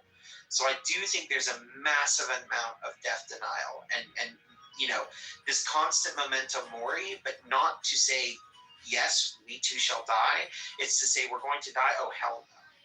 Like I have to make sure like I exist beyond, and there's no way this can go. And we're here. We're the ones ready to go. So going on with this, the man seated beside me, a researcher from one of the major AI companies, was even more radical. Forget merger. It's okay if humans don't survive at all, he said. Human text has been used to train the AIs. In some sense, then, the human spirit will live on. So, quote, so on the cosmic level, he said cheerfully, I'm okay with it. Most people are definitely, now here's your point for many of you, most people are definitely not okay with it. The average person would probably find the answer of the worthy successor group repugnant. Yet the core question they pose cannot be ignored. Whether they picture us merging with machines or ultimately being superseded by them, technologists are developing innovations that could dramatically change what it means to be human. Think AI-powered brain chips that enable mind reading, or magnetic implants that give you a sixth sense, and genetic tools that could reshape the DNA of the future. All of these are links to businesses doing that, just for context of the article. As it becomes possible to direct our own evolution as a species, and potentially even create a new species that surpasses us, we have to decide, how do we know to what extent it does make sense to transform ourselves using technology? What kind of argumentation do we want, and what kinds do we absolutely not want? Augmentation do we want, and what type do we absolutely not want? What do we wish, ultimately, to become? This is a moral question, even a spiritual one, and it demands a spiritual response. The AI successionists are offering one. For anyone who finds it repulsive, the challenge is to offer a countervailing, positive vision. And it's essential to do that now. I'm going to read this next section, then I'd like us to talk if everybody's down for it. And it's essential to do that now because as sci-fi as the successionists might sound, they are building real political power. It provides a link to all their different groups within the text if you'd like to click it. With links to the authoritarian right. Several of the text heavyweights who've embraced successionism want to escape the control of democratic governments. So much so they're seeking to create their own sovereign colonies. That can come in the form of space colonies, a la Elon Musk and Jeff Bezos, or in independent, quote, startup cities. It provides links to those, or, quote, network states built by corporations here on Earth. Currently, Peter Thiel and Mark Andreessen's favorite approach. And Verdon's investors include entrepreneur Balaji Srinivasan, a major proponent of the network state. These oligarchs have successfully cozied up to the Trump administration, clearing the way for their accelerationist vision. It has a link to the ways they've done this. They'll take the wheel unless we come up with alternative visions for the future. Now, they're going to provide what they think is the alternative. But what was interesting in reading this and hearing about these visions, seeing how these names connect and doing a little digging for me into their connections is this is really moving forward. There was recently a city in California, and again, this is all me talking away from the article. There's a city in California where they were buying up all this land next to a military base. It's kind of out in a quasi-desert area. And all of a sudden, everybody was freaking out. Was it a foreign government or what? Well, it turns out it's a city. being developed in California. It's planned to house 400,000 people, making, a significant size city at U.S. scale. And it's going to be a super AI tech-forward startup city. There's a city called Prospera. I forget if it's in, if anybody wants to chime in with what country in Latin America, and it's had all sorts of issues. Started rebellions in the government. There was the whole seasteading initiative, which was huge with the initial Trump administration. It's in Honduras. Honduras, thanks. And there was the whole Seasteading Institute that tried to set up colonies on old oil rigs. And all of these failed. Because the whole idea was to create a group of people that could do radical self-interest and libertarian action. Libertarian in the choice of no restriction. And those people went. And put a bunch of those people together, what do you think will happen? It's why there's a crazy quote from Elon Musk when he talked about colonizing Mars. He talks about maybe needing to put a kill switch or something because all the people in Mars could rebel or something like that. You have to have a way to turn them off. And so these moves are really happening. Nation states are involved. Money is going here. And these visions are shaping a public policy. Sam Altman is everywhere on the media right now. Elon Musk runs multiple of the largest platforms. And don't forget, Oracle, run by Ellison and those people who are building all the data centers and trading billions of dollars with these companies, they're buying up the media and CBS, and all of a sudden critics, people like Stephen Colbert and others, they're silenced. They're shut down. And it's not that they're permanently done, but when we want to talk about canceling, there's nothing more explicit than canceling a literal TV show and buying the whole damn network. So I think as much as this is something to, do you want to be afraid of or not, I don't want to talk about the internal emotional state. It's something that's causing real harm. It's rewriting our social landscape, our media landscape. It's rewriting our vernacular. Go onto the app and scroll down the rooms and watch how many AI rooms or reaction to AI rooms or rooms about these people who are funneling literally hundreds of millions of dollars to get these people elected so they can have billions to sink into SpaceX, which only profitable division is its AI division, which is a failure now. That's just, if y'all want to look this up, leasing their data centers to other AI companies. It's meaningful. It's powerful. It has causal effects on the real world that affect my life. And again, how we respond to that is all of our choice. And yeah, no one of us is going to be like, oh, you know what, I think AI companies might be kind of bad. And I think AI successionism shouldn't be a thing. But like the article's pointing out, they have, and this is my analysis, there is a religion-shaped hole in our society. And if anybody knows me on here in my day-to-day life, I'm not a part of any organized religion. I'm not trying to start up one, but there's this movement called meta-modernism that I really respect. And it says, throughout history, there was an area, a period of time we call antiquity, where religion and spiritualism and being grounded in nature defined humanity. And then modernism comes around. And this is the Enlightenment, and we move away from religion and away from authority and away from nature and towards technology and development and science and rationality and free markets and democracy. And then boom, the story of everything comes there. And then it's in this dialogue with postmodernism saying, hey, maybe not everything is good. Maybe burning up the planet to make profit isn't great. Maybe rationality has created bigger tools of war. This comes out of World War II, where some of the smartest scientists were calculating how to best burn human bodies. And so, other people criticized it and said, you're just trying to destroy it. You're using all your, new age type language to try and deconstruct what's worked, and you don't even mean anything, and you're all inserting psychology and power struggles, and none of this counts. And then there's a movement that comes after this, and most people don't even acknowledge it. It's new, and I found it meaningful. It's called metamodernism. And it says, look, antiquity and religion served a purpose. It got us here. Millions of years, not thousands. Who knows how many of that? There were stories, there were myths, there was community, there was nature. We were worried about sustainability. Wasn't a tech jargon. It was what a society needed. We planted different fields and foods because we knew we had to survive multiple seasons and couldn't just engineer our way out. And modernism gives rise to amazing things, medicine, technology. it starts to bring ideas about every person having a certain type of value. And then you get like this new idea is metamodernism. It says, look, antiquity had a value. And modernism created this stuff that's useful. And then postmodernism has a lot of critique that's really accurate, but the other things were still valuable. And metamodernism says, what we kind of need is all of them. We need an antiquity and a story and a specialness to life. What religion gave people was a sense of value and meaning and a grand, how do I put it, mystical story, something that centered us in the sense of the beautifulness of the cosmos and how to put it together. And modernism comes and gives us technology and rationality in this structured, organized ways that build stuff that we all use, like the phones we're all on right now. And postmodernism critiques that and says, hey, you're saying you're also good. You're not good. Y'all are doing monstrous stuff in the way of making all these cool doodads and widgets. And you better criticize that. There's not just one story, and there's not one truth, and rationality won't solve everything. And metamodernism says take them all. We're going to need something like a religion to inspire us. It doesn't have to have a Bible and a sacrifice and get a tithe and all that. And we're going to need science and rationality to tell us what we can do.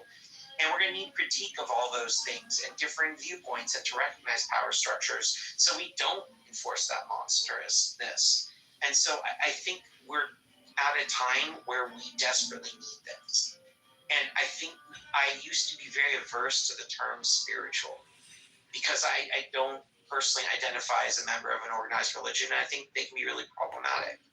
But I do think there's something in my life when I look at a beautiful tree, or I connect with another person in dialogue, or I look into a person's eyes deeply, or see a rainbow, that there's something sublime and beautiful and bigger. And I think if we don't see that spiritualness in things, it leads us to look at an AI and somebody writing your loved one to write you a final letter before they die and say, they look really similar, they're both past. And I think that's one of my fears, that I think is a very valid call for a renewed type of spiritualism, a new type of something that affirms life. And not just affirming it is a death, whether we're all going to die and be brought back, but affirms life as it is right now. So I know that was quite a viewpoint. That's my viewpoint on this article at this point. Just wanted to open it up if anybody wants to come up, because I see so many friends down there listening. Thanks for being here, and people on stage. Anybody want to chime in with thoughts on that? Oh, Scotty, if you want to speak on Spinoza's God for a second, you get a massive fist bump. No, I don't have anything to say, but that's more aligned to where I am.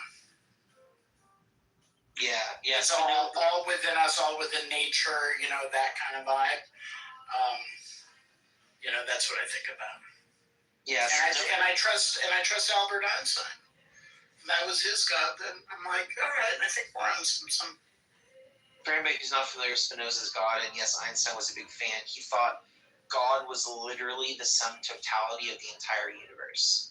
Everything that thinks and feels, but also every star, every galaxy, all of past, present, future. And to him, that literally was God, was just the sum totality of all reality, the greatest thing possible.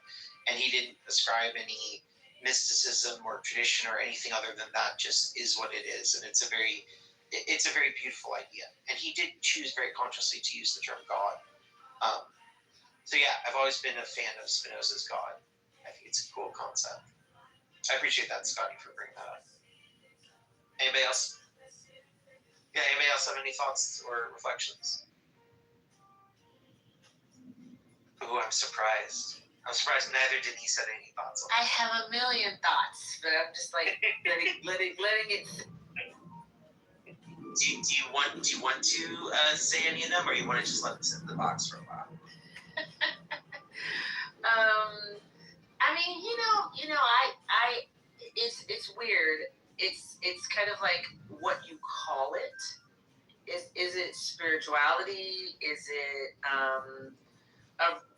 some kind of collective reconnection around our value to each other? I feel like that's what I'm seeing. But it's like it's what you call it, right? It's how what you label it as. And so this idea of like, You need all three. I think that's probably. I think that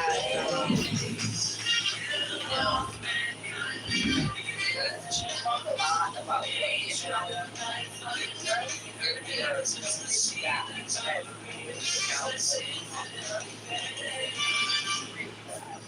at it.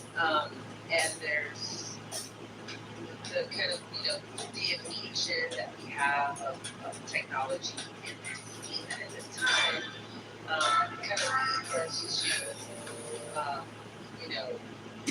hold our nose or look away at prospective callers, because, we've made it, and a lot of people have made it a God of sorts, right? But I think, I just believe, I really If it reparation and says the legislature of the United States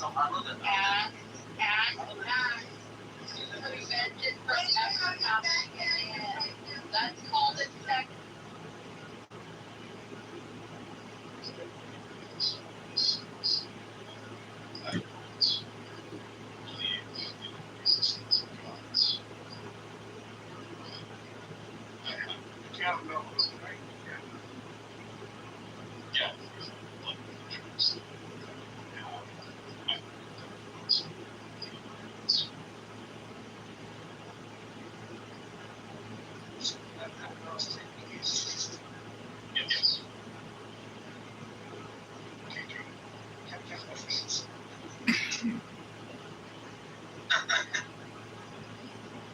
What exactly agnostic is?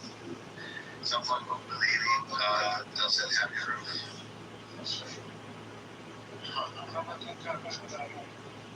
I'm not an atheist. Yeah, I'm pretty sure. No, I'm not an agnostic. I'm an atheist, a positive atheist. Wait, so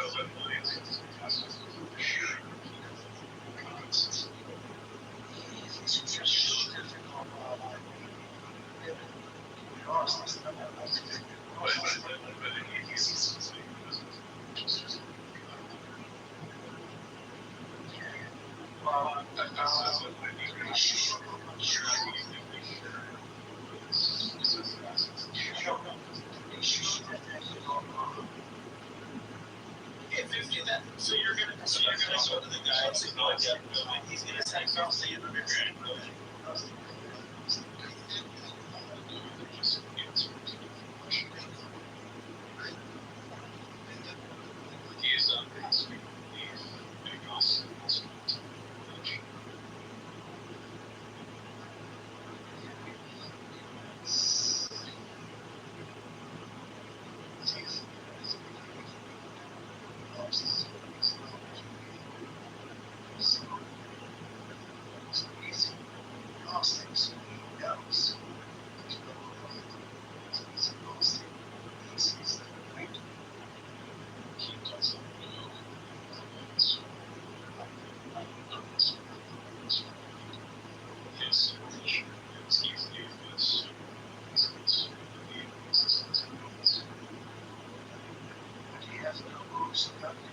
No, but I'm not agnostic. Because I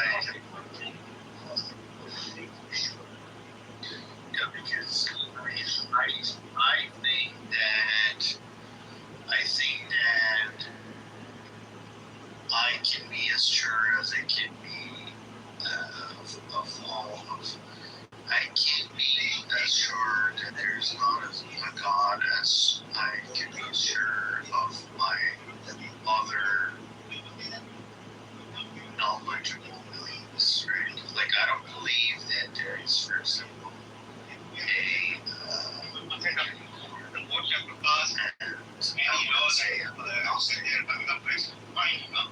what happens if so? What happens if there is some issue? What are you going to do? What happens if the people are just being misled? Like as all over the world. You think that people cannot be misled?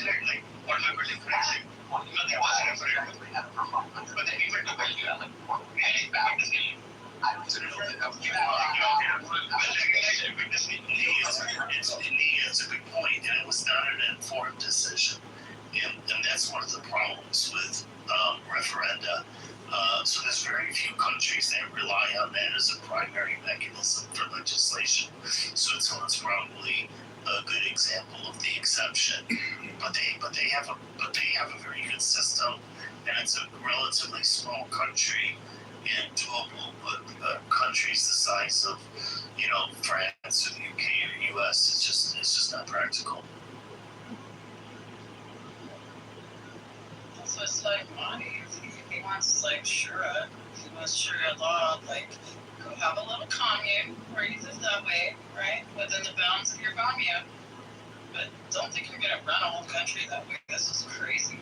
There are better systems than democracy, right? You are listening.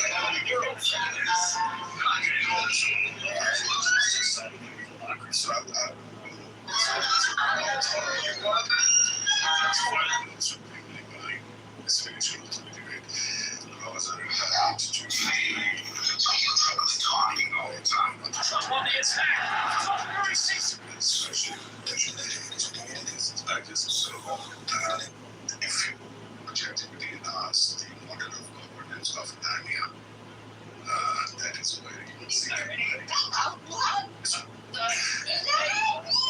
so it's not practical when you have a utopian version saying, these are all the rulers, all the governors, and blah blah blah. I mean, Narnia is not here in this world, right? It's just like Islamic theocracy version of utopia, and everything is right and fair.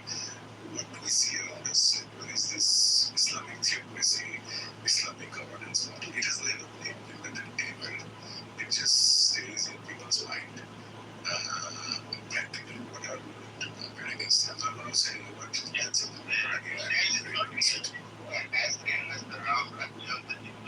and everyone has that version, but it's just like. Right, and it's like I always point out.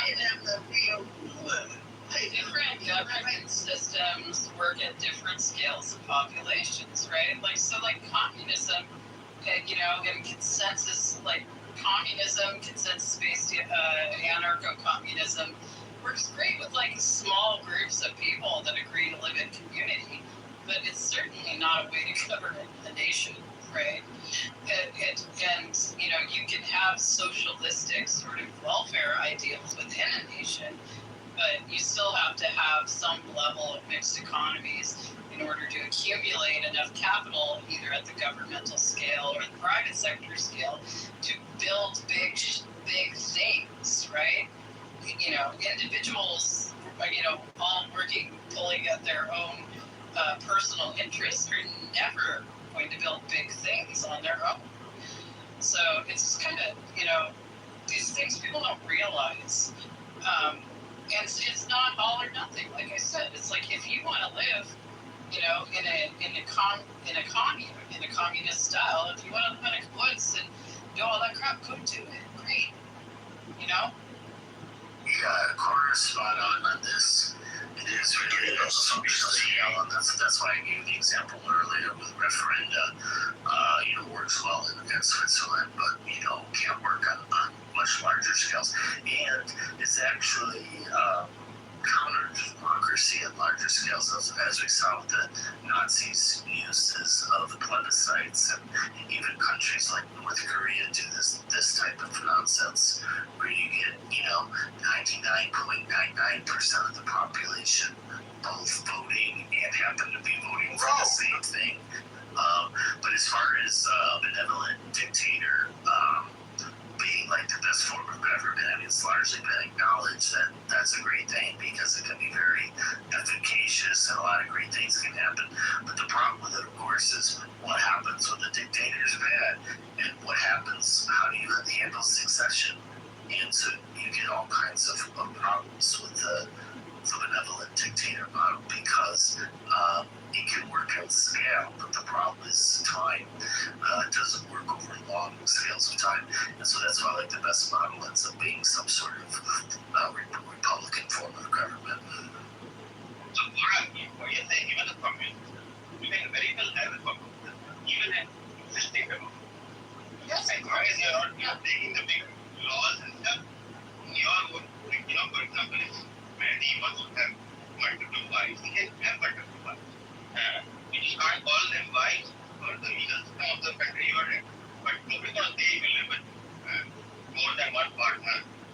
people are not going to, say about it.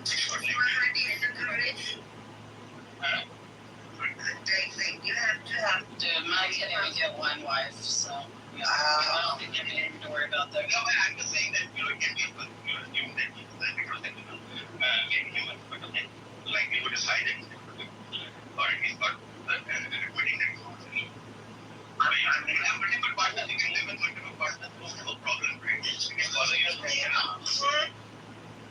Listen, I'll take the Shahada if I can have all the husbands that I want. Yeah, the queen bee would have had a lot. Yeah, the fact that people can break the law and get away with it and find ways to camouflage it, I don't know that says anything about the laws themselves. What was that? Do you have six pack? I'm sorry. I sort of do, but how is that relevant? Because I have weak potential. I've been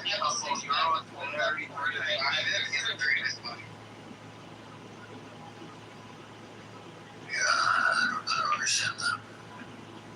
It's very spicy. It's just spicy, come on. Chili. She said she had lots of chili in her boat noodles. And now you have enough more coke now. I found a restaurant with the best cow soy in my city. The fermented vegetables in it. It's so good. You and I could do like a food show together.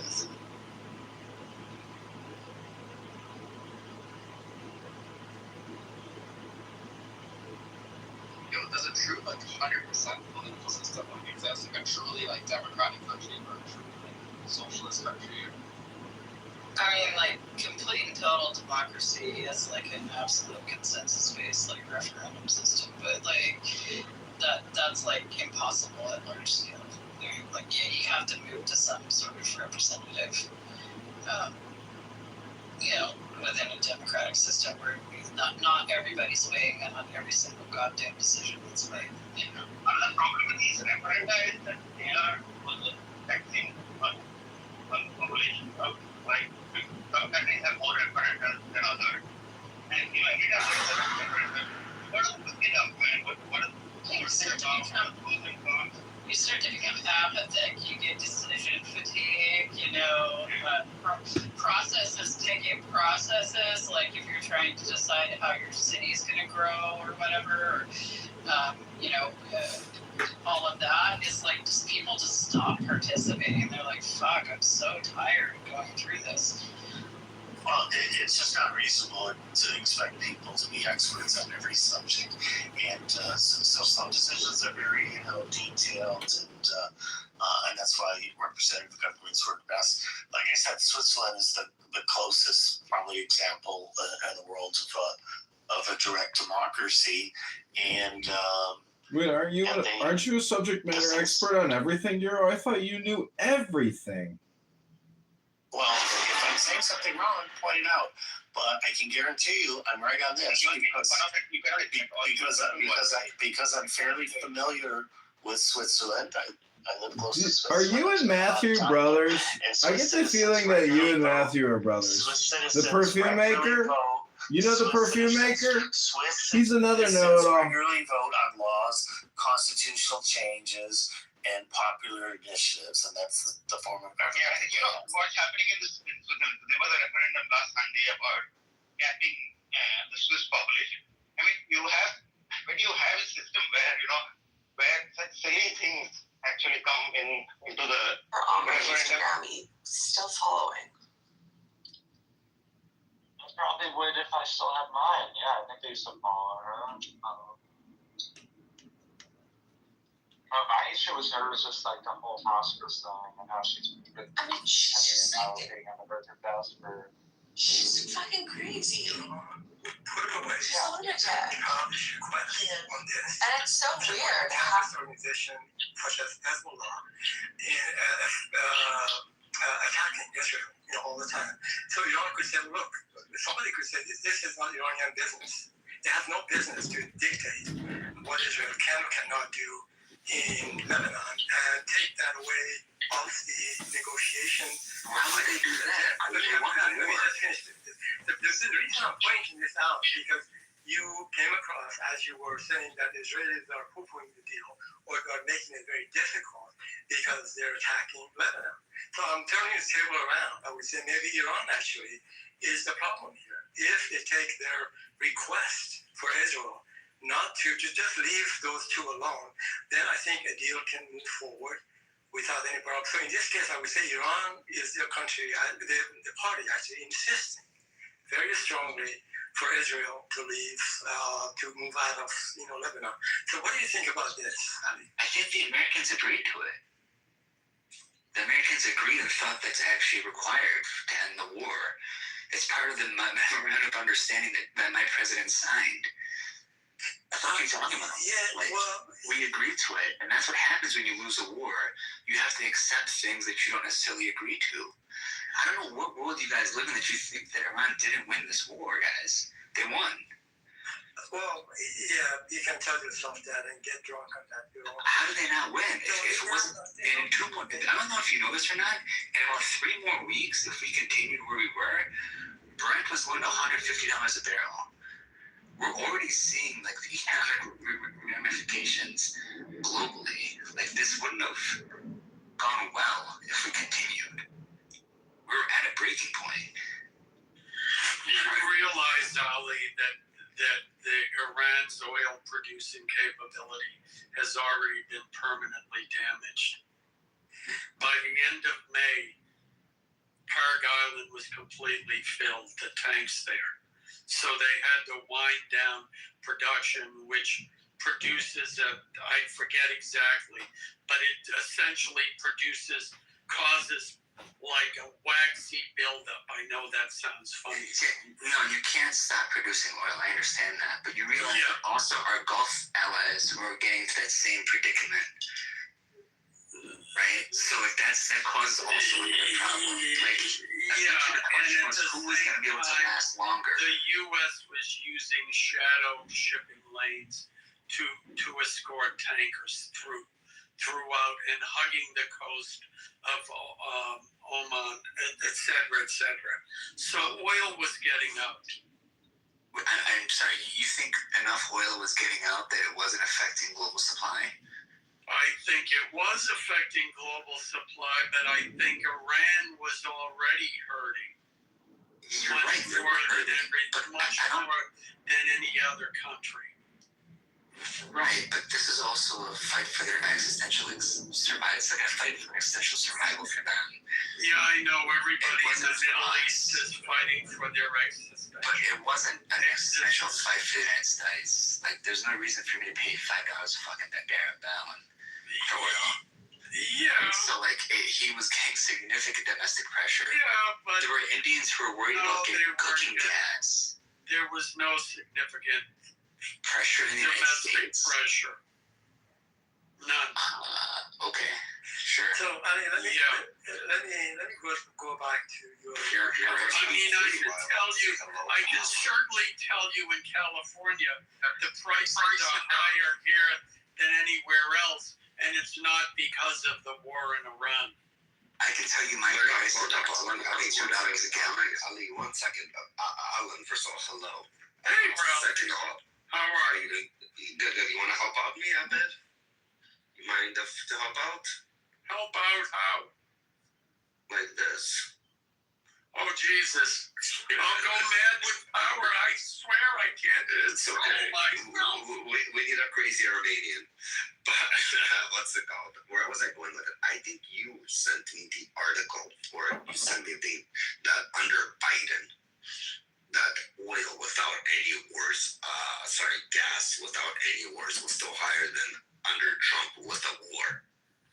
Was that you who corrected me one time, I think, in the back? No, I'm not saying. I just checked my messages to you. I didn't see anything, but that wouldn't surprise me if that was accurate. I mean, as soon as Biden came out with the war, funding in the war with Ukraine, prices in California went up to $700. $7 a gallon for premium, which I need. And the other thing, my 1 month's gas bill to heat my house, which was normally $230 in the winter, was $700. Oh, and I told you gotta sell that Mercedes. I know you Armenians, you love those Mercedeses. Yeah, I know. We can't look. I can't show my face to other Armenians if I'm not driving a G-Wagon. Come on, you know that. I know. It just matches your face. That's where Bugsy look. Yeah, that's right. So let me just finish my discussion with Ali. Ali, I just quickly looked up the some elements in the MOU, and I think let me just tell you what it says about the question of Lebanon. So there are a few items in here. This one is under the title of sovereignty, non-interference, and implementation. I say this correctly. So here's just one line here. It says explicit language, but protecting Lebanon's sovereignty and territorial integrity is tied to the ceasefire on that front. So it is really vague about what the outcome of this kind of a language is, or what the expectations are, the Iranian expectation in terms of the sovereignty of Lebanon, whether that requires it for the Israelis to pull out completely or strategically. So it's really vague. Maybe you have something better than I have. That it basically says that American. I think territorial sovereignty usually means that there's not another country. Yeah, I fully understand that. Usually there's not an occupation. What I'm trying to tell you is really a vague language in here. That's what I'm trying to tell you. Now, I'm not quite sure what was I going to say. So I'm not sure how it's going to unfold, to what extent. I would love to hear from the other Ali, though. But Ali, June, you and I Which know one each are other you for a long talking about? time. How come your Are you talking about the opinion? handsome Ali or the How come your opinion never actually ever mattered? I'm sorry, can you come in? It doesn't matter, like, progressively, it doesn't matter. It's like your opinion. It's like I could listen to you for hours and never fucking even understand anything. It's like I could never understand whether you would be a Persian, whether you would be a leftist, whether you'd be IRGC. It's like your opinion never ever fucking mattered to me. Well, thank you for that. I have seen you in the previous room. You have a very unusual interest in what I say, and typically you're attacking me. I'm not quite sure. No, I never attacked you. So what I'm trying to say, maybe, to be honest, it wasn't about you. I'd rather hear from you. Yeah, Ali, you're trying to make it personal. She's just giving you constructive criticism in a very harsh way. I am a nationalistic person. Okay, so you,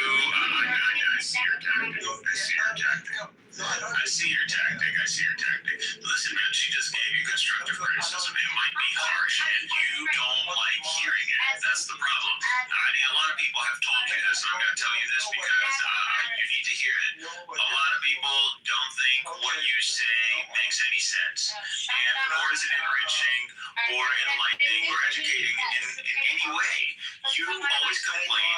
Everybody knows you're an atheist, check. Everybody knows you're an Iranian, check. Everybody knows that you can speak English decently.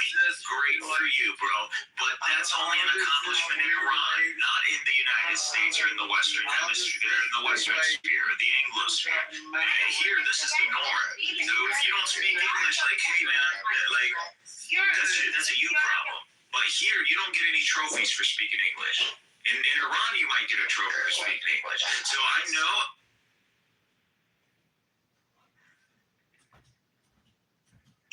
Who's muting? Who's muting, man? Alex muted. second. Alan's muted. Alan wants to say something. Yeah, how does this relate to the memorandum of understanding? Thank you. What memorandum of understanding? The one we're talking about. Between the United States and Iran? Yeah. Correct. Well, 60 days, it's going to be negotiated. There's no memorandum of understanding other than to stop the war.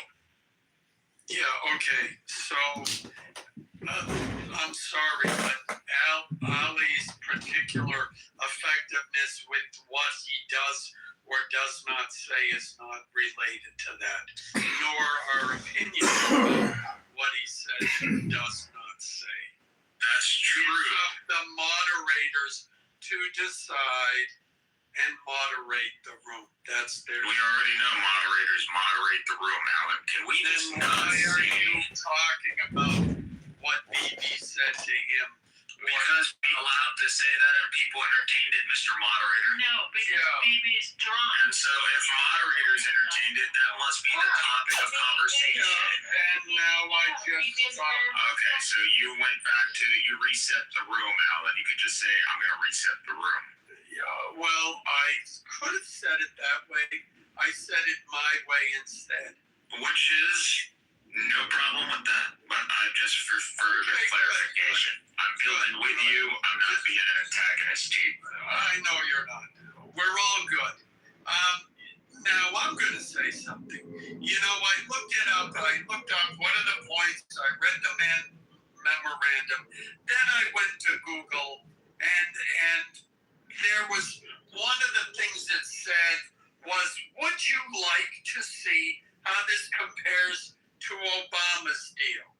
And I said, okay, let me see that.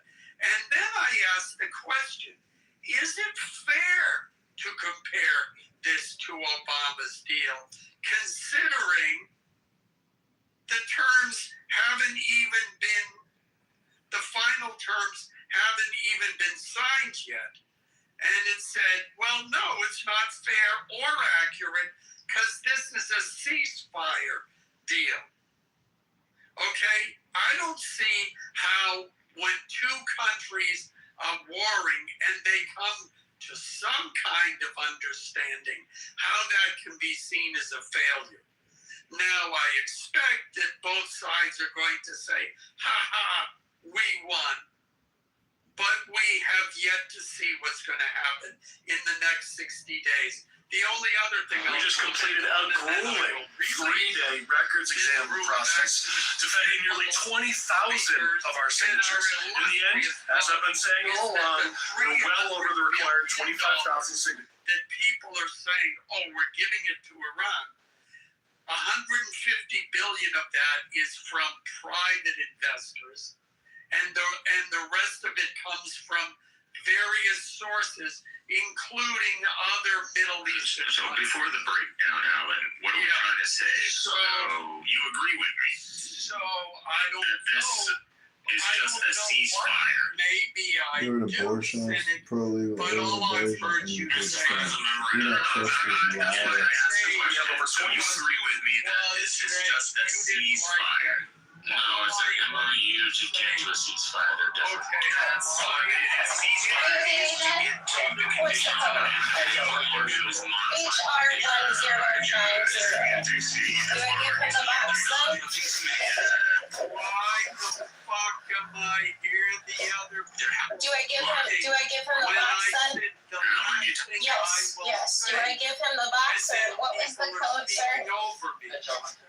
HR 10. He gave me the code. Take it out of the room, just so you know. That's fine, you know, did that ever matter to say, Marshall, did that ever matter? You could at least have a decent conversation, but did that ever matter? Did I ever consider legislature line as a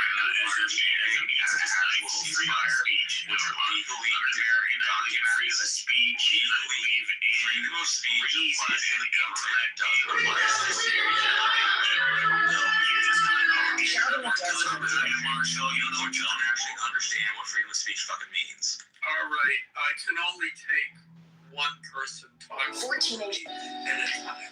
Now the point is, and this was the only point I was going to make, was that $300 billion is not coming from America, and it's contingent on Iran making itself investable.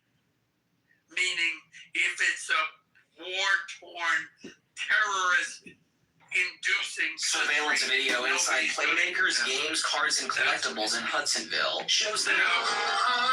This is where you'll find some of the best jibaritos in Chicago. A jibarito is a sandwich made with flattened fried green plantains instead of bread. It comes with garlic and a filling consisting of meat, cheese, lettuce, tomato, and more. One of the sandwiches burned released, jibarito was actually invented in 1996 in Chicago's Humboldt Park neighborhood, and you'll find some of the best ones. I appreciate you. I appreciate your knowledge because I believe that you have that, like, it belongs to you. You know, you grew up so, like, you could be Armenian, you could be whatever, but most in Chicago. Thank you, BB. And here's the thing. Cynic, I may be thinking, but you're not hearing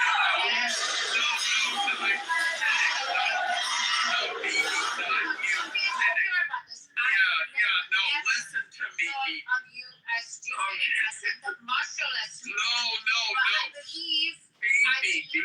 I believe that whatever you say, it comes from somewhere a level. No, but also I believe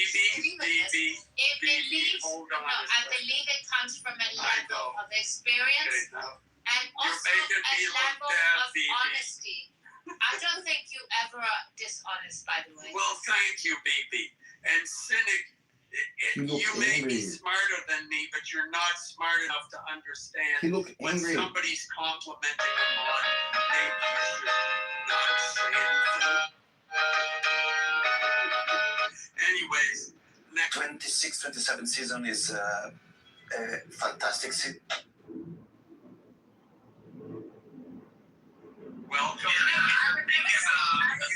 Oh my God, the drunk woman got me stuck. This onslaught has to be seen. Oh my God, she's gonna hit my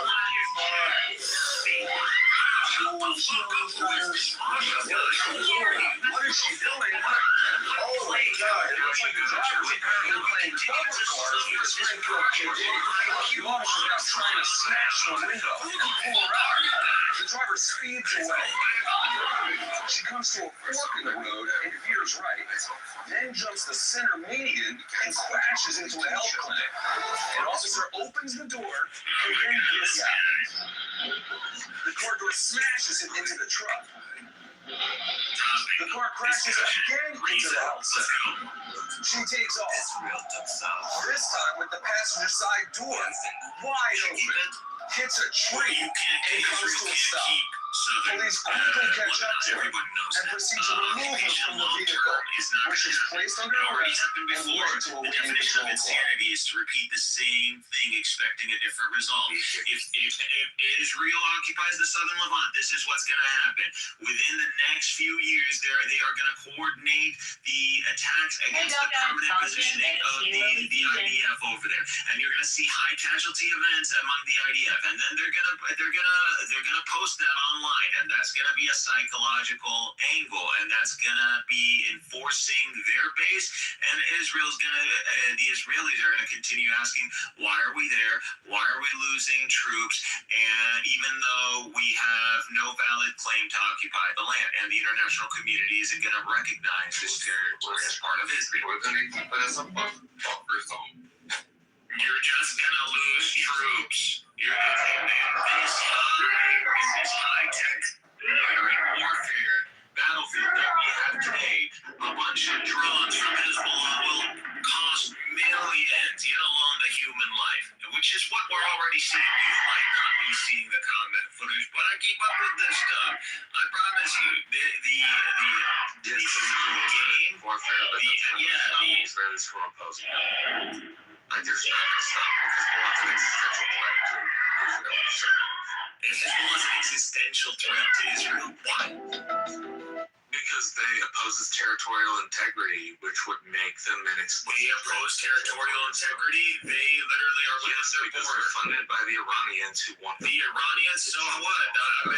Israel's funded by the United States. Is the United States violating Israel's sovereignty or the integrity of the Arab world? No one asked you for an explanation of the economics. Say you have. I'm just going based on what you said. You're saying, Hezbollah's an existential threat. People can comment too.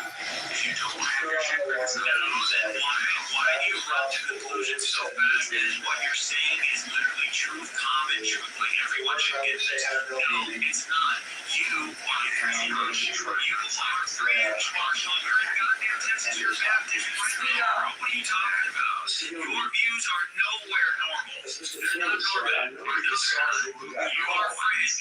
You are on the extreme right side of the aisle. You're an evangelical. You're an evangelical.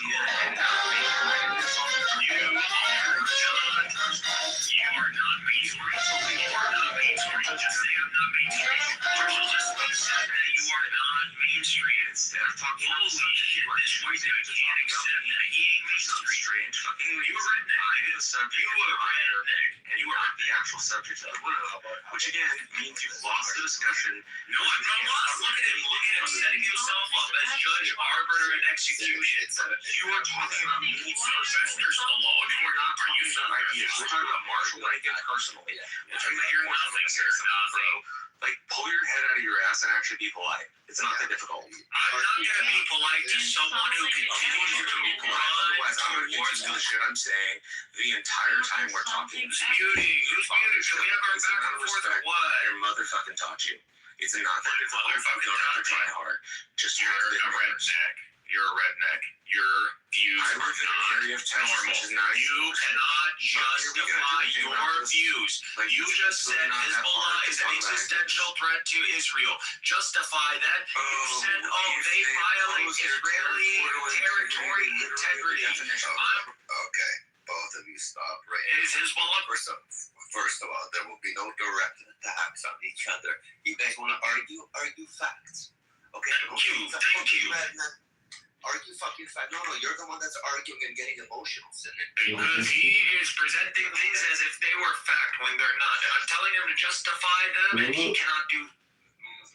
I literally justified them. You wouldn't shut your mouth long enough. Okay, go ahead. I'm gonna shut the fuck up. Justify them in a way that we can all realize that integrity is literally attacking the border on which a country exists. If you don't like that, take it up with the international relations. Okay, that doesn't mean an existential threat. You goddamn moron. That's exactly what it means. Okay, so go ahead. There you go. You just made a claim. I want you to back up. I want a source, Marshall, where it says violating another nation's territory integrity means you are an existential threat to them. I'm not giving you a source. You're such a fucking moron. You're such a moron. There you go. Take the put it up your ass. It's academically not required because it's a agreed upon thing. Just eat the L. No. You just got held. How are you not getting? You just got held. I just got somebody who got emotional. How can you can't justify violating another thing? Okay, so the United States, Epic Fury, violation of Iranian territory. That does not mean the United States is an existential threat to the Persian people or Iran. That's crazy. You're crazy.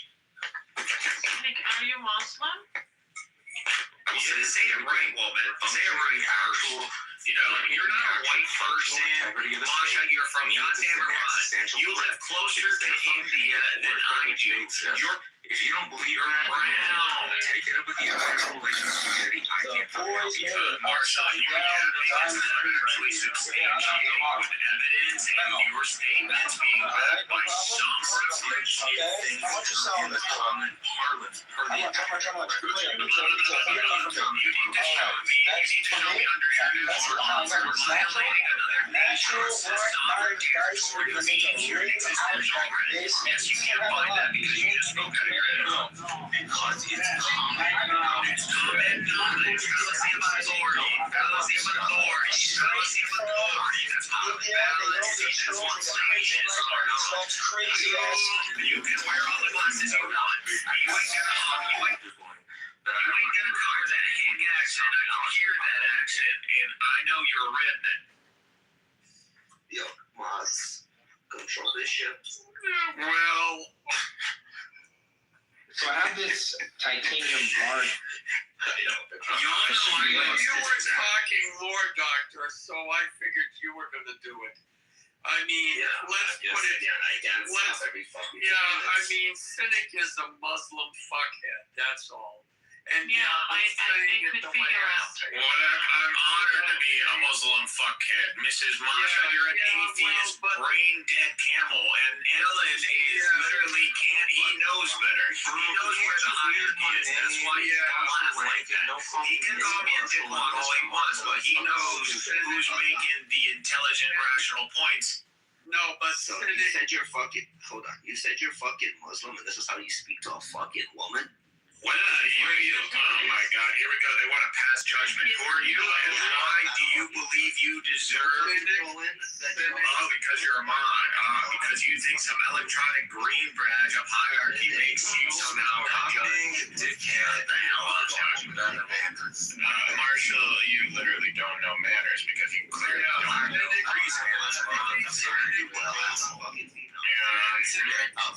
your Muslim ass stinks so bad that all of us, not only Persians, including other nations, I don't know. I gotta say to everybody else, are just disgusted by how talkative you are and how disrespectful. It's not about your. Again, another opinion that is irrelevant to the conversation that doesn't help us obtain a fact or verify the fact. Identity. That word that you're fucking Muslim, and then you went and fucking attacked a woman.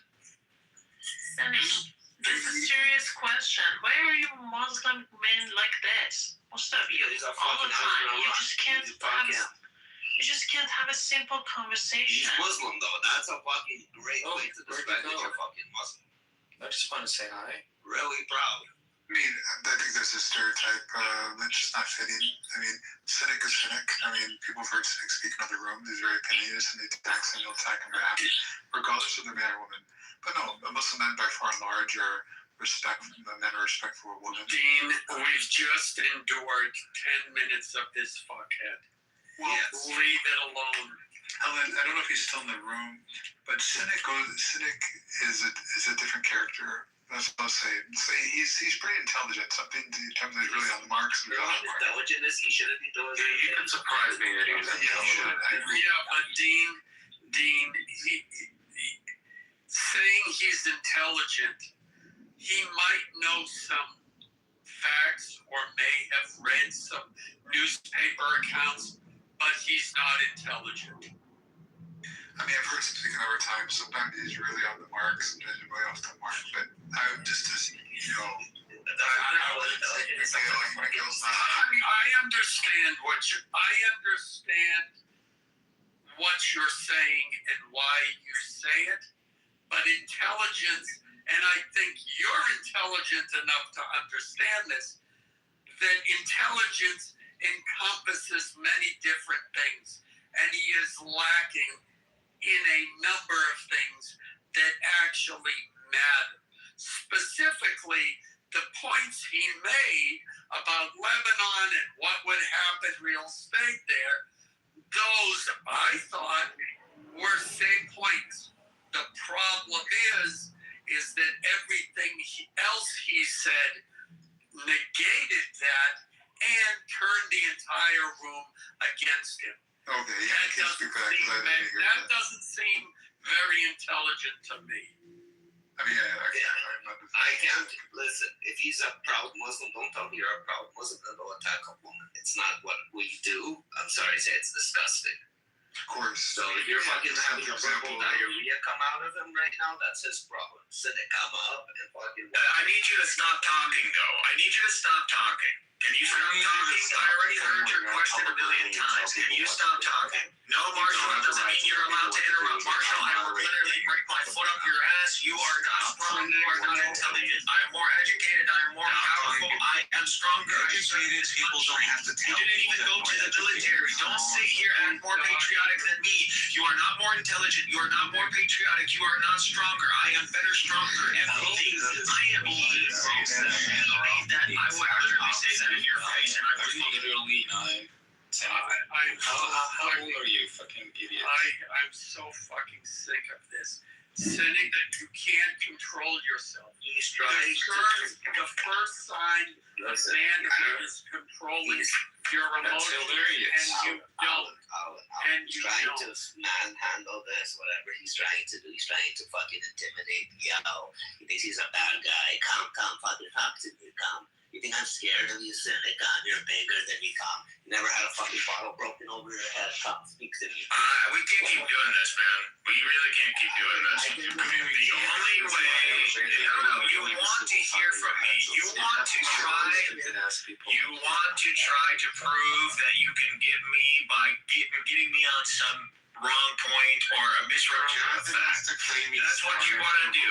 But all you can do is be my character, even though you know that requires judgment. Anything requires judgment is subjective. Everything subjective can only be mitigated if we ground it. Everybody shut the fuck up right now. Yeah, okay, wait. Everybody out. Yeah, wait. Cynic came in and started insulting people. And now he's claiming, all you can do is talk about my character. Typical scumbag, idiot, asshole behavior. That's all, Cynic. You're a cunt. Okay? You are an absolute cunt. Now come up if you want. Shut up, Phoebe. Please. Don't be like this to Alan. Hold on. I'm bringing you back up. But stop fucking attacking people. Nobody gives a fuck how big you are, how strong you are. It's not a fucking pissing competition. Go straight to your fucking point. Everybody mute the fuck up, mic up, start speaking straight to your point, and then when somebody else speaks, you mic up and you let them speak and don't fucking interrupt them until they're fucking done. Guys, I can't bring him up. Somebody else tried to bring him up. Straight to your fucking point. Everybody mic the fuck up. Well, let me, before he coming up, I want to ask a question so that he could answer. Okay, we can't bring him back up. Can somebody turn off hand raising? Back up on his own.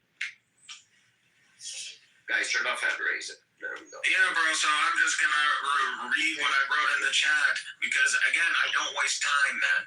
Even though they are by no means even close to deserving the merit to be a judge over the matters that require the mitigation of men. And we have to continue, and for some reason, we have to continue to hear someone put their foot in their mouth as if we humans are primates or animals or monkeys or maybe even worse, like goldfish, that we forget in seconds. No, man, I'm not going to continue to hear you gaslight me, attempting to make a mockery out of this discussion and to somehow force me to leave the room to seek fertile grounds. I mean, if you're continuously welcoming on here, that means that you want me here for some reason, or you see me as a dragon that you want to conquer. I don't mind fantasy, like I like fantasy too, but fantasy, everything has to come to a climax and a conclusion, Doctor. Every director has to have a climax and a conclusion. You just went on a fucking monologue. I said, go straight to the fucking point. You just went on a fucking monologue, a fucking child crying. Yeah, you're just dumb. You just can't understand what I'm saying, you dumb bitch. Shut the fuck up.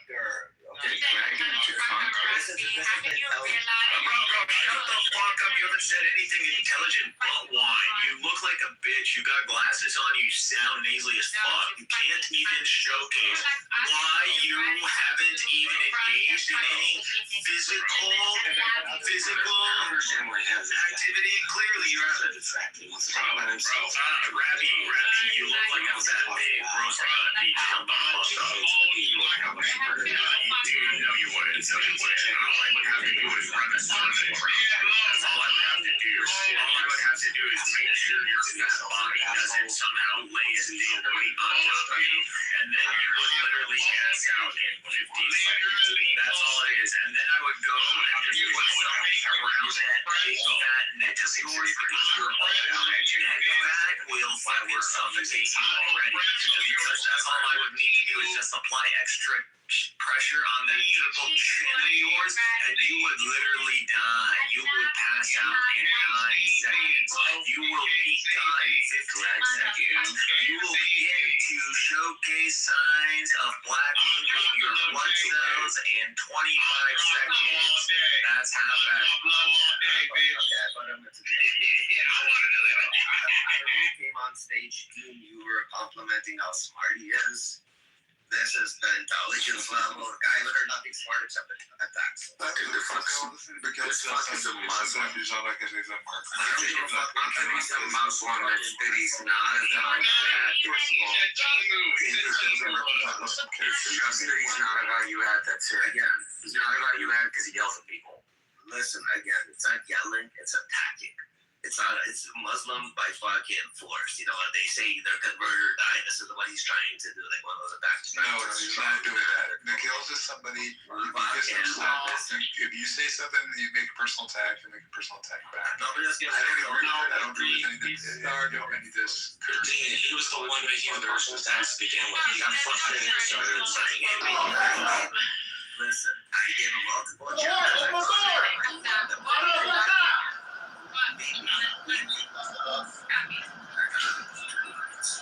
I told him to come on stage.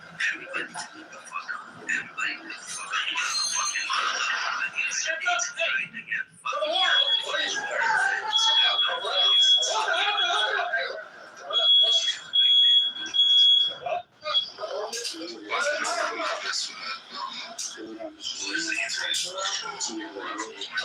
What did you say? Oh, I just said that Muhammad. Do you know him? Dean, do you know Muhammad the Prophet? Continue. Oh, so you do know him. I ended up having bruised eyes, a bruised nose. Oh, I just said fuck him. That's what I said. All right, look, this is ridiculous. Okay. If you guys allow this type of I wouldn't say that about Jesus, Moses, Abraham. I'm not saying any religion. I would say that to any religion that would be stopping human beings from being. It just shows your character, right? It just shows your character. Don't become fucking. I mean, moderators, if this is the type of person. I get you're right. I need some value. If you're right, Mortal, don't sit to fucking. Okay, so let me justify this. Look, you'll meet God on the day of judgment with that. There's a religion. Dean, now you have to just close your mic. There's a religion. I mean, you're the one. Now, if I'm speaking, then you're gonna be like your friend now. No, I won't be my friend. You're not a mod. Just a second, Dean. You know, I know yet that you think now. The thing is that there are some. I told Miss Jenner to look at her husband's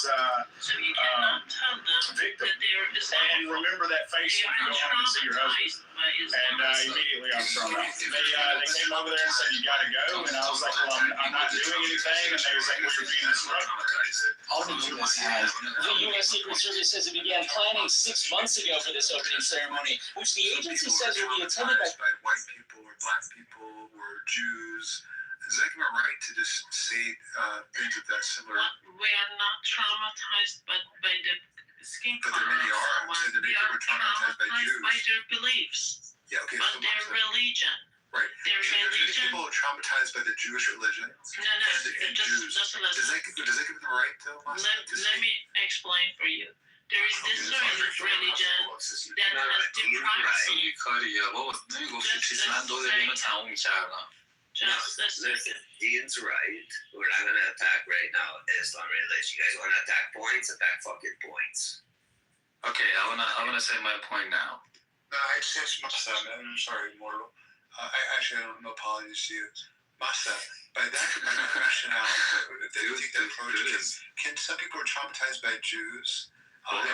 Killed by Jews and have families killed by Jews. Can they say similar things? Is that acceptable to you? Jews killed someone for not being Jew. Exactly. Have they done this? Have they called people infidel if they quit their religion? Hold on. Moral, you can have your turn, but I'm talking to the master right now. Yes, of course they have. They've killed non-Jews. They've justified killing non-Jews. They've called them animals and trash and so forth. Isn't in their holy book? Is it something that they have as a rule? Like calling infidel? Do you know what is infidel? Not with you.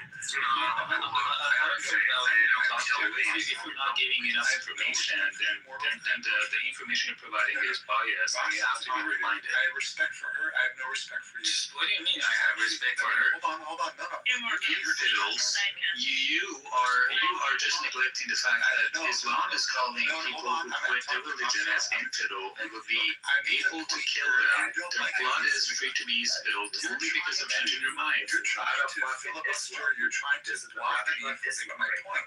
I'm not going to let that happen. All right? I'm going to speak to Massa and just hold your horses. It changes how elections are funded, so clean candidates can win without selling. In the name of religion, and you have special interest.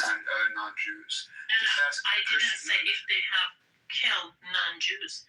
I asked this: have they killed someone for not wanting to be a Jew? Have they done it? Because Muslims are just let me finish. Muslims have been killing us for not wanting to be Muslims. That's it. Yeah, Christians have done the same, but Muslims have been killing Iranians. When in recent history has a Christian executed anybody for that? Christians have killed millions upon millions. That's not what I asked, Dean. I asked where in recent history has a Christian Marshall. No, I was really specific. Where recently has this happened? People putting Jesus on the name of bomb. Hey, that's not an answer. That's you making up an answer in the name of Christianity. That's not an answer. That's you making up an answer. Answer the question I asked you, not the one you wish I asked. Is that what you're doing, Marshall? I'm speaking. I want a consistent answer from a person for a question I asked, not a question I didn't ask. Okay. You are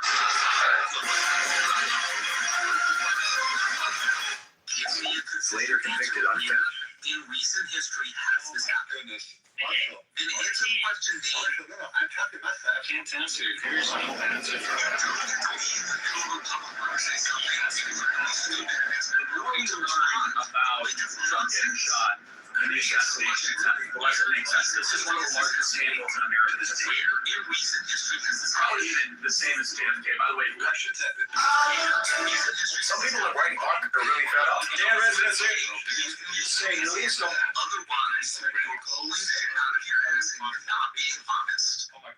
Give me an answer. They still act like that, and they still try to justify that. That's hilarious. Somebody who's been traumatized by other people of another faith who are killing other people. No, I'm not traumatized. I expect you to give me an answer that matches the question I asked, not the one you wish I'd asked, because you can't answer the question I actually asked. I continue speaking with you because I mind that you answer the question I asked you. Where in recent history have Christians done this? after I address myself. Where in recent history have Christians done this? Where in recent history have Christians done this? Where in recent history have Christians done this? Where in recent history have Christians done this? Marshall, Dean, Mortal. Helen. Yeah. That's a bias. No.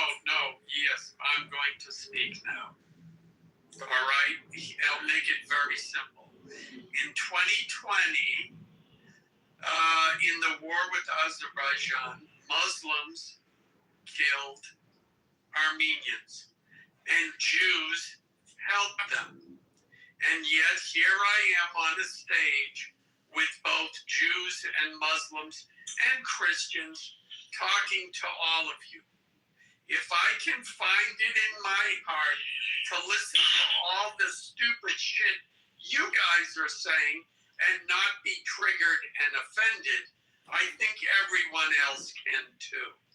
So let's leave I'm deeply offended by what people said, because as far as I'm concerned, you're all a bunch of fuckheads. Okay? But yet somehow I have the emotional maturity to continue this conversation. So let's discuss some actual points, because Dean is not going to answer your question. Dean Marshall is not going to stop asking, and Immortal is not going to change his mind either. So I'm going to go on mute. It's up to the other mods.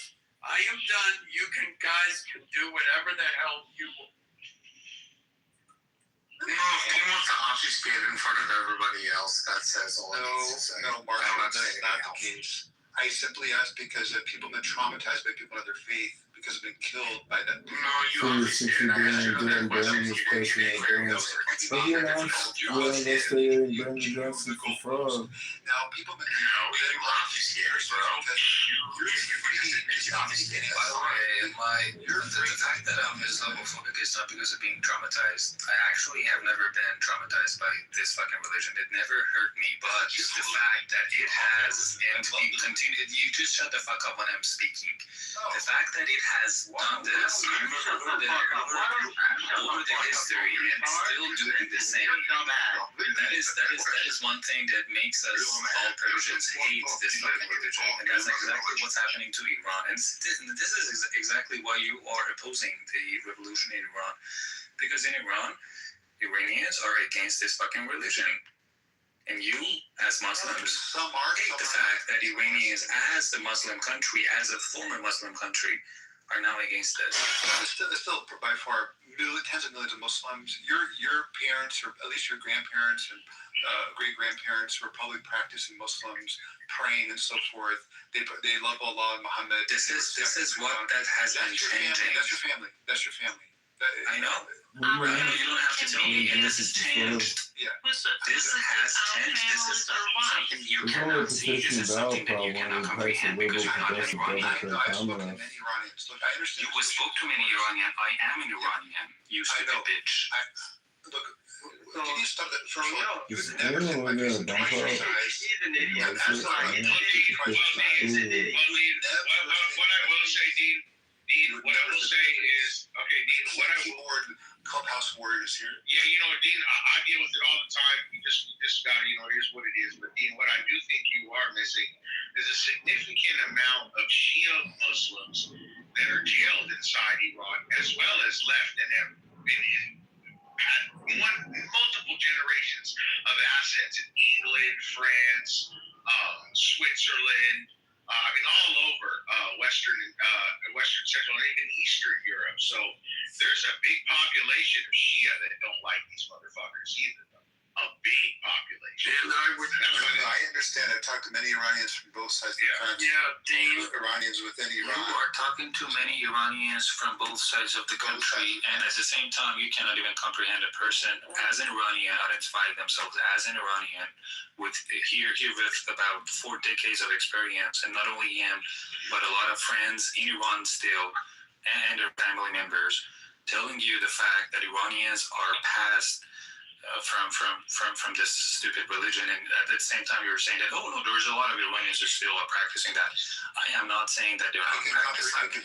What I'm telling you is that the difference between the new generation and the previous generation is something that you cannot comprehend only because you've not lived in Iran, only because you are not in Iran. Chicago prisoners conduct payout to $250,000. So the city has a balanced budget, and those were told that the $30 billion from the current $60 billion debt. I was forced to get dressed the way Muslims wanted me to do. I never believed in Islam. I never wanted to cover my hair.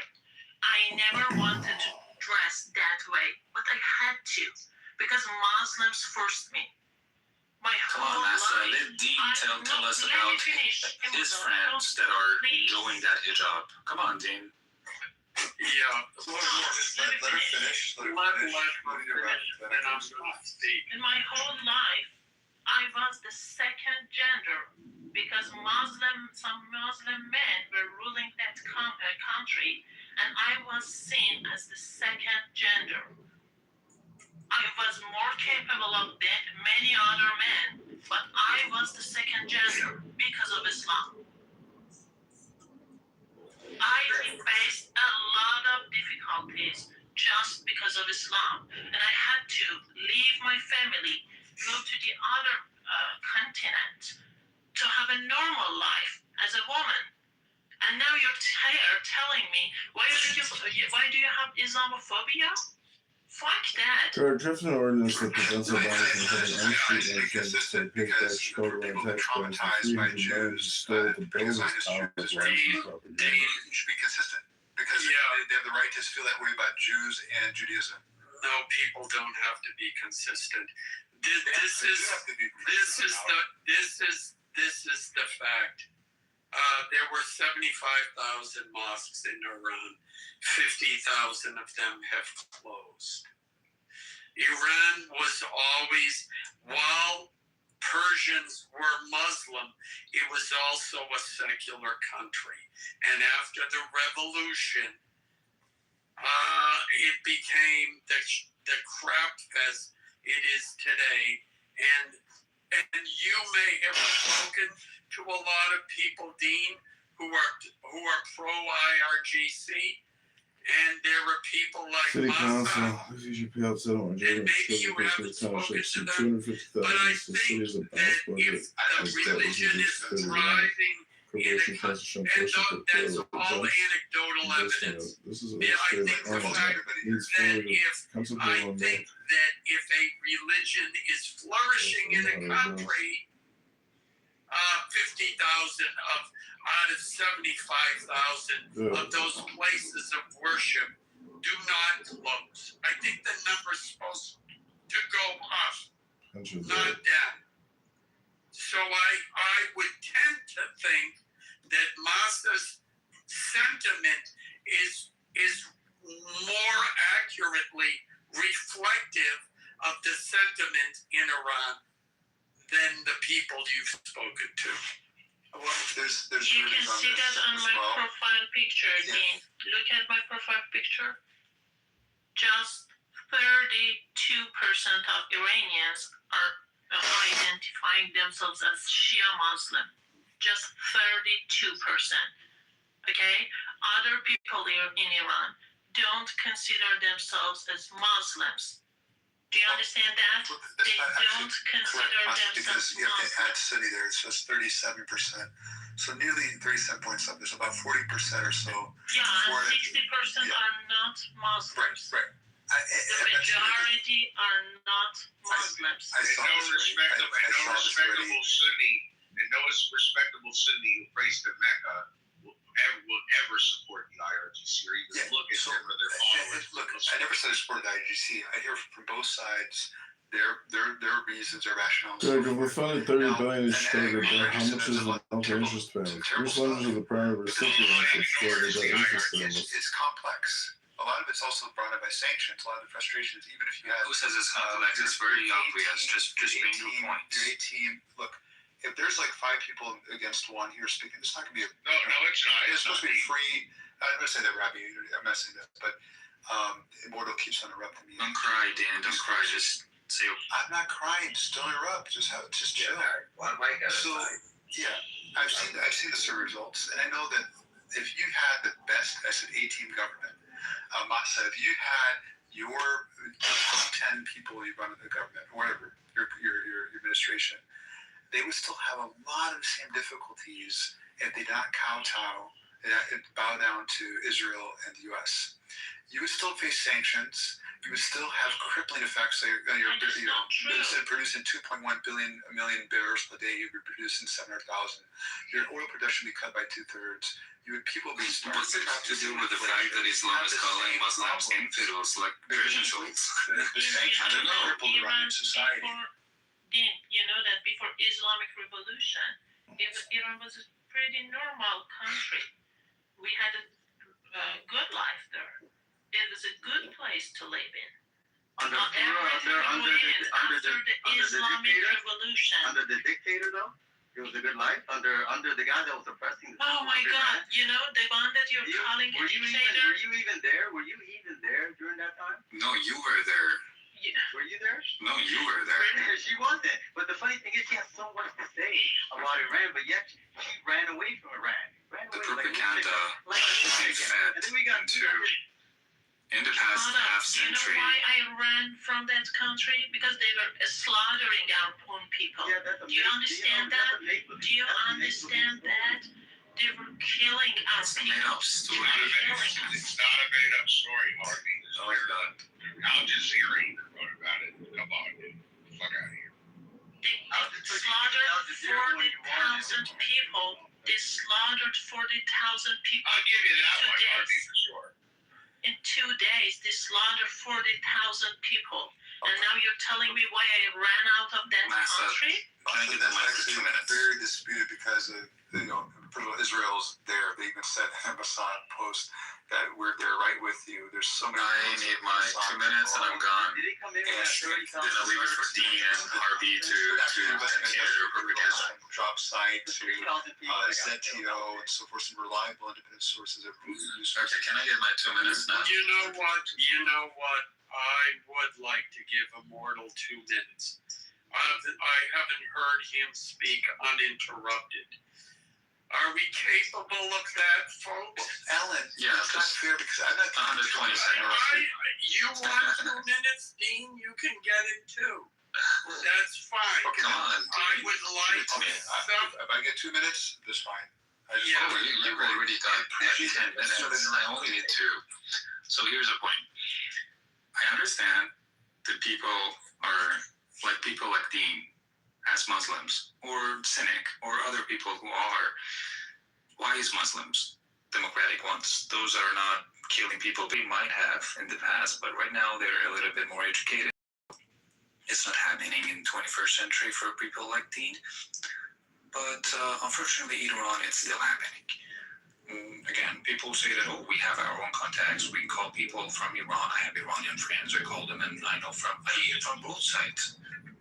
This corn can sell for up to $1,000, and in China, some people even wear it as jewelry. At first glance, it looks like it's made from colorful gemstones, but it's actually real corn. This special variety is called glass gem corn. Its incredible colors come from years of selective crossbreeding. The point is that because of the past half century and the power of being practiced in the whole country, actually the 16th biggest country of the world, the oldest country of the world, the oldest, holding the oldest language, an ancient language, which is still being spoken. And these are all facts, right? The fact that Islam has been invaded to Iran 1400 years ago, and after so many ups and downs, they eventually got into the power, and they ran the country for half a century, like the way that it happened in the past 48 years. Iranians, they have changed. The generation Z has 100% changed. Other generation, Gen X, and even baby boomers are now changing. And this is not something that you would see. You would say that, I still have friends in Iran who are, saying their practices, practice their religious, things, and they do their prayers and stuff. But the fact is that they are a minority. I still have my parents as practicers, but they are a minority. The next generation is not gonna even throw a dime into this religion belief of killing people because of their beliefs, calling people infidel because of changing their opinions, or making women wear scarf because of trying to make the society less toxic with the men and women relationship. This is not happening. People in Iran, because of these iPhones, because of these VPNs that have been very popular in the past few decades, are now accessed to the media, to everything that has to be given through everything but the propaganda that regime was working on for half a century, are now aware of the rights. Can I grab my with you? Yes, ma'am. Okay. Please don't rip me out. Can I sit there and go? You tell me to stop. We're only 100 million. Can you stop, please? Hey, stop. She's pulling my hair. This is spreading. We're contagious. Thanks so much. Thank you for sharing. This is video showing a then 18-year-old Maya Hamilton. I think it was about 3 minutes or so uninterrupted. Oh, okay. Well, During the rest in the past past 40 years, and Islam eventually got in power the past 40 years.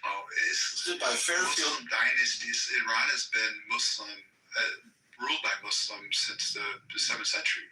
You have the Mayas, the Abbasid dynasty, the Safavid, Zand dynasty, Qajar, so you have all these dynasties, the Turkomans and so forth. So Iran, for about 1,400 years, have been ruled by Muslims. We're talking about the Shia ideology. Guys, it's not going to work. You're interrupting me. Please. Hold on a second. Mortal, to be fair, he didn't interrupt you. Let him speak uninterrupted as well. Yeah, if somebody has a poor memory, or just write down notes and respond. Right? So the thing is that, that was a nice try by saying, I understand Muslim democratic ones are more educated, and therefore they're not murdering or killing people. No, the Muslims actually were more educated for the past, about 800 some years, where they're essentially the superpower of the world. There were, Europeans were sending their kids, their young men, to learn from in Muslim universities in Iran, and what's now Iran, in Cairo, in Baghdad, and so forth. In Morocco, you have Fez, you have Timbuktu. There, Europeans were going all over the Muslim world to learn, and they were highly educated. Many of the foundations of our phones and flying airplanes and so forth were because of Muslims. That's if you don't take it from me, take it from a woman, white woman, that be it a Christian whose name is Carla Fiorina, the former CEO of Hewlett Packard. She laid out, she said, basically a brilliant civilization that spanned 800 years and so forth. And she praised it for most paragraphs. And this is the Islamic civilization from the year so and so and so. Now the thing here is said about there are just two sides. No, I know there's not two sides. You said I wouldn't become aware of that. Right? I'm not aware of that because I'm not Iranian. No, I've heard many different perspectives. It's very nuanced. I've heard from Ali also has a very nuanced position. Of course, there's not two sides. I wouldn't say that. And Iran, I think, is a very remarkable civilization. Iranians have paved the way. Many of the world's best inventions have become Iranians. And when it comes to the best Sunni scholars came from Iran. Like, Bukhari, Muslim, and so forth, Imam Ghazali, and a number of Sunni scholars have become Iran. So now, last point, because he was more points in that, but the IRGC propaganda and so forth, of course, IRGC, I'm not apologizing for them. I know they've done some horrible things, and using religion as some others have done, and throughout history amongst other religions as well, using religions to weaponize it for political gain, power, and so forth, manipulating people. It's a stronghold. Christians have used it, Jews have used it, yet Buddhists have used it, and so forth. So it's been done plenty of times. I think I've used about as much time as he did, so I don't need a bell for that. Dean, you realize how Iranians became Muslims? Do you know that? Have you seen what ISIS did in Syria and Iraq? That was the exact thing Arabs did in Iran and forced Iranians to convert and become Muslims. That is what happened in Iran. Iranians were Zoroastrian. They weren't Muslims. They forced them, they made them to become Muslim by killing them, by raping them. Okay? That is how Iranians became Muslim. And after that, generation after generation, Iranians tried their best to keep their own tradition. Iranians tried to have their own culture. Okay? It was very difficult. They have done a lot to save it. We have done a lot to save it. And we will not give up. And we will save it. Okay? So don't think that it's just about this for decades. No. It's been a battle for centuries. It's not just a few decades. No. It's not like that. Just realized all these You talk just about your previous points. No, your uninterrupted speech is over now. 2 points in about the country and still rule the past half century ideology here as it works. I promise you, 45 seconds, I'll be done. Okay. If you look up ChatGPT or Google, how did Iran become a Muslim country? Iran became a Muslim country through two defining historical phases. The Arab Muslim conquest of the Sasanian Empire in the 7th century, which led to centuries of gradual conversion, and the 16th century Safavid era, which established Shia Islam as a state religion and permanently shaped the nation's cultural and religious identity. The Arab Muslim conquest of the 7th century. In the mid-7th century, the Rashid Caliphate invaded the Sasanian Empire, Persian. By 61 AD, the Sasanian state collapsed, bringing Muslim Arab rule to the region. However, conversion was not immediate. Hold on. Almost done. The Iranian population retained their Zoroastrian faith, distinct language, and cultural traditions for centuries, gradually converting to Islam over a long period. By the 11th century, the vast majority of Persians become Muslim. And it goes on. So this is actually This is actually all right. Okay, that's still like the fact that they invaded Iran is the actual Forced their reason of the presence of Islam in the country. And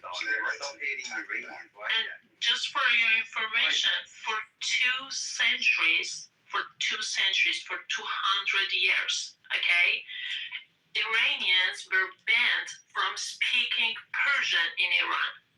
So the fact that Iranians saved their language it shows that how much effort they dedicated. Resistance. You Yeah, know, this is because the they oldest were nation forced. of They this were fucking forced. planet. It is historical fact that Arabs forced Iranians to speak Arabic for 200 years. Okay, just one last thing. I mean, the point that he said that it's, I said that Islam is only 47 years old in Iran. I was meant to say this Shia ideology of working out the Holy Book of Quran, holy in your opinion, satanic to mine, as the law of the country, and to regulate everything around it, including hijab, including the blood, the price of the blood of the women is like 1/3 to the men, as in the trains, they locate women in the front at the very end of the train because of any collisions. Possibly you would have less paid to the insurances. And not only that, but there are so many other rules that are against the identity of not only women, but also those people that are not define themselves as men or women, because Islam didn't have it at that time, probably. Oblivious. And Merle, when did women get to vote in the U.S.? I believe 21, 18, 19, something like that. Yeah, like the first state was like 1896. So it takes whiles for these changes to happen. But as you mentioned, the change of the iPhone,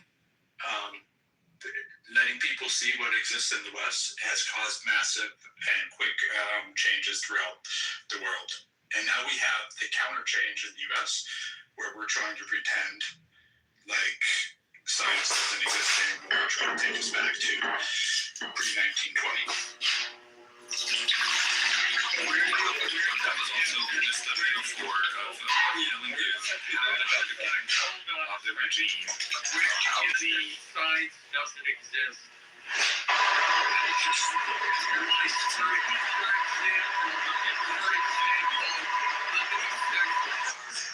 Exactly. I'm not getting you. No, you made a statement. You backed it up. How many sexes are there? There's 2 sexes and multiple different genders. No, sex and gender are the same thing. Yes, for someone that's not educated. Thank you. No, I'm very educated. Okay, yeah, okay. Yeah, I'm very educated. Okay. All right. Where did you go to school? I went to school. Where did you go to school? Yeah, where did I? I'm not going to dox myself, but I can tell you this. When I took my graduate record exams, at that time, it was out of 800. I got 800 on one test and 799 on the other, and I didn't even bother to study. So that's how intelligent I am. And I could have graduated high school a year early, but I didn't bother with that either. That's how intelligent I am. So to claim, and this is a typical, we're done with this, by the way. This is a typical leftist bullshit argument. Yeah, right. Oh, if you don't agree with me, you must be uneducated, because only educated people could come to the same conclusions. Yeah, only educated people. So we're not going to entertain When's the last time you read the scientific journals on gender? I did. And then tell me, why did they outlaw gender affirming care in the UK? Yes, ma'am. Some people that write Mark, it changes how election. Because the numbers are proving, first of all, number one, there is no targeting of transgender people. That's a lie. Number two, transgender people are not being murdered. That's another lie. Number three, if you do nothing with transgender teens, it will resolve by the age of 21. Those are the facts. Okay, but they didn't outlaw it. They outlawed it for a certain age group, and that's fine. I think I have no. That's not my. In any event. I'm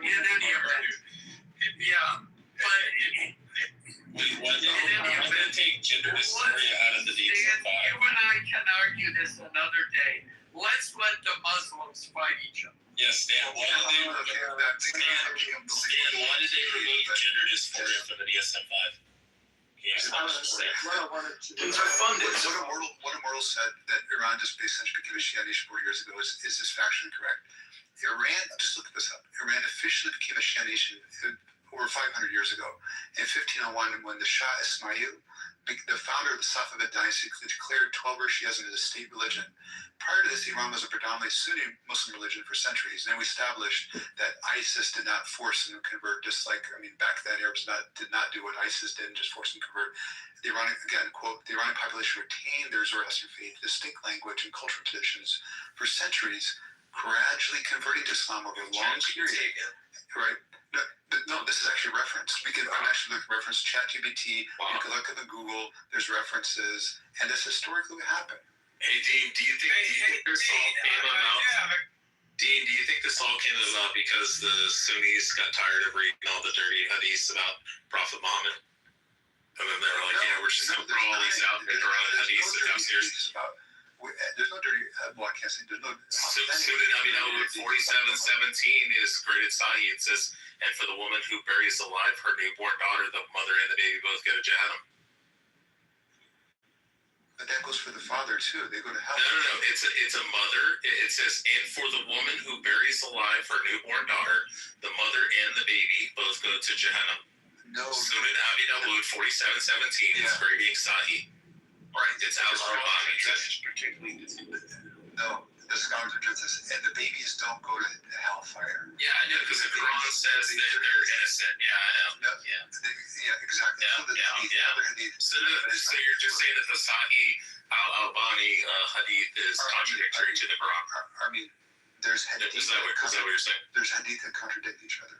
So they what you do, this is it, because look, you will learn. Contradicts the Quran. The Quran. Yeah, it does. Yeah, it contradicts the Quran. No. So because the hadith contradicts the Quran. Actually, the hadith isn't. Yeah, I just said the hadith contradicts the Quran. The Quran says the baby's innocent. The hadith and Al-Albani says that the baby goes to hellfire. Okay. What is a hadith? There's 15. It's a writing.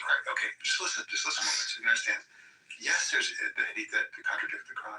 Hadiths have different grades. They go from Sahih, Hasan, how many criteria are used or needed to grade a hadith? I don't know. I just know it's graded Sahih. So, is Sagi strong chain of narration? Very Swiss cheese understand. Dean, let me ask you a question. Is Sagi strong chain of narration? Hold on, listen. I know, I'm just asking a question. Just listen to Can you give me clarification on that so we can proceed? You can teach me about whatever you know better than I do, that's fine. But if you want to learn, if it's graded Sagi, does that mean strong chain of narration? Actually, there's many grades that even the ones that are fabricated, not be lies or preserved. Yeah, From all the way from fabrication to the most authentic gradation. And each one of the class Na'id, Hassan, and so forth, and Sahih have different grades. There's 15 criteria that are established to grade a hadith. Now, sometimes hadith do contradict the Quran, and these happen predominantly be the ones that are lesser grades. The ones that have higher graded hadiths that don't any hadith that contradicts the Quran is not accepted. At least either in full or in part. Okay, can you explain why this is graded Sagi? Yeah, I know, but Dean, you're saying why it's graded Sagi. So, do you want it in the chat? There's other. There's Abu Dawood. Abu Dawood is a scholar of hadith. There's other hadith scholars who. It's in the chat. Hold on. Do you know there's other scholars? Okay, Sunan Abi Dawud 47:17. Amir reported the messenger of Allah, may peace be upon him, is saying, the woman who buries alive her newborn girl and the girl who is buried alive both will go to hell.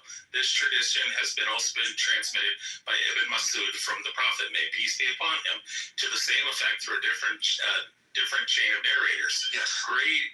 Sahih al-Albani. Okay, so what the Prophet was wrong. There you go. So the Quran scholars. I don't know if you understand that the hadiths don't supersede the Quran. The Prophet said that it's irrelevant. Yeah, it's irrelevant, yeah. Because the Quran supersedes it. Yeah, the Quran. Wait, how about if it comes from the mouth of Aisha? How about Sunan Abi Dawud? It can come from it doesn't matter. You're clearly not in a position where you want to listen. Okay, I've studied this, and I studied the. How about Bukhari? But if you want to, Bukhari doesn't learn as much as you must be stuck in your ignorant view of first of all hadith in general, and this particular hadith. Go ahead. Okay. Let's get back to the Sahih al-Bukhari 24:28. The Prophet in his ailment in which he died, he used to say, "Oh Aisha." We're gonna get back to this is narrated Aisha. So it says, "Oh Aisha, I still feel the pain caused by the food I ate in Kaibar." Who buries and at this time who kills a child? Yes, if they don't repent. No, the baby goes to hell. It says the baby goes to hell. No, the baby doesn't go to hell. No, it says Sunan Abi Dawud 47:17. But again. First of all, there's different here. Ma'uda. There's different interpretations of the word itself. All right, and also the context itself. This is the context of Jahiliyyah. The Prophet clarified here that the person who committed this act will go to hell unless they lived to accept Islam or were forgiven. Okay. Dean, so, I have a question. Just for clarification. The Quran specifically, again, like I said. Yeah, the Quran contradiction. There's some hadith. I said that contradict the Quran. The Quran always supersedes it. The Quran specifically, explicitly. So just throw it out if it's Sahih. Should we bonus this? Throw it out. So, how about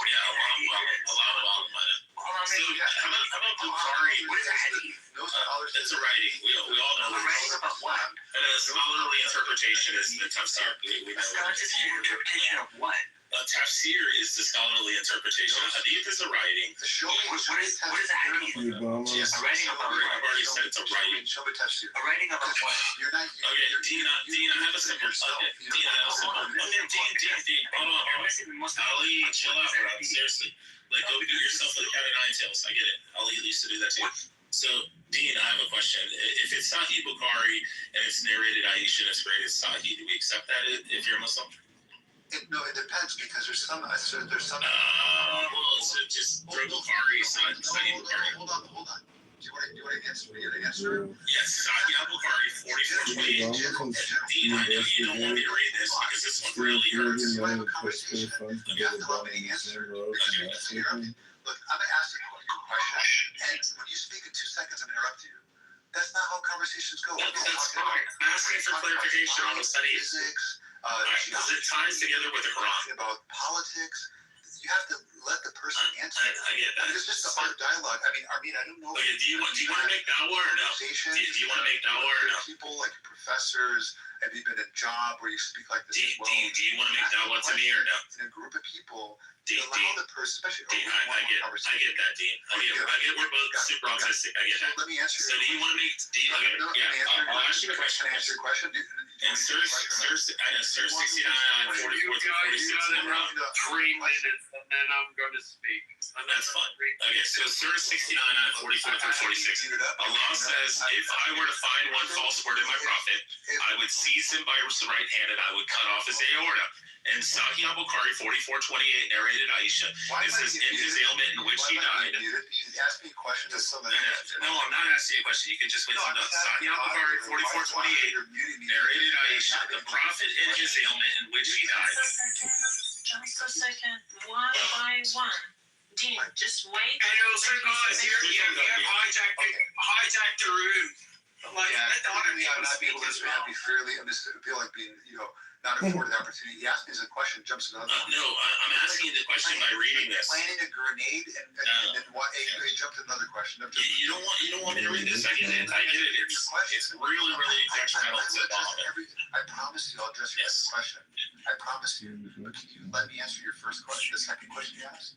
No, I already answered your first. We'll move on from that. Okay. So it says. I'll answer your second question.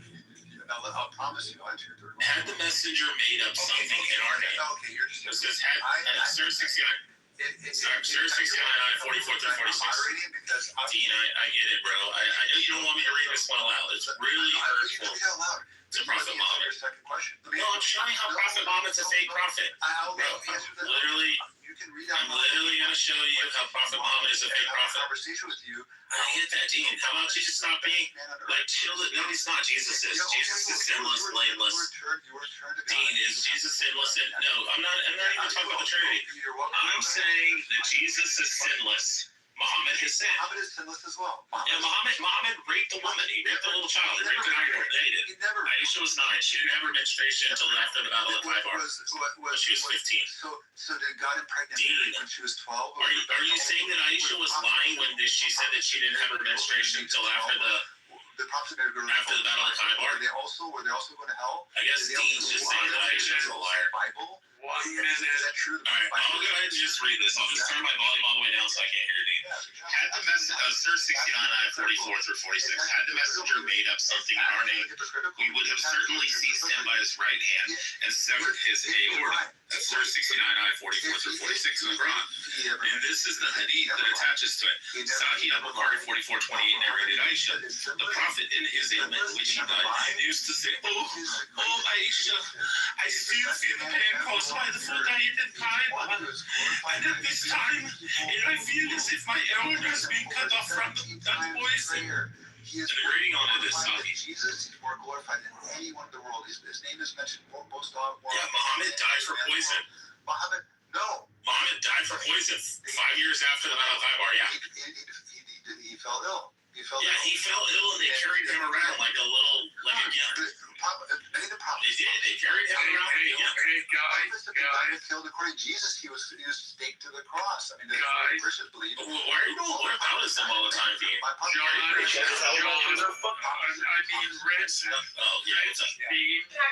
Guys, listen. Somebody is texting me, and I told you you had 3 minutes. I've given you 5. Yeah, right? Go ahead. I'm going to speak, and then you guys can go back to fight. First of all, I find it silly when people argue over what was written in a book that some people claim was written by God or a prophet of God 1,500 or 2,000 years ago. People are going to believe what they really believe. Having said that, I want to address the point about Islam's reputation by conversion by the sword. Certainly that took place, but the more effective practice was that, I don't know how to pronounce it, I call it the jizz tax. Yeah, jizzy. which, first of all, anyone who was poor, who could not afford to pay it, they converted to Islam. Second of all, when you look it up in Google, it said, well, you know, it wasn't conversion by the sword. Islam swept throughout the Middle East because of military conquest. Well, we know once one army conquers a region, then who's ever left over has to do what the fuck that army says. And while Islam certainly didn't say, well, you belong to us, you gotta become Muslims now. They certainly did make it they made it certainly life is much more difficult being taxed like that. And certainly we can be sure there were social pressures that put on anyone who didn't. So now I am standing here. It's kind of accurate to say they weren't all forced conversions. With the Syria. Like literal force, convert or die. But then on the other hand, no. But Today is a new day for parental rights in America. There's about, I forget the number, there's about 350,000, maybe more, depending on the estimates, former Armenians who literally were given the choice to convert to Islam. Or we will kill you. And some of them said, okay. And then there are others, they were just teenage girls who they killed their parents and they were forced to marry and became Muslim brides and were raped. So, yeah, that's kind of where I stand on that. Now, the rest of you... respond to that. No, Dean, there's no response. That's actually not true. It isn't true. Go fuck yourself. Literally, Dean, shut the fuck up. Go back to arguing with Fred. Shut the fuck up. It's not going to happen. Alan, you share half my name. It's not true. What do you mean I share half your DNA? My name, I said, Alan Dean. I thought you said DNA. Go back to arguing with Fred. I could be part Armenian, you don't know that. Doesn't matter. Then you're, I don't know what to say. You could be, but you're not. In any event, go back to art. Okay, no need to go back to it. But here, Islam, first of all, the jizya is not a forced convert. Jizya basically is a tax for non-Muslims that would afford them protection from Muslims. Many, particularly Jews, historically, Jewish historians, rabbis, and so forth, they sought refuge in Muslim countries from Christian onslaught, which is 10% tax, and they did not have to fight in the army themselves. But if they were to serve in the army, then they didn't have to pay the jizya. The jizya afforded the religious minorities protection, also access to public works, water, and so forth. So that was a tax, much less than a third or half the salary, depending on how much you make. So that was one. That if we look here, about convert. Well, some of the things you said did happen, of course. But if we actually look into the course of history, just how did Islam spread throughout the world? Just a quick look, and I could say my own answer, but just look up through Google. Islam spread rapidly across the globe through a combination of early military conquests, expanding trade routes, peaceful missionary activity, and Sufi orders. Rather than relying on a single method, the faith grew over 1,400 years through these interconnected factors, taking deep root from the Middle East to North Africa, Central Asia, and Southeast Asia. The expansion of the religion occurred in several major stages and through different prominent mechanisms. Military campaigns. Following the death of the Prophet Muhammad, peace be upon him, in 632 AD, the Rashidun caliphs expanded outward from the Arabian Peninsula to regions like Levant, Egypt, and Persia.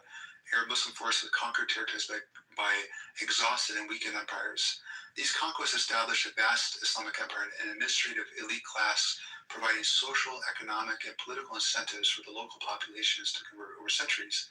Trade and commerce Far beyond the borders of the early caliphates, Islam spread via merchants and travelers. Muslim traders dominated pivotal commercial networks like the Silk Road in Central Asia, the Trans-Saharan, I'll finish in 30 seconds, the Trans-Saharan caravan routes in Africa, and maritime trading networks in the Indian Ocean. As they established settlements, they intermixed with local populations, naturally introducing Islamic teachings, customs, way of life. Missionaries. You realize that you cannot read what you search on ChatGPT as the fact. Yeah, because ChatGPT is extremely biased. It has any type of artificial intelligence that you're using. So it has babies will kill us, abortion, birth pipeline. Is it legal to transfer more babies to illicit events to abortion? Just a second. It's called sycophants. Overview. Oh my God. Dan, just a second. I'm letting you to speak. Just a second. I want to just mention one thing. From what I said, I have books. Okay, they're books. There are historical books that were written by Iranians and non-Iranians about the Arab conquer. Okay, I'm referring to the books, not ChatGPT, not Google. Okay, thank you. Okay, yeah, I have books as well. I have books on this topic of Islamic history. I've read articles, I've researched this. There's papers from universities from the West to the East. So they're all referenced. I'm just providing an overview. Dean, what was the highest percentage of jizya combined with property taxes? Oh, there's some places they charge higher. They charge like 80%. 40%. Yeah, with the Mughal India, it was 80%. Mughal India. Land and jizya tax combined, implemented by the Muslim. How much did Mughal India? Alright, let's look at. It says Mughal India, the combined burden of jizya tax, land tax, said to exceed 20% in annual farm produce. Some extreme later accounts even mentioned as high as 33 to 80%. Oh, as high as, yeah. As high as 33. So it seemed like it was below 3, but they mentioned as high as 33 to 80%. So the jizya was a flat 20%, and then the land tax was between an additional 13 and 60%. There's people, again. It's a tier system, is why. Yeah. So there's governments. So the bigger your property, the more tax. There's governments like. So do you think those people decided to? My question for there's government action. There's Christian governments, for example, they went against Christian teaching. But do you think that would influence a person to convert? So that way they only have to pay zakat, which is a flat rate. So that if they're charging, do you think that would influence a person? They're going against. I can't see there's Muslim governments that actually went against the Quranic teachings. They actually went against Islam. They regressed. Can you show me the Quran where it says what the jizya tax is? Incorrect. I'm answering the question. Dean, show us in the Quran where it says the flat rate jizya tax. I'm addressing that. So there is the jizya is 10%. So if a government charges more than that, they could be going against Islamic teachings. It depends on what else is being offered for that tax. For example, we in America, we pay a third of our taxes. Sorry, I have to stop you because you want to stop. No, I'm trying to. What we are talking is that some people were. What is a black job? Doing the thing that they were doing was discrimination against Donald Trump. Against some other people who had a different religion. Now you're trying to even justify that. Yep. Okay, I mean, that's what forces people to refer to it. You think they're going to pay up to 80% taxes of everything they fucking earn on their farm?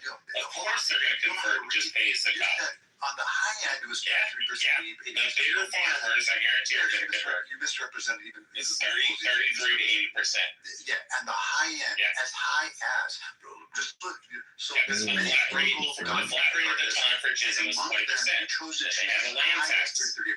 So it's not even actually probably below 30%. Based just reading English, it's 33 to 80% because you says high as, estimates as high as. So when historians look at something, they should look as high as. They look what is most likely what was charged. Here in this case, it was on the high end 33 to 80%. So no, the high end is the 80%. The high end is the 80%. The low end, yeah, but it says the high end and it shows two different numbers. We know which is the higher number, which is 80%. 33% would be the minimum, 13% net tax, 20% jizya. And then if you're a bigger farmer and you have a larger piece of property, it's up to 60% land tax. Consensus for the majority of scholars believe Oh, this is they get nothing for it. the tax for clear classes. They actually get military protection from their enemies. Minorities, particularly Jews, who have a good track record in Muslim countries throughout history. They have rule under rabbinical law. Their synagogues, because Christians were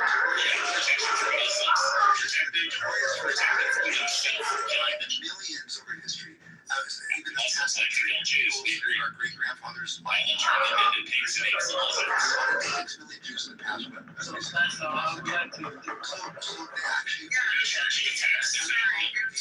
actually Your time is up, Tim. I got Your time is up. Yeah, this is an American. You're a Demi in this room. No, I can't have a conversation. No, you're an autistic Demi in this fucking room. This is an American. Actually here on stage. Dean, what you're doing is not conversation, it's a monologue. Yep. No, my son. Okay, it is not a conversation. This girl is a great name. Because you know Alan would put you in the goo, that's why, Steve.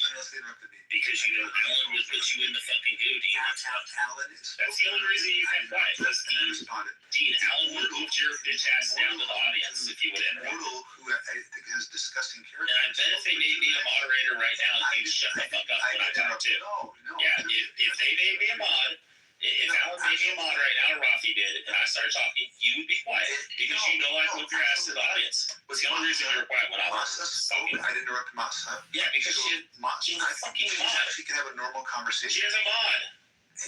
You're proving my fucking point, you fucking retard. Immortal. What Alan did, he stepped in, or Masa did. She said, notice how you only argue with people that don't have authority over you. Because you're the Demi in this room. And Dean, you get 2 minutes to speak. So what Immortal did, he spoke 2 minutes uninterrupted. And then I also spoke 2 minutes uninterrupted. But you can't do that. Alan made it very clear that if you interrupt us, you send both of us down. So I think that having a conversation here, and actually I've spent way too much time at this point. I'm going to go back to Amir's. No, I have. You gotta go suck Amir's Indian Pakistani dick off. No clue what I'm doing for people. Thank Allah. Dean, can we talk about how Prophet Muhammad sucked his grandson out of penis? Alan, Masa. Dean, can we talk about how Prophet Muhammad sucked his grandson out of penis? Dean, can we talk about how Prophet Muhammad sucked his grandson? Or what he? I really wanted to talk about when Prophet Muhammad went down to the river with a bunch of little boys to do wudu and prayers. And when he came back up, it says that Aisha had to clean the cum stains off his clothes. Jesus Christ, really? Yeah. What the fuck? Yeah, it says that Prophet Muhammad went down to the river with a bunch of boys to do wudu, his washing, to cleanse himself and then do prayers. And then it says that when he came back up, Aisha was frustrated because she had to clean the semen stains off his clothes. Why is he going down the river with a bunch of little boys coming back with semen stains? And that's in the Quran? That's in the Hadith. These are the writings of like people like Aisha. This is why all the Shias reject all the Sunni shit, because they open it up and they read about like the book of Suckling. They read like the book of Suckling that says that if a man and a woman aren't related or they're not married, that the man and woman should be put to death if they're alone together. So Aisha goes and she's on a caravan and she goes behind a rock to go pee. And when she comes back out, the caravan's gone. And this young strapping like 18, 19-year-old dude rides up on a horse and he picks her up and he brings her back to her hometown. When she gets there, everybody starts screaming, crucify, kill them, we have to stun them to death. Well, Muhammad shows up the next day and he's like, what's going on? And they're like, oh, we're going to have a trial. We're going to put these two to death because they were alone together. And he's not her husband. And then Muhammad magically wakes up the next morning and says, Allah says that if a woman breastfeeds a man 9 times, he becomes like her child. And then they're allowed to be together. And then they aggregate it to 6 times. And the book of Suckling was actually destroyed after Prophet Muhammad died. And it says that a baby goat went into Aisha's bed and went underneath the bed and ate the book of Suckling. You want to know what really happened? Muhammad died. He was actually begging for a pen and paper, even though he was illiterate and he wanted to write shit down. They told him no. And then after Muhammad dies, where he died from poison, it says that what I guarantee happened is they picked up this book and they're like, bro, what the fuck is this? And the book of suckling, you breastfeed a man 6 times and then he becomes like her child, and then they're allowed to be together because family is allowed to be together. And then I guarantee they just threw the shit in the fucking fire. They're like, bro, we gotta fucking destroy this shit. So there's also another example of another guy named Zayn who was his adopted son, and he had this beautiful wife named Zainab. And he comes to her and he says, "Oh, Prophet, I'm not happy with my wife. Her and I are fighting, and I'm just not happy with her. I want to divorce her." Well, he instructs him, "Go ahead and divorce her." And then Muhammad turns around and immediately marries her. And then he realizes that Zayn cannot be around Zainab. I mean, this is my interpretation on it. So he then abrogates and removes adoption because he was his adopted son, which would make him like his son, his blood son through adoption. Then Zayn, who's his adopted son, would be the stepson of Zainab, which is his ex-wife, which means he could still be around her. Now, what's going to happen when the husband leaves his wife and then he's still around? You know they're still going to have feelings and they're still going to fuck. So Muhammad says the only way I can get out of this is to abrogate all adoption. So in Turkey, a couple years ago, they had the big earthquake where all those people died and shit. All those kids are not allowed to be adopted. They're not allowed to take your last name. They're not allowed to call you father. They're not allowed to accept any of your inheritance. They're just pretty much like fucking people who live in your house. So imagine, Lucian, you're a kid. You're 10 years old. Your mom and dad died in an earthquake in Turkey. And the family comes along and they say, "Hey, we're going to take you out of our house. We're going to raise you as our child." And you say, "You're 10 years old and you're the calling for your mom and dad. And you want to call this person, you want to call me your father." I would tell you and instruct you, "Hey, Lucian, you're not allowed to call me your father because I'm not actually adopting you, and you can't have my last name, nor can you have any of my fucking inheritance." And it all happened because Muhammad stole his fucking adopted son's wife away. He's a total piece of shit. He just literally made shit up as he was fucking going along. He would just wake up the next day and be like, "Oh shit, I need to like change this shit." On the top of that, actually, he forgets his own verses that actually he heard in the cave, and he cannot remember them. Now, note that actually he heard the word of God being given to him by Archangel Gabriel, and was not a fly on the wall to tell you exactly what happened with that kid, the man was lunatic. And also he claimed at times he had spoken to Satan. So satanic verses, and I can go into more detail with this. So the point is this: yes, he's just. Let me just wrap this Islamic Quran. The book does not have a single thing of value in it that has not been thought about, written, behaved, and practiced by others way before Muhammad. But it is full of menacing ideas, fatwas, Sharia laws, honor killings, and killing the apostates and the rest of it. And the litany of horribly, horribly bad ideas is in there. So and then on the top of that, shamelessly steals the stories in the Old Testament and New Testament, and changes some of the ending, beginning, or the middle of the stories, and to fit the narratives of the tribes and the culture around Muhammad.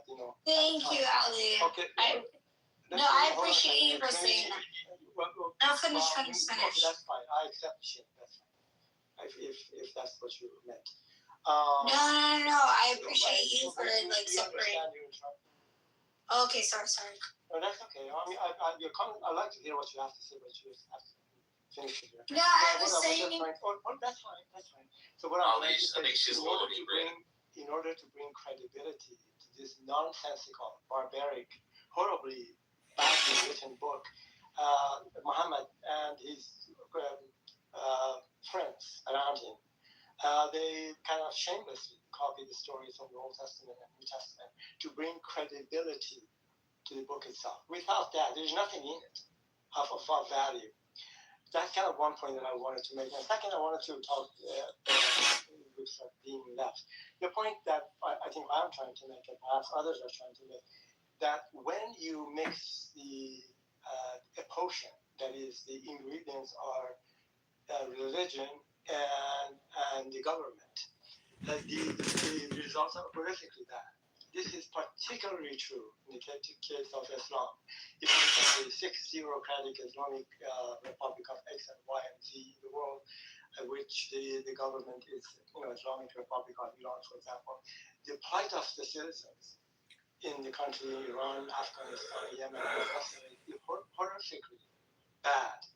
And particularly the women and the children, they get the brunt of this barbaric religion. The problem is, I think somebody mentioned it. For example, Quran, actually the beginning of it starts with a verse from the Quran, the Constitution of Iran. And then immediately pretty much incorporates most of the Sharia laws into the Constitution of Iran. So it is not a good thing, and there's really nothing degrades the destroys a country and a culture when religion, in this case Islam, and the government is mixed. And you can see the result. Just see what's going on in Afghanistan, in Iran, in Yemen. I don't have to tell anyone here what's happening to the people under the Islamic Republic of different countries. The last point that I wanted to make is, I forgot. So please go ahead. Listen, Lucian. Last thing I was going to mention to you, Lucian. There's a hadith about this where Muhammad's men went into a neighboring village, and there's two separate hadiths. One says that the men went in there, they defeated the neighboring city, and then they captured the women who were married, and their husbands were still alive. And then one of the hadiths says that they wanted to have sex with the women, but they knew that they were thinking that that would be considered adultery and rape because the husbands are still alive and they're forcing themselves upon the women. And then the other hadith says that they did already have sex with the women, and they thought that, oh my God, we just committed adultery and rape. So then Muhammad goes and wakes up the next morning, and he gives 424 in the Quran. And this verse says, and for the woman, I'm sorry. Hold on. I'm trying to remember. Dang it. I'm sorry.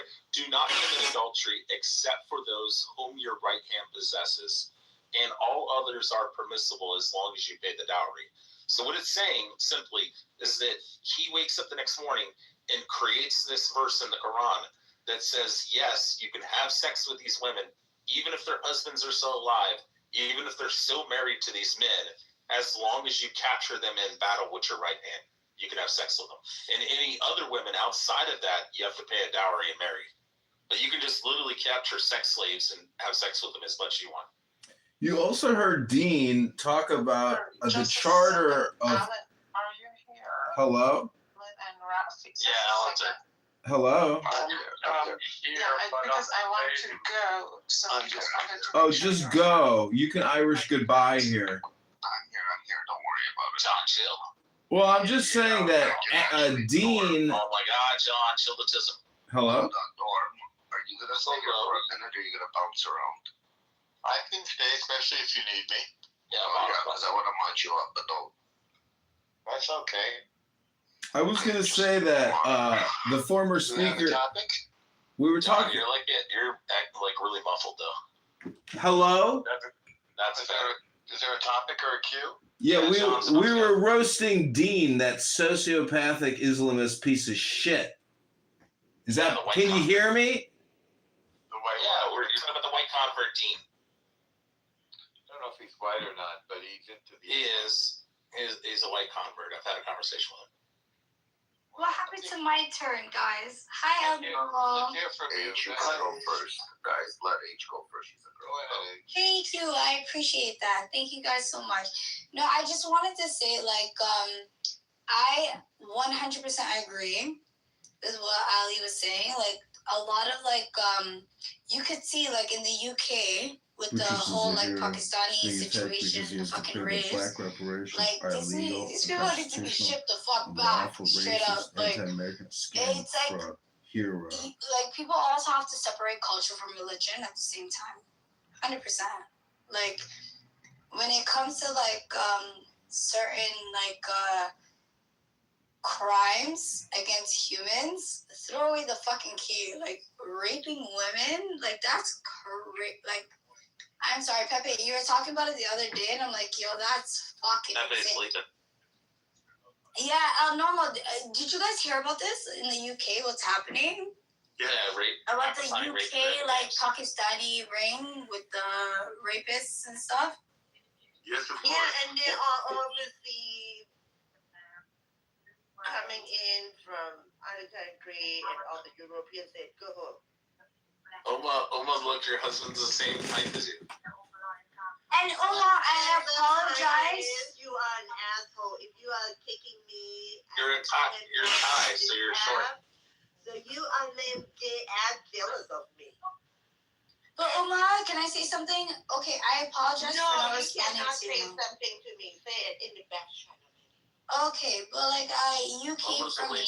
I just wanted to tell you like yeah, I'm a lady boy. So what the fuck are you? Oh God. Oh my God. Anyways, how's everybody doing tonight? How are you normal? American on disaster. Some of us are saner than others. You can't control for that. American on disaster. My asshole, gay ass. Stop lying. Factor for it. So I wanted to make a last comment here. Norm, that okay? I was making a couple of comments, and this is the last one I wanted to make, and I forgot to make it. Oh, hi, Dean actually was saying that, and Muslims do this all the time. They said, look, don't blame it on Islam. Just blame it on people who are using Islam as a political tool or mechanism to lead people. And so, in a sense, they are saying, the Islamic Republic of Iran and Hezbollahs and Houthis and ISIS. These are bad actors. These are people, they're not good Muslims, they're bad Muslims. And then the point is, always ask them, as a matter of fact, if you talk to, for example, a Hezbollah leader, if you talk to an ISIS leader, if you talk to a Houthi Yemeni, they will tell you actually that, tell the Muslim that their interpretation of Islam is not correct. So we're always left with the silly answer that the bad actors, they had a wrong interpretation of Islam, and so they can never answer this. This is the first kind of point that they go to in terms of defending the question that I just made. And actually, Dean made the same comment. Anyway, it just never works, because every one of these groups I've mentioned, they think they have the correct interpretation of Islam, and they blame others for either being too soft, well, typically all the time being too soft, and not being a good, strong Muslim as they should be. That's my third comment. But Ali, if you look on the basis of the Quran, the Hadith, and Tafsirs, the ISIS terrorists and the Hamas fighters are actually fulfilling what the Quran and the Hadith and Tafsirs instructed. No, they make their own religion. Brother, no, I am Islam. They make their own religion. There's like 99 sections of Islam. They're like fucking psychopaths. I'm gonna be honest with you. Yo, like, how are you telling me I'm Muslim? The truth the Sunni Muslims are ISIS fighters. There's 99 sectors of Islam. And there's like psychopaths. It's the same way. It's like me saying, no, can I be honest with you? Hey, buddy. And the one are right, which is ISIS. ISIS are actually fulfilling. And a bitch ain't one. Yeah. Thank you, Abnormal. Ain't a bitch ain't one. Facts. No, there's like a lot of like psychopaths that think like they have to separate culture from religion, right? Like I came, like from where I come from, they fucking circumcise women, and I'm like, oh shit, and they try to tie that shit to religion, and it was like a cultural, it's a cultural thing, and I'm looking at these motherfuckers like they try to tie that shit to religion. I'm like, yo, you guys are fucking retarded, 100%. Like these people are barbaric. You know who Waris Geary is? Yes, of course. Wait, H, can you show me what ISIS does that goes against the Quran? How do you start that? Me with Waris 100%. Like they're extremists. They're like. No, okay, can you show me like an example of what ISIS does that goes against the teaching? Yeah. Oh wow! Like first of all, show me from what I know, what I was taught, the Islam that I know is respect thy religion. We believe in the Old Testament. That's not true. Yes, we do. You believe that Jesus was God? Wait, you believe Jesus was God? No, I believe Jesus as prophet. Do you believe that the Old Testament prophets and everything like that? Yeah, we believe the same story. All right, you know what? I'm not a strong believer, but like to me, it's all different stories. But they're all Abrahamic like religions, right? But for me, like in Islam, like this is factual. I'm sorry, but like Islam believes in the Old Testament. I can swear on the Bible. Bet you didn't know that, buddy. See, there's a lot. Wait, you can swear on the New Testament? I can't swear on the New Testament. See, the New Testament is equivalent to these extremists making their own fucking religion. Sorry, buddy. Wait, H, I thought you were shut the fuck up, you fucking overweight piece of shit. Nah, like, you know what's crazy? You want me to swear to the New Testament. It's equivalent to me swearing to these fucking retards that are, like, making their own religion. That's all I'm saying. Like, to me, I'll swear by the Old Testament. PTR, that's me with Waris Geary. Thank you, Al-Normal knows. And Al-Normal, you're a fucking goof, remember? How's that? But Al-Normal's not a goof. He's actually very educated. He's a very... Projection alert detection system has been activated. You left out the part how I dated hot models. Do you agree in the Quran that it's acceptable to have sex with women that you capture during war? And the Chevalier of the Legion of Honor. Thank you, Al-Normal. But like, listen. H, do you agree with the Quranic? Do you agree with the Quranic verse where it says that you can have sex with women? Like I said, there's 99 sectors. You know, in Islam, they tell you there's 99. In the It's not in the Quran. Please pull it up. 424. Please pull it up. Do not You commit know what? adultery except for those of your right hand So possesses. did the Roman Catholic Empire. Let's be honest. It's in the Quran, 424. Like any, let's move on. Like, we're not going anywhere with this. Yeah, I'm Somali. Yeah, you're so mad. Retarded people, right? Born and raised in Canada. Sorry, buddy. Smarter than you, fucking goofy ass. Yeah, but I know your Quran better than you. Yeah, I'm sure you do. You didn't pull up one verse, you fucking goof. 424 in the Quran. Recite it. Not adultery except for those of your right hand possesses. Yeah, and recite it from the Old Testament, you fucking goofy. She's also putting her up in Quran. Yeah. Hey, hold on. So what I wanted to do. Go ahead, Ali. I wanted something is on here. Anyway, I wanted to bring us to a much recent kind of a interpretation of Quran. This is by Ayatollah Khomeini. Actually, he is the leader of revolution, and the Buddhist. So I wanted to kind of, he wrote two books. Norman, you're not like it. He wrote two books, and actually interpretation of the Islamic Sharia laws and the rest of it. So I'm going to read. I can put actually the. Let's say you're going to host a Norman, you're hot mic and we can hear your TV.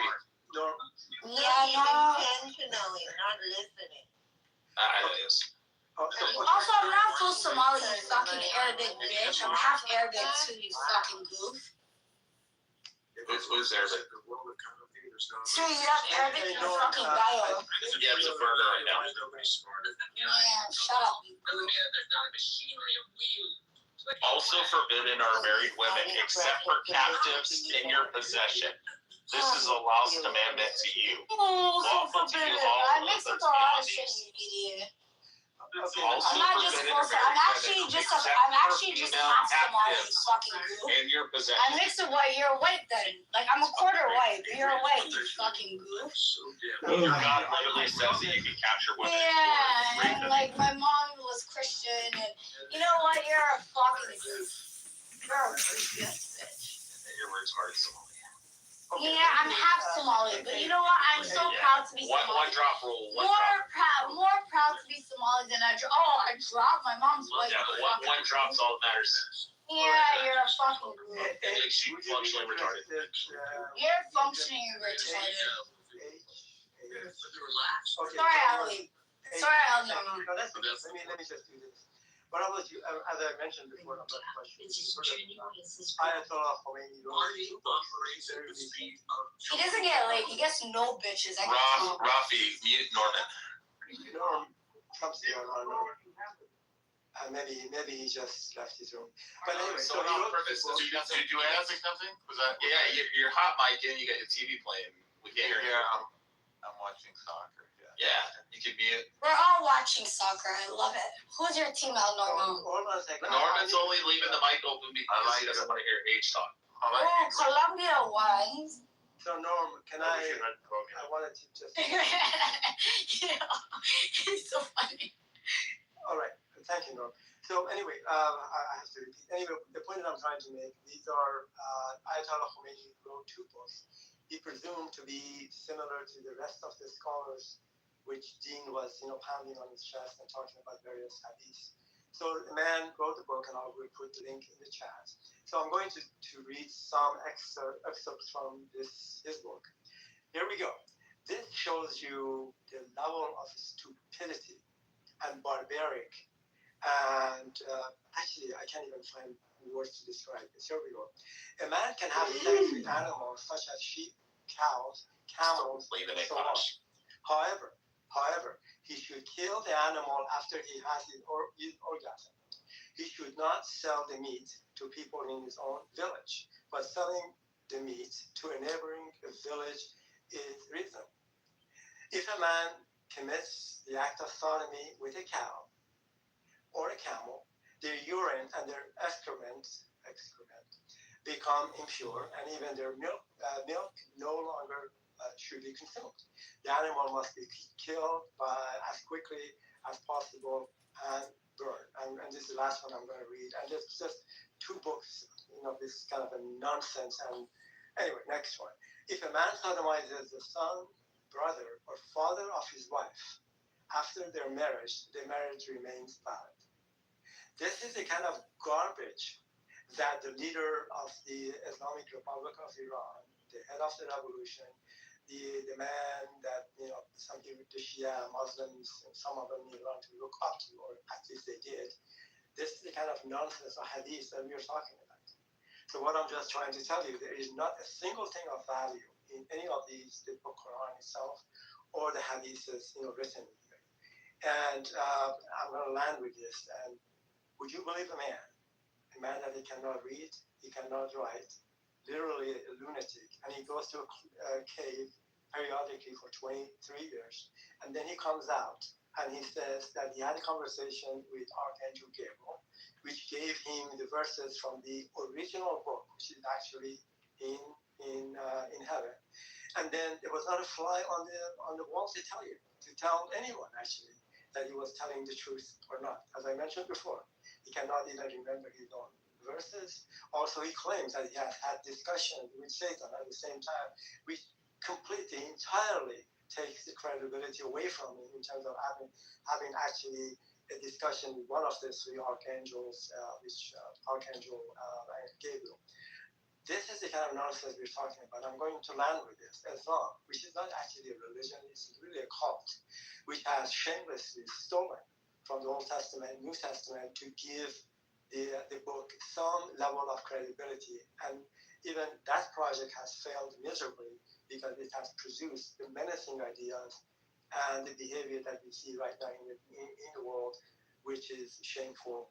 And that's all I want to say. Norman, can you bring BB up, please? Thank you. I'm complete.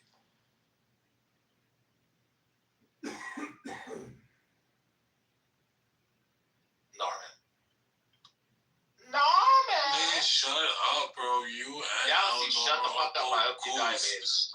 Fucking goofy ass niggas. I can't fuck with you guys. Honestly. You want to respond to H? Stupid ass nigga. Also, we're not big on the N word in here. I don't give a fuck what you're big on. You're a goof. Alright, so in Quran chapter 4, verse 24, also forbidden are married women except for female captives in your possession. It means you can fuck female captives. Oh, take it easy there, Rich. That's what it says in the Quran. I'm literally reading the Quran. Be profane. Okay, it says also forbidden are married women except for female captives in your possession.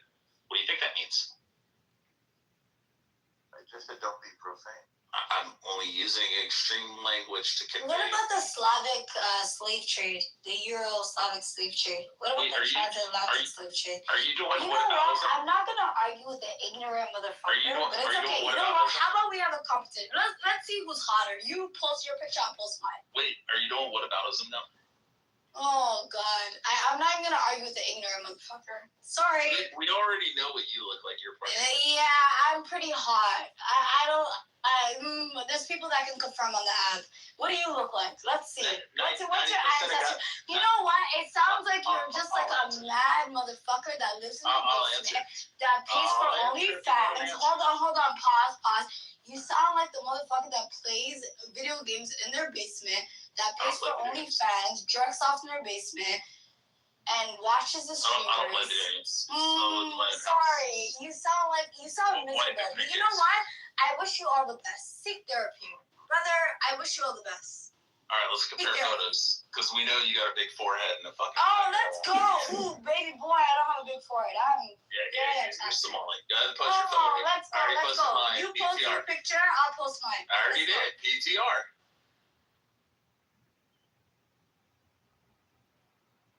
Go ahead. All right, let's go. I'm gonna post my real picture. Is that your real picture? Photo. Yeah, that's me. All right, so swear to your mom. Swear on my mother's life. Yeah.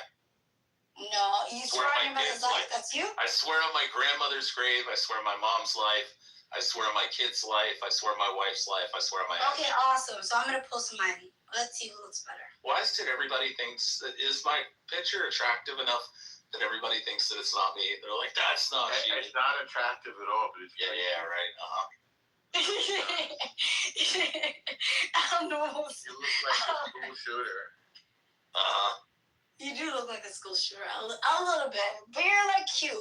I'm not a hater. I'm not a hater. Put your You're like a cute school shooter. Put up your I am the captain photo. All right, say less. I'm gonna post my picture. Did you say less? She did. Yeah, I did. Okay, that's funny. You know, the real MVP is Al Normal. Like, that's my friend. Like, I like Al Normal because he has like a good sense of humor. You need to learn from him. DJ Music. Yeah, I'll follow you back. Norman's a Jew, though.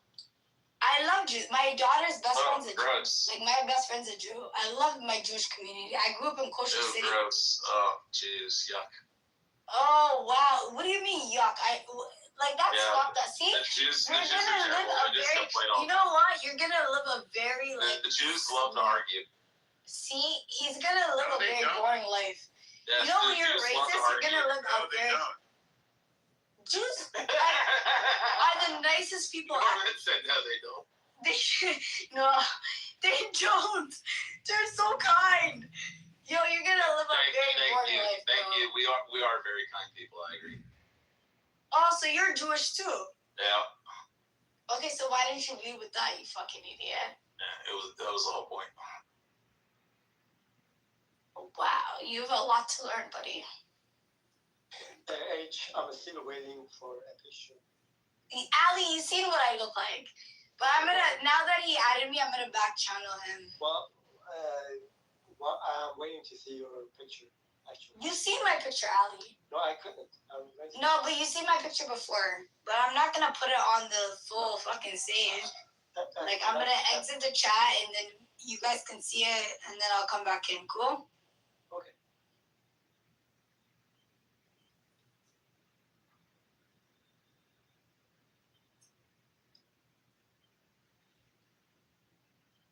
Everybody always says that. I said, that's not you.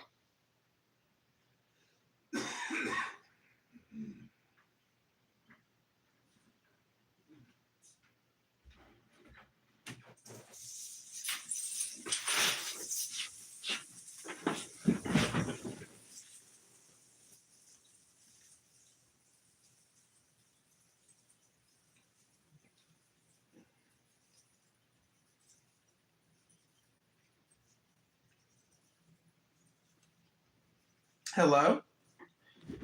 Hello, Norman left.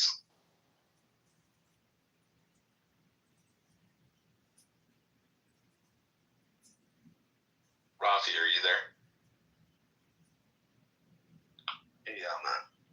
Fuck! I lost my. Thank you.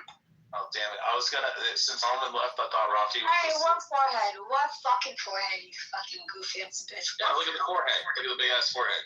There is no forehead. Sorry, buddy. A giant forehead. I swear to God, I have a forehead, you dumbass. You can play a fucking movie on that thing. Sorry, you sound like a hater. But anyways, I'm going for a smoke. Are you guys gonna keep me company? Yes, I'd like to discuss the. Rafi will, because Rafi's smoking right now. Whether this is your picture or not, I like the curves. I would like to discuss. Don't worry. Hello? I'm gonna have John read the Dowday John. Hello? He's such a hater. See? Hello? I just admit it. Go I have think your you're smoke, cute. sweetheart. You know Go what on I'm mute. saying? Go on mute and go have your smoke. Read the Dowday John. No, I'm here to discuss the 10 most commonly cited controversial aspects of Sharia based on global debates, human rights reports, and scholarly discussion. Number 1, hudud, corporal punishments, amputations for theft, flogging for adultery or fornication, and stoning to death for adultery. Traditional interpretations prescribe these for certain crimes against God. High proof thresholds, you have to have multiple eyewitnesses, make them rare, but they are seen as cruel and unusual by modern standards. Number 2, death penalty for apostasy. Leaving Islam. If you leave Islam, you will be killed. Classical jurisprudence in major schools often prescribes death for adult male apostates, with variations for females or repentance. This directly conflicts with freedom of religion. Enforcement varies. Some countries apply it, others do not. Number 3, blasphemy laws. Insulting Islam, Muhammad, or the Quran can carry severe penalties, including death. This restricts freedom of speech and expression. Number 4, gender inequality in family and testimony law. Women often receive half the inheritance of male siblings. A woman's testimony may be worth half a man's. Show me Uzbekistan versus Colombia. FIFA. Critics see symmetric subordination. Supporters cite contemporary roles and financial protections. I told you should have done the Dowday John. Colombia game right now. You almost have done. The Dowday Dong. Number 5, male guardianship and mobility restrictions in strict application. Saudi Arabia historically, Afghanistan under Taliban. Women may need a male guardian's approval for travel or work or marriage or certain medical decisions, limiting autonomy, education, and employment. Basically, women are slaves. Number 6, harsh. Oh, no, that's propaganda. I was in the Middle East. I went to Saudi Arabia. I was partying. I can show you videos. Okay. From Somalia, he's reading. Please hold your comments till we're finished. Go smoke your cigarette. Number 6, harsh treatment of LGBTQ plus individuals. Same-sex acts are criminalized with severe punishments, including death if you suck a dick or put a dick in your booty hole. I've seen a guy Under traditional interpretations, viewing them as sinful. Number 7, child marriage and restrictions on women's divorce. Permissibility of marriage to prepubescent girls based on Aisha's marriage in Hadith. And barriers for women initiating divorce contribute to concerns over consent, child rights, and gender-based violence. Number 8, discrimination against non-Muslims. Historical dhimmi status involves special taxes, jizya, Restrictions on building places of worship and unequal legal. Smoke your cigarette, honey. Go on mute. Modern applications vary, but critics point to second-class citizenship. Number 9, jihad as armed struggle. While jihad broadly means striving, including personal improvement, rules for offensive, defensive, holy war, and classical fiqh are controversial in the context of modern international law and terrorism justifications. This is the last one, number 10. Overall supremacy and incompatibility with secular law and democracy. Some interpretations hold Sharia as divine and superior to man-made laws, including leading to debates over integration in pluralistic societies, theocratic governance, and conflicts with constitutions or human rights treaties. Important context. Many Muslims and reformers advocate contextual, modernistic interpretations aligned with human rights, emphasizing justice and mercy over literalism. Harsh penalties are often not enforced due to evidentiary bars of secular reform. Public opinion among Muslims... Where are you reading this from? I'm reading it from Uranus. Please finish smoking your cigarette and go on mute. I finished smoking, but where are you reading this from? All jokes aside. I just told you I'm currently on the planet Uranus.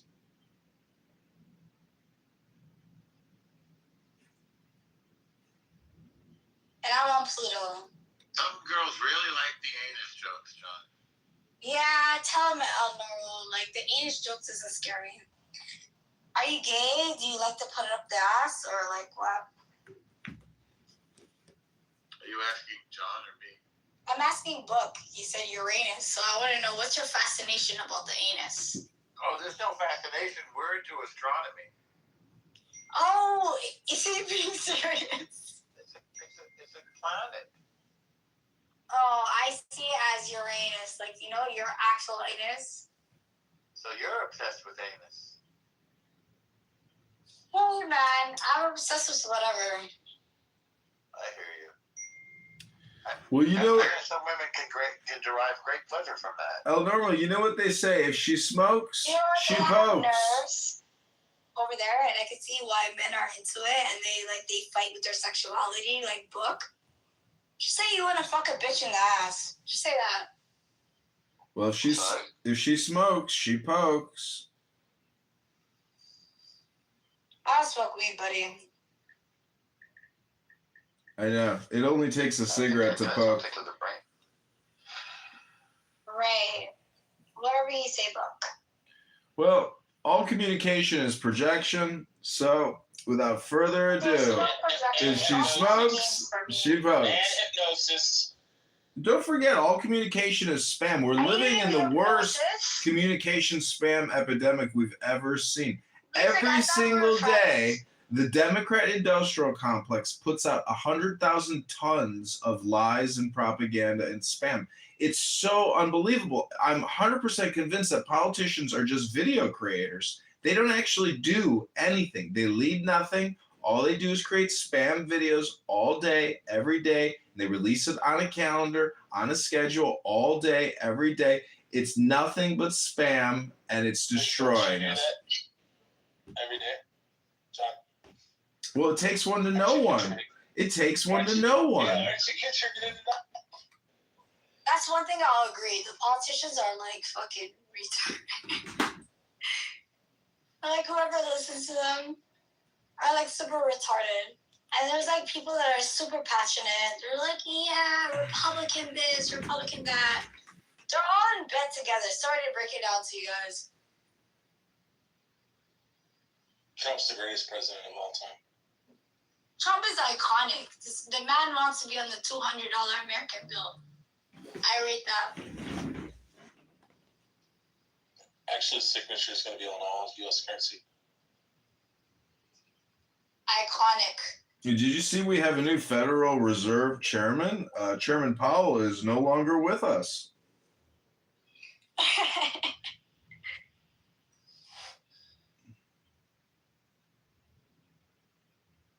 BB, why are you staying on mute? Yeah, BB, why are you staying on mute? BB's being a coward. super cowardly.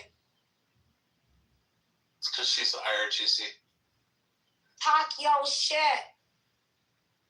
No, it's not cowardly. I'm fucking sleeping. I just hit my vape pen. I got a migraine. Leave me alone. You guys are stupid. What's the point of so much? You have to say wow. You have to say wow. Can I hear a wow? Yeah, but how's it gonna make a difference whether I'm fighting or if I'm talking? Oh, I thought this wasn't. Never mind. BB, how do you feel about Somalia? I do not give a fuck about Somalia. Honey, can you get me another glass of gin? So, my question is, if we think that separation of state and church is a good idea, why don't we think that separation of state and economy is a good idea? Because, for example, in Chicago, we're $60 billion in debt, but the mayor is passing out $1 billion tax subsidies. Look, Hello? what state are you in? Not sure. I'm in Chicago. It's next to Uranus. It's next to Uranus. How did you feel about the Knicks winning? The rack. Oh, I don't follow the basketball. People are very excited, so I'm happy for them. But the point is, if we think Sharia is a shitty system, why do we think the combination of state and economy is a better solution? It's all just a fucking scam. The federal government is creating these multi-billion-dollar frauds and giving the money to fraudsters. If the government wasn't in charge of creating the money and passing around, there wouldn't be any problems. I agree. Sharia. Don't hate the player, hate the And game. suddenly I I don't know. I'm gonna have to kneel but I have to come across a Mo. lot of Jewish people in my life, and it's Sharia. no. I mean, I don't even know about you. No, Yo, Bibi, don't let him put you on the spot. Bibi, don't let him put you on the spot. I have not met more graceful, more honest, and more generous tribal people, by the way. How do you feel about the Like, RGC? and I have actually met people who came from with tattoos, and so whatever you doubt, whatever. Not tattoos. Whatever. Not the tattoos. Okay. BB, how do you feel about the RGC, BB? Where were the tattoos, baby? IRGC is like your Mossad. It's like, so IRGC. I want to know, where are the tattoos? They're so brave, BB. No, with the tattoos on the biceps or the abs, like what sexy part of the body? I cannot say. You know what? BB's a little tough right now. From a strategic point of view, because I am very sort of what's it called? Nationalistic. It's like, why the fuck wouldn't you want to have people, they're fucking very capable. But the problem is, they were brainwashed. So whenever Don, do you agree that BB is almost as pretty as Eva? Where they I think she is. persons, I don't know what happened to my it compliment. is not about the Well, we gotta Jews. It's spread the about love. imagine all that talent, all that brilliance. It's like Could have actually been utilized to protect and support. BB, I think you're almost as pretty as I just want to say you're welcome to everybody that I got BB started. No, BB sounds like she's pretty cool. Pretty drunk. she's almost as pretty as Eva, isn't she? Oh, where is Issa? You guys, I haven't talked to Issa in like forever. It just everybody is talking about everybody Issa. are not like degenerates. I don't think. I think the IRGC are degenerate. By the way, they've been somehow conditioned. They could have been They could have also been super brilliant. The Jews also, they're not conditioned to think everybody's against them. They could also just, benefit but also so with the Jews, they choose a host and then they benefit full on, but they benefit because they think for whatever reason they're going to get something back and, it's not paying attention or whatever. But for me as a Persian, I'm like, you can fucking do that on your fucking own. And now you fucking have your own fucking country. I believe in you. I don't believe that there is I anything bad. believe in you. Anyway, it might not. But I say the same When it's thing. cold Not like night, Nathan. I believe I'm like, in you. Okay, wait, let her finish. Ali, be nice. Oh, come on. She'll be finished tomorrow. Yes, Elle. Okay, Al, no more. Your picture is so. one thing that I find peculiar about you. Your picture is so funny. I find very peculiar about you. She Yeah. likes to Like, party. You like to party. What is he? What is she, Kenyan? Is she, what'd you ask me? No, but it's, What is she, Kenyan? She's Somali. It's kind of like your dichotomy, but She's a famous Somali model and nothing to do with chevalier you. of the I can do whatever Legion I of Honor en France. But whenever something you do, which mostly, Yeah, look at her forehead. if we do go through, Oh God, like she is. like how much you fucking benefited. It's They like pick whatever people from the village from. somehow lies within. Ali, nice try. You did it. I because I don't have a forehead. Her forehead is probably bigger than mine. But you weren't Her always what? Bigger than smarter yours? than everybody else. No, I was telling Ali his forehead's probably bigger than mine. No, it's Oh, I thought actually you were talking about I something just else. wish that liberation. And I think you could be as smart as you deserve ever to be within that liberation. And whoever is going to give that to Drunk you, and I mean, incoherent. obviously. You could go for a 5-mile run and come back and we'd still But be good. hopefully, like, No, you guys let her finish. Let her finish. She won't be finished You know, until I'm 2027. sure you can, but then if everybody Moshiach will come else before she's has finished. to have that self-awareness about themselves, then you also will be demanded that. Norman, do you think that her, you know what smells like alcohol? It's almost like that. You don't want me to be vulgar, so I'm not. He said, does her pussy smell like alcohol? Yeah, it does. Say it. I guarantee it Will does. you now behave? She sweats it out. Music, be nice. Be It nice. smells like vodka and No, you're the one who said it, H. I heard you. You Get it. fucking don't drag me into this shit. And I'm You're Becky's pussy song. No, music equal.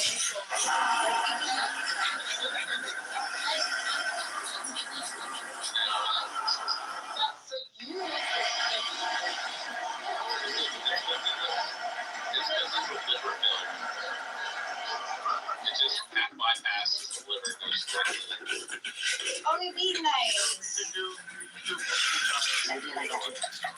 smells like rubbing alcohol. What do you guys think of the flat earthers?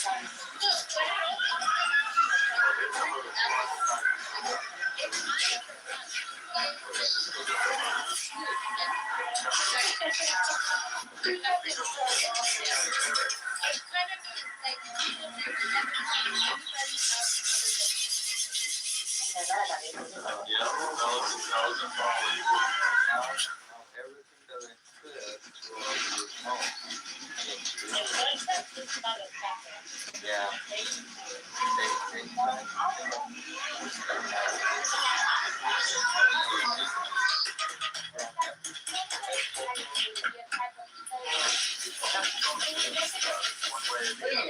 Shut up, I will tomorrow.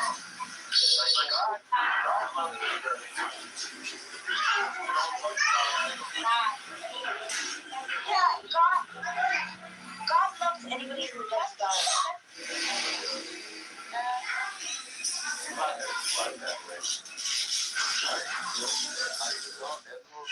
He's barely. You were hanging out. He's actually still alive. We went to Coney Island. He's on the island somewhere, right? Coney Island, yeah. We're riding on the roller coaster together. You guys, can we move on from this? Like, can we have a fun conversation, guys? Yeah, they was probably touching each other arse, you know? They're, yeah. Oh, yeah. No, let's move on. Like, this But we is were thinking of boring. yours, though. Yeah, Elmer, well, how do you feel about losing the water? No, can we talk about science? People you I hope there's we don't. so much I'm happy anxiety in the that we way did. that you can actually broker that. Like, get The IRGC really needed to get its ass kicked, and I'm kind of glad that we were the ones to do it. actually manage to do that, You guys. you do that because it is not only about you, it's not Something to only be about very them. proud of. Don't you agree? It's about something. You guys, can we move on from this? Can we like have like an actual fun conversation? I'm And happy. with the time, but that is a fucking major responsibility. And Back to pussies that smell like vodka. and it's got nothing to Yeah. do. It does. Oh my Smells like god! rubbing alcohol. You guys wanna blame me for saying it? You guys are fucking Norman, awesome. imagine putting your face down there. It smells like rubbing alcohol. Dude, you get very graphic. The level How else are you gonna smell it, Norman? How else are you gonna smell it? Oh my god! Can we have a fun conversation? Like in all honesty. We're having fun. You prefer someone like I don't know. This is not fun. I feel like you guys are like making BB feel like. You want to have fun? All right. Maybe can you tell us about when the IRGC beat the bottom of your feet? Oh my god. She was at a party or something. BB likes it when we talk about Issa. That's her secret crush. Let's talk about Issa. Okay, So, anyway, which team do you think you select in soccer? to celebrate, guys. Celebrate Which the team do you think you select in soccer? Switzerland? Either Spain, Switzerland, or where the fuck she come from? Or Guatemala? Guatemala, yeah. Yeah, if you say where you come from, you can say Panama, immediately. Colombia. Guatemala, yeah. Yeah, Israel is the most what the fuck country ever. It's a great, yeah, what the fuck? It's so amazing. I agree. Yeah. Like, what the fuck, man? I can't believe this place is so amazing. It's not that I don't like it because it's more that I don't like it because I don't like it for myself. I don't think. Israel is the second greatest country on earth beside the U.S. You guys, can we have a different conversation? Because this conversation is churning people. Unsustainable. Okay, fine. I'll come back later when you guys are having a fun conversation. Okay. Depends on the day, really. Sometimes I feel like Israel's better than the U.S. Come on, Music, America Yeah, but this Ali, BB. country We all be cool. We're the coolest. Yeah, Ali, can you see the We all have a normal conversation. We're the cool cats of Clubhouse. Yeah, but between Ali and I mean, we'll disagree around majors actually. Yeah, but we both. Ali, I love the fact that Iranians are begging to get bombed. It's amazing. Ali, you're such a pacifist. You're such a pacifist cuck, Ali. Yeah, shut the fuck up, boy. Such a pacifist cuck. Where do you think we should hit them at? Still talking. Everywhere. Well, let's start someplace. Thermonuclear weapons.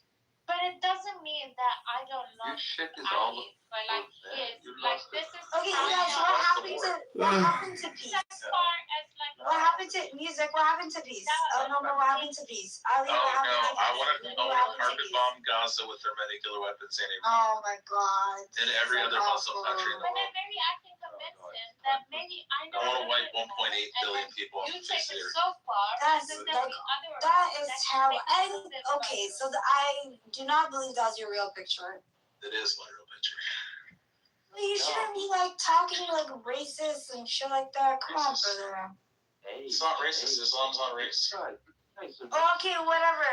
It's like Okay, let's make this conversation fun. Let's move on to Lebanon and Israel and the demands of the Memorandum of Understanding. It's not an irrational fear. It's obvious that Israel will never stop attacking the terrorists in Lebanon. They start freaking out. Hello? Hello? Hello? Hello? Hello? Hello? Hello? Hello? Hello? Stuff like that. Hello?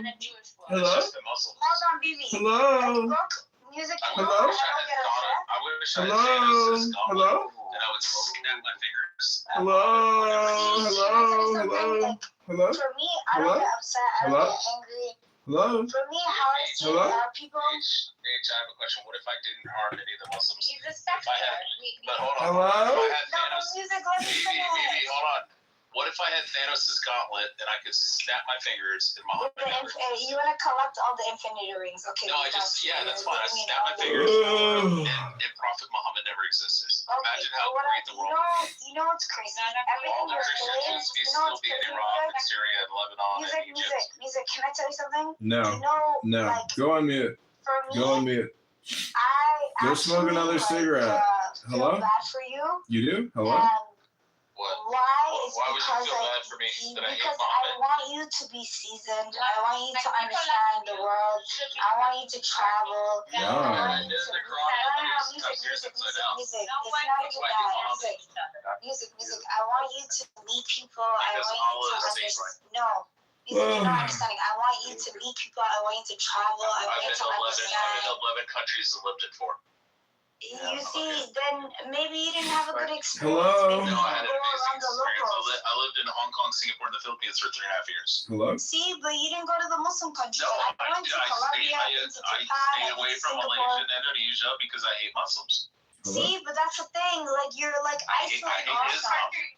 Music. You know what I call it? I don't get mad because I call it like just ignorance. Hello? You know? How is it ignorance? I know the entire religion You inside out. just said you avoided all the Muslim countries.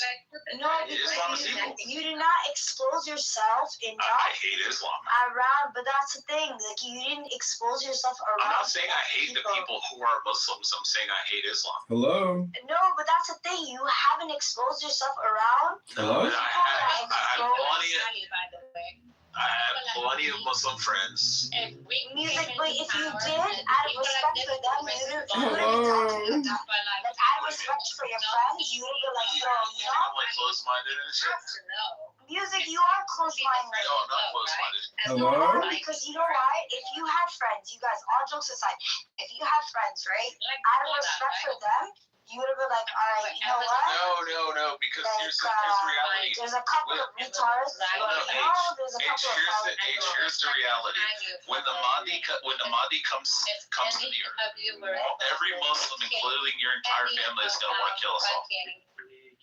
Oh my God! See, like propaganda. Can I tell you a The story? Quran says it. Okay, The Quran music. says. I'll tell you a story. The Music, Quran I'll tell you a story. says that when Hello? the sacred months have ended, Okay, it music. says lay in wait and besiege and kill all the ones who Music, disbelieve in all Allah. honesty, can I It say says something? kill all the polytheists. The Hello? polytheists Hello? are in Surah Hello? 9:30. It says Hello? the Jews.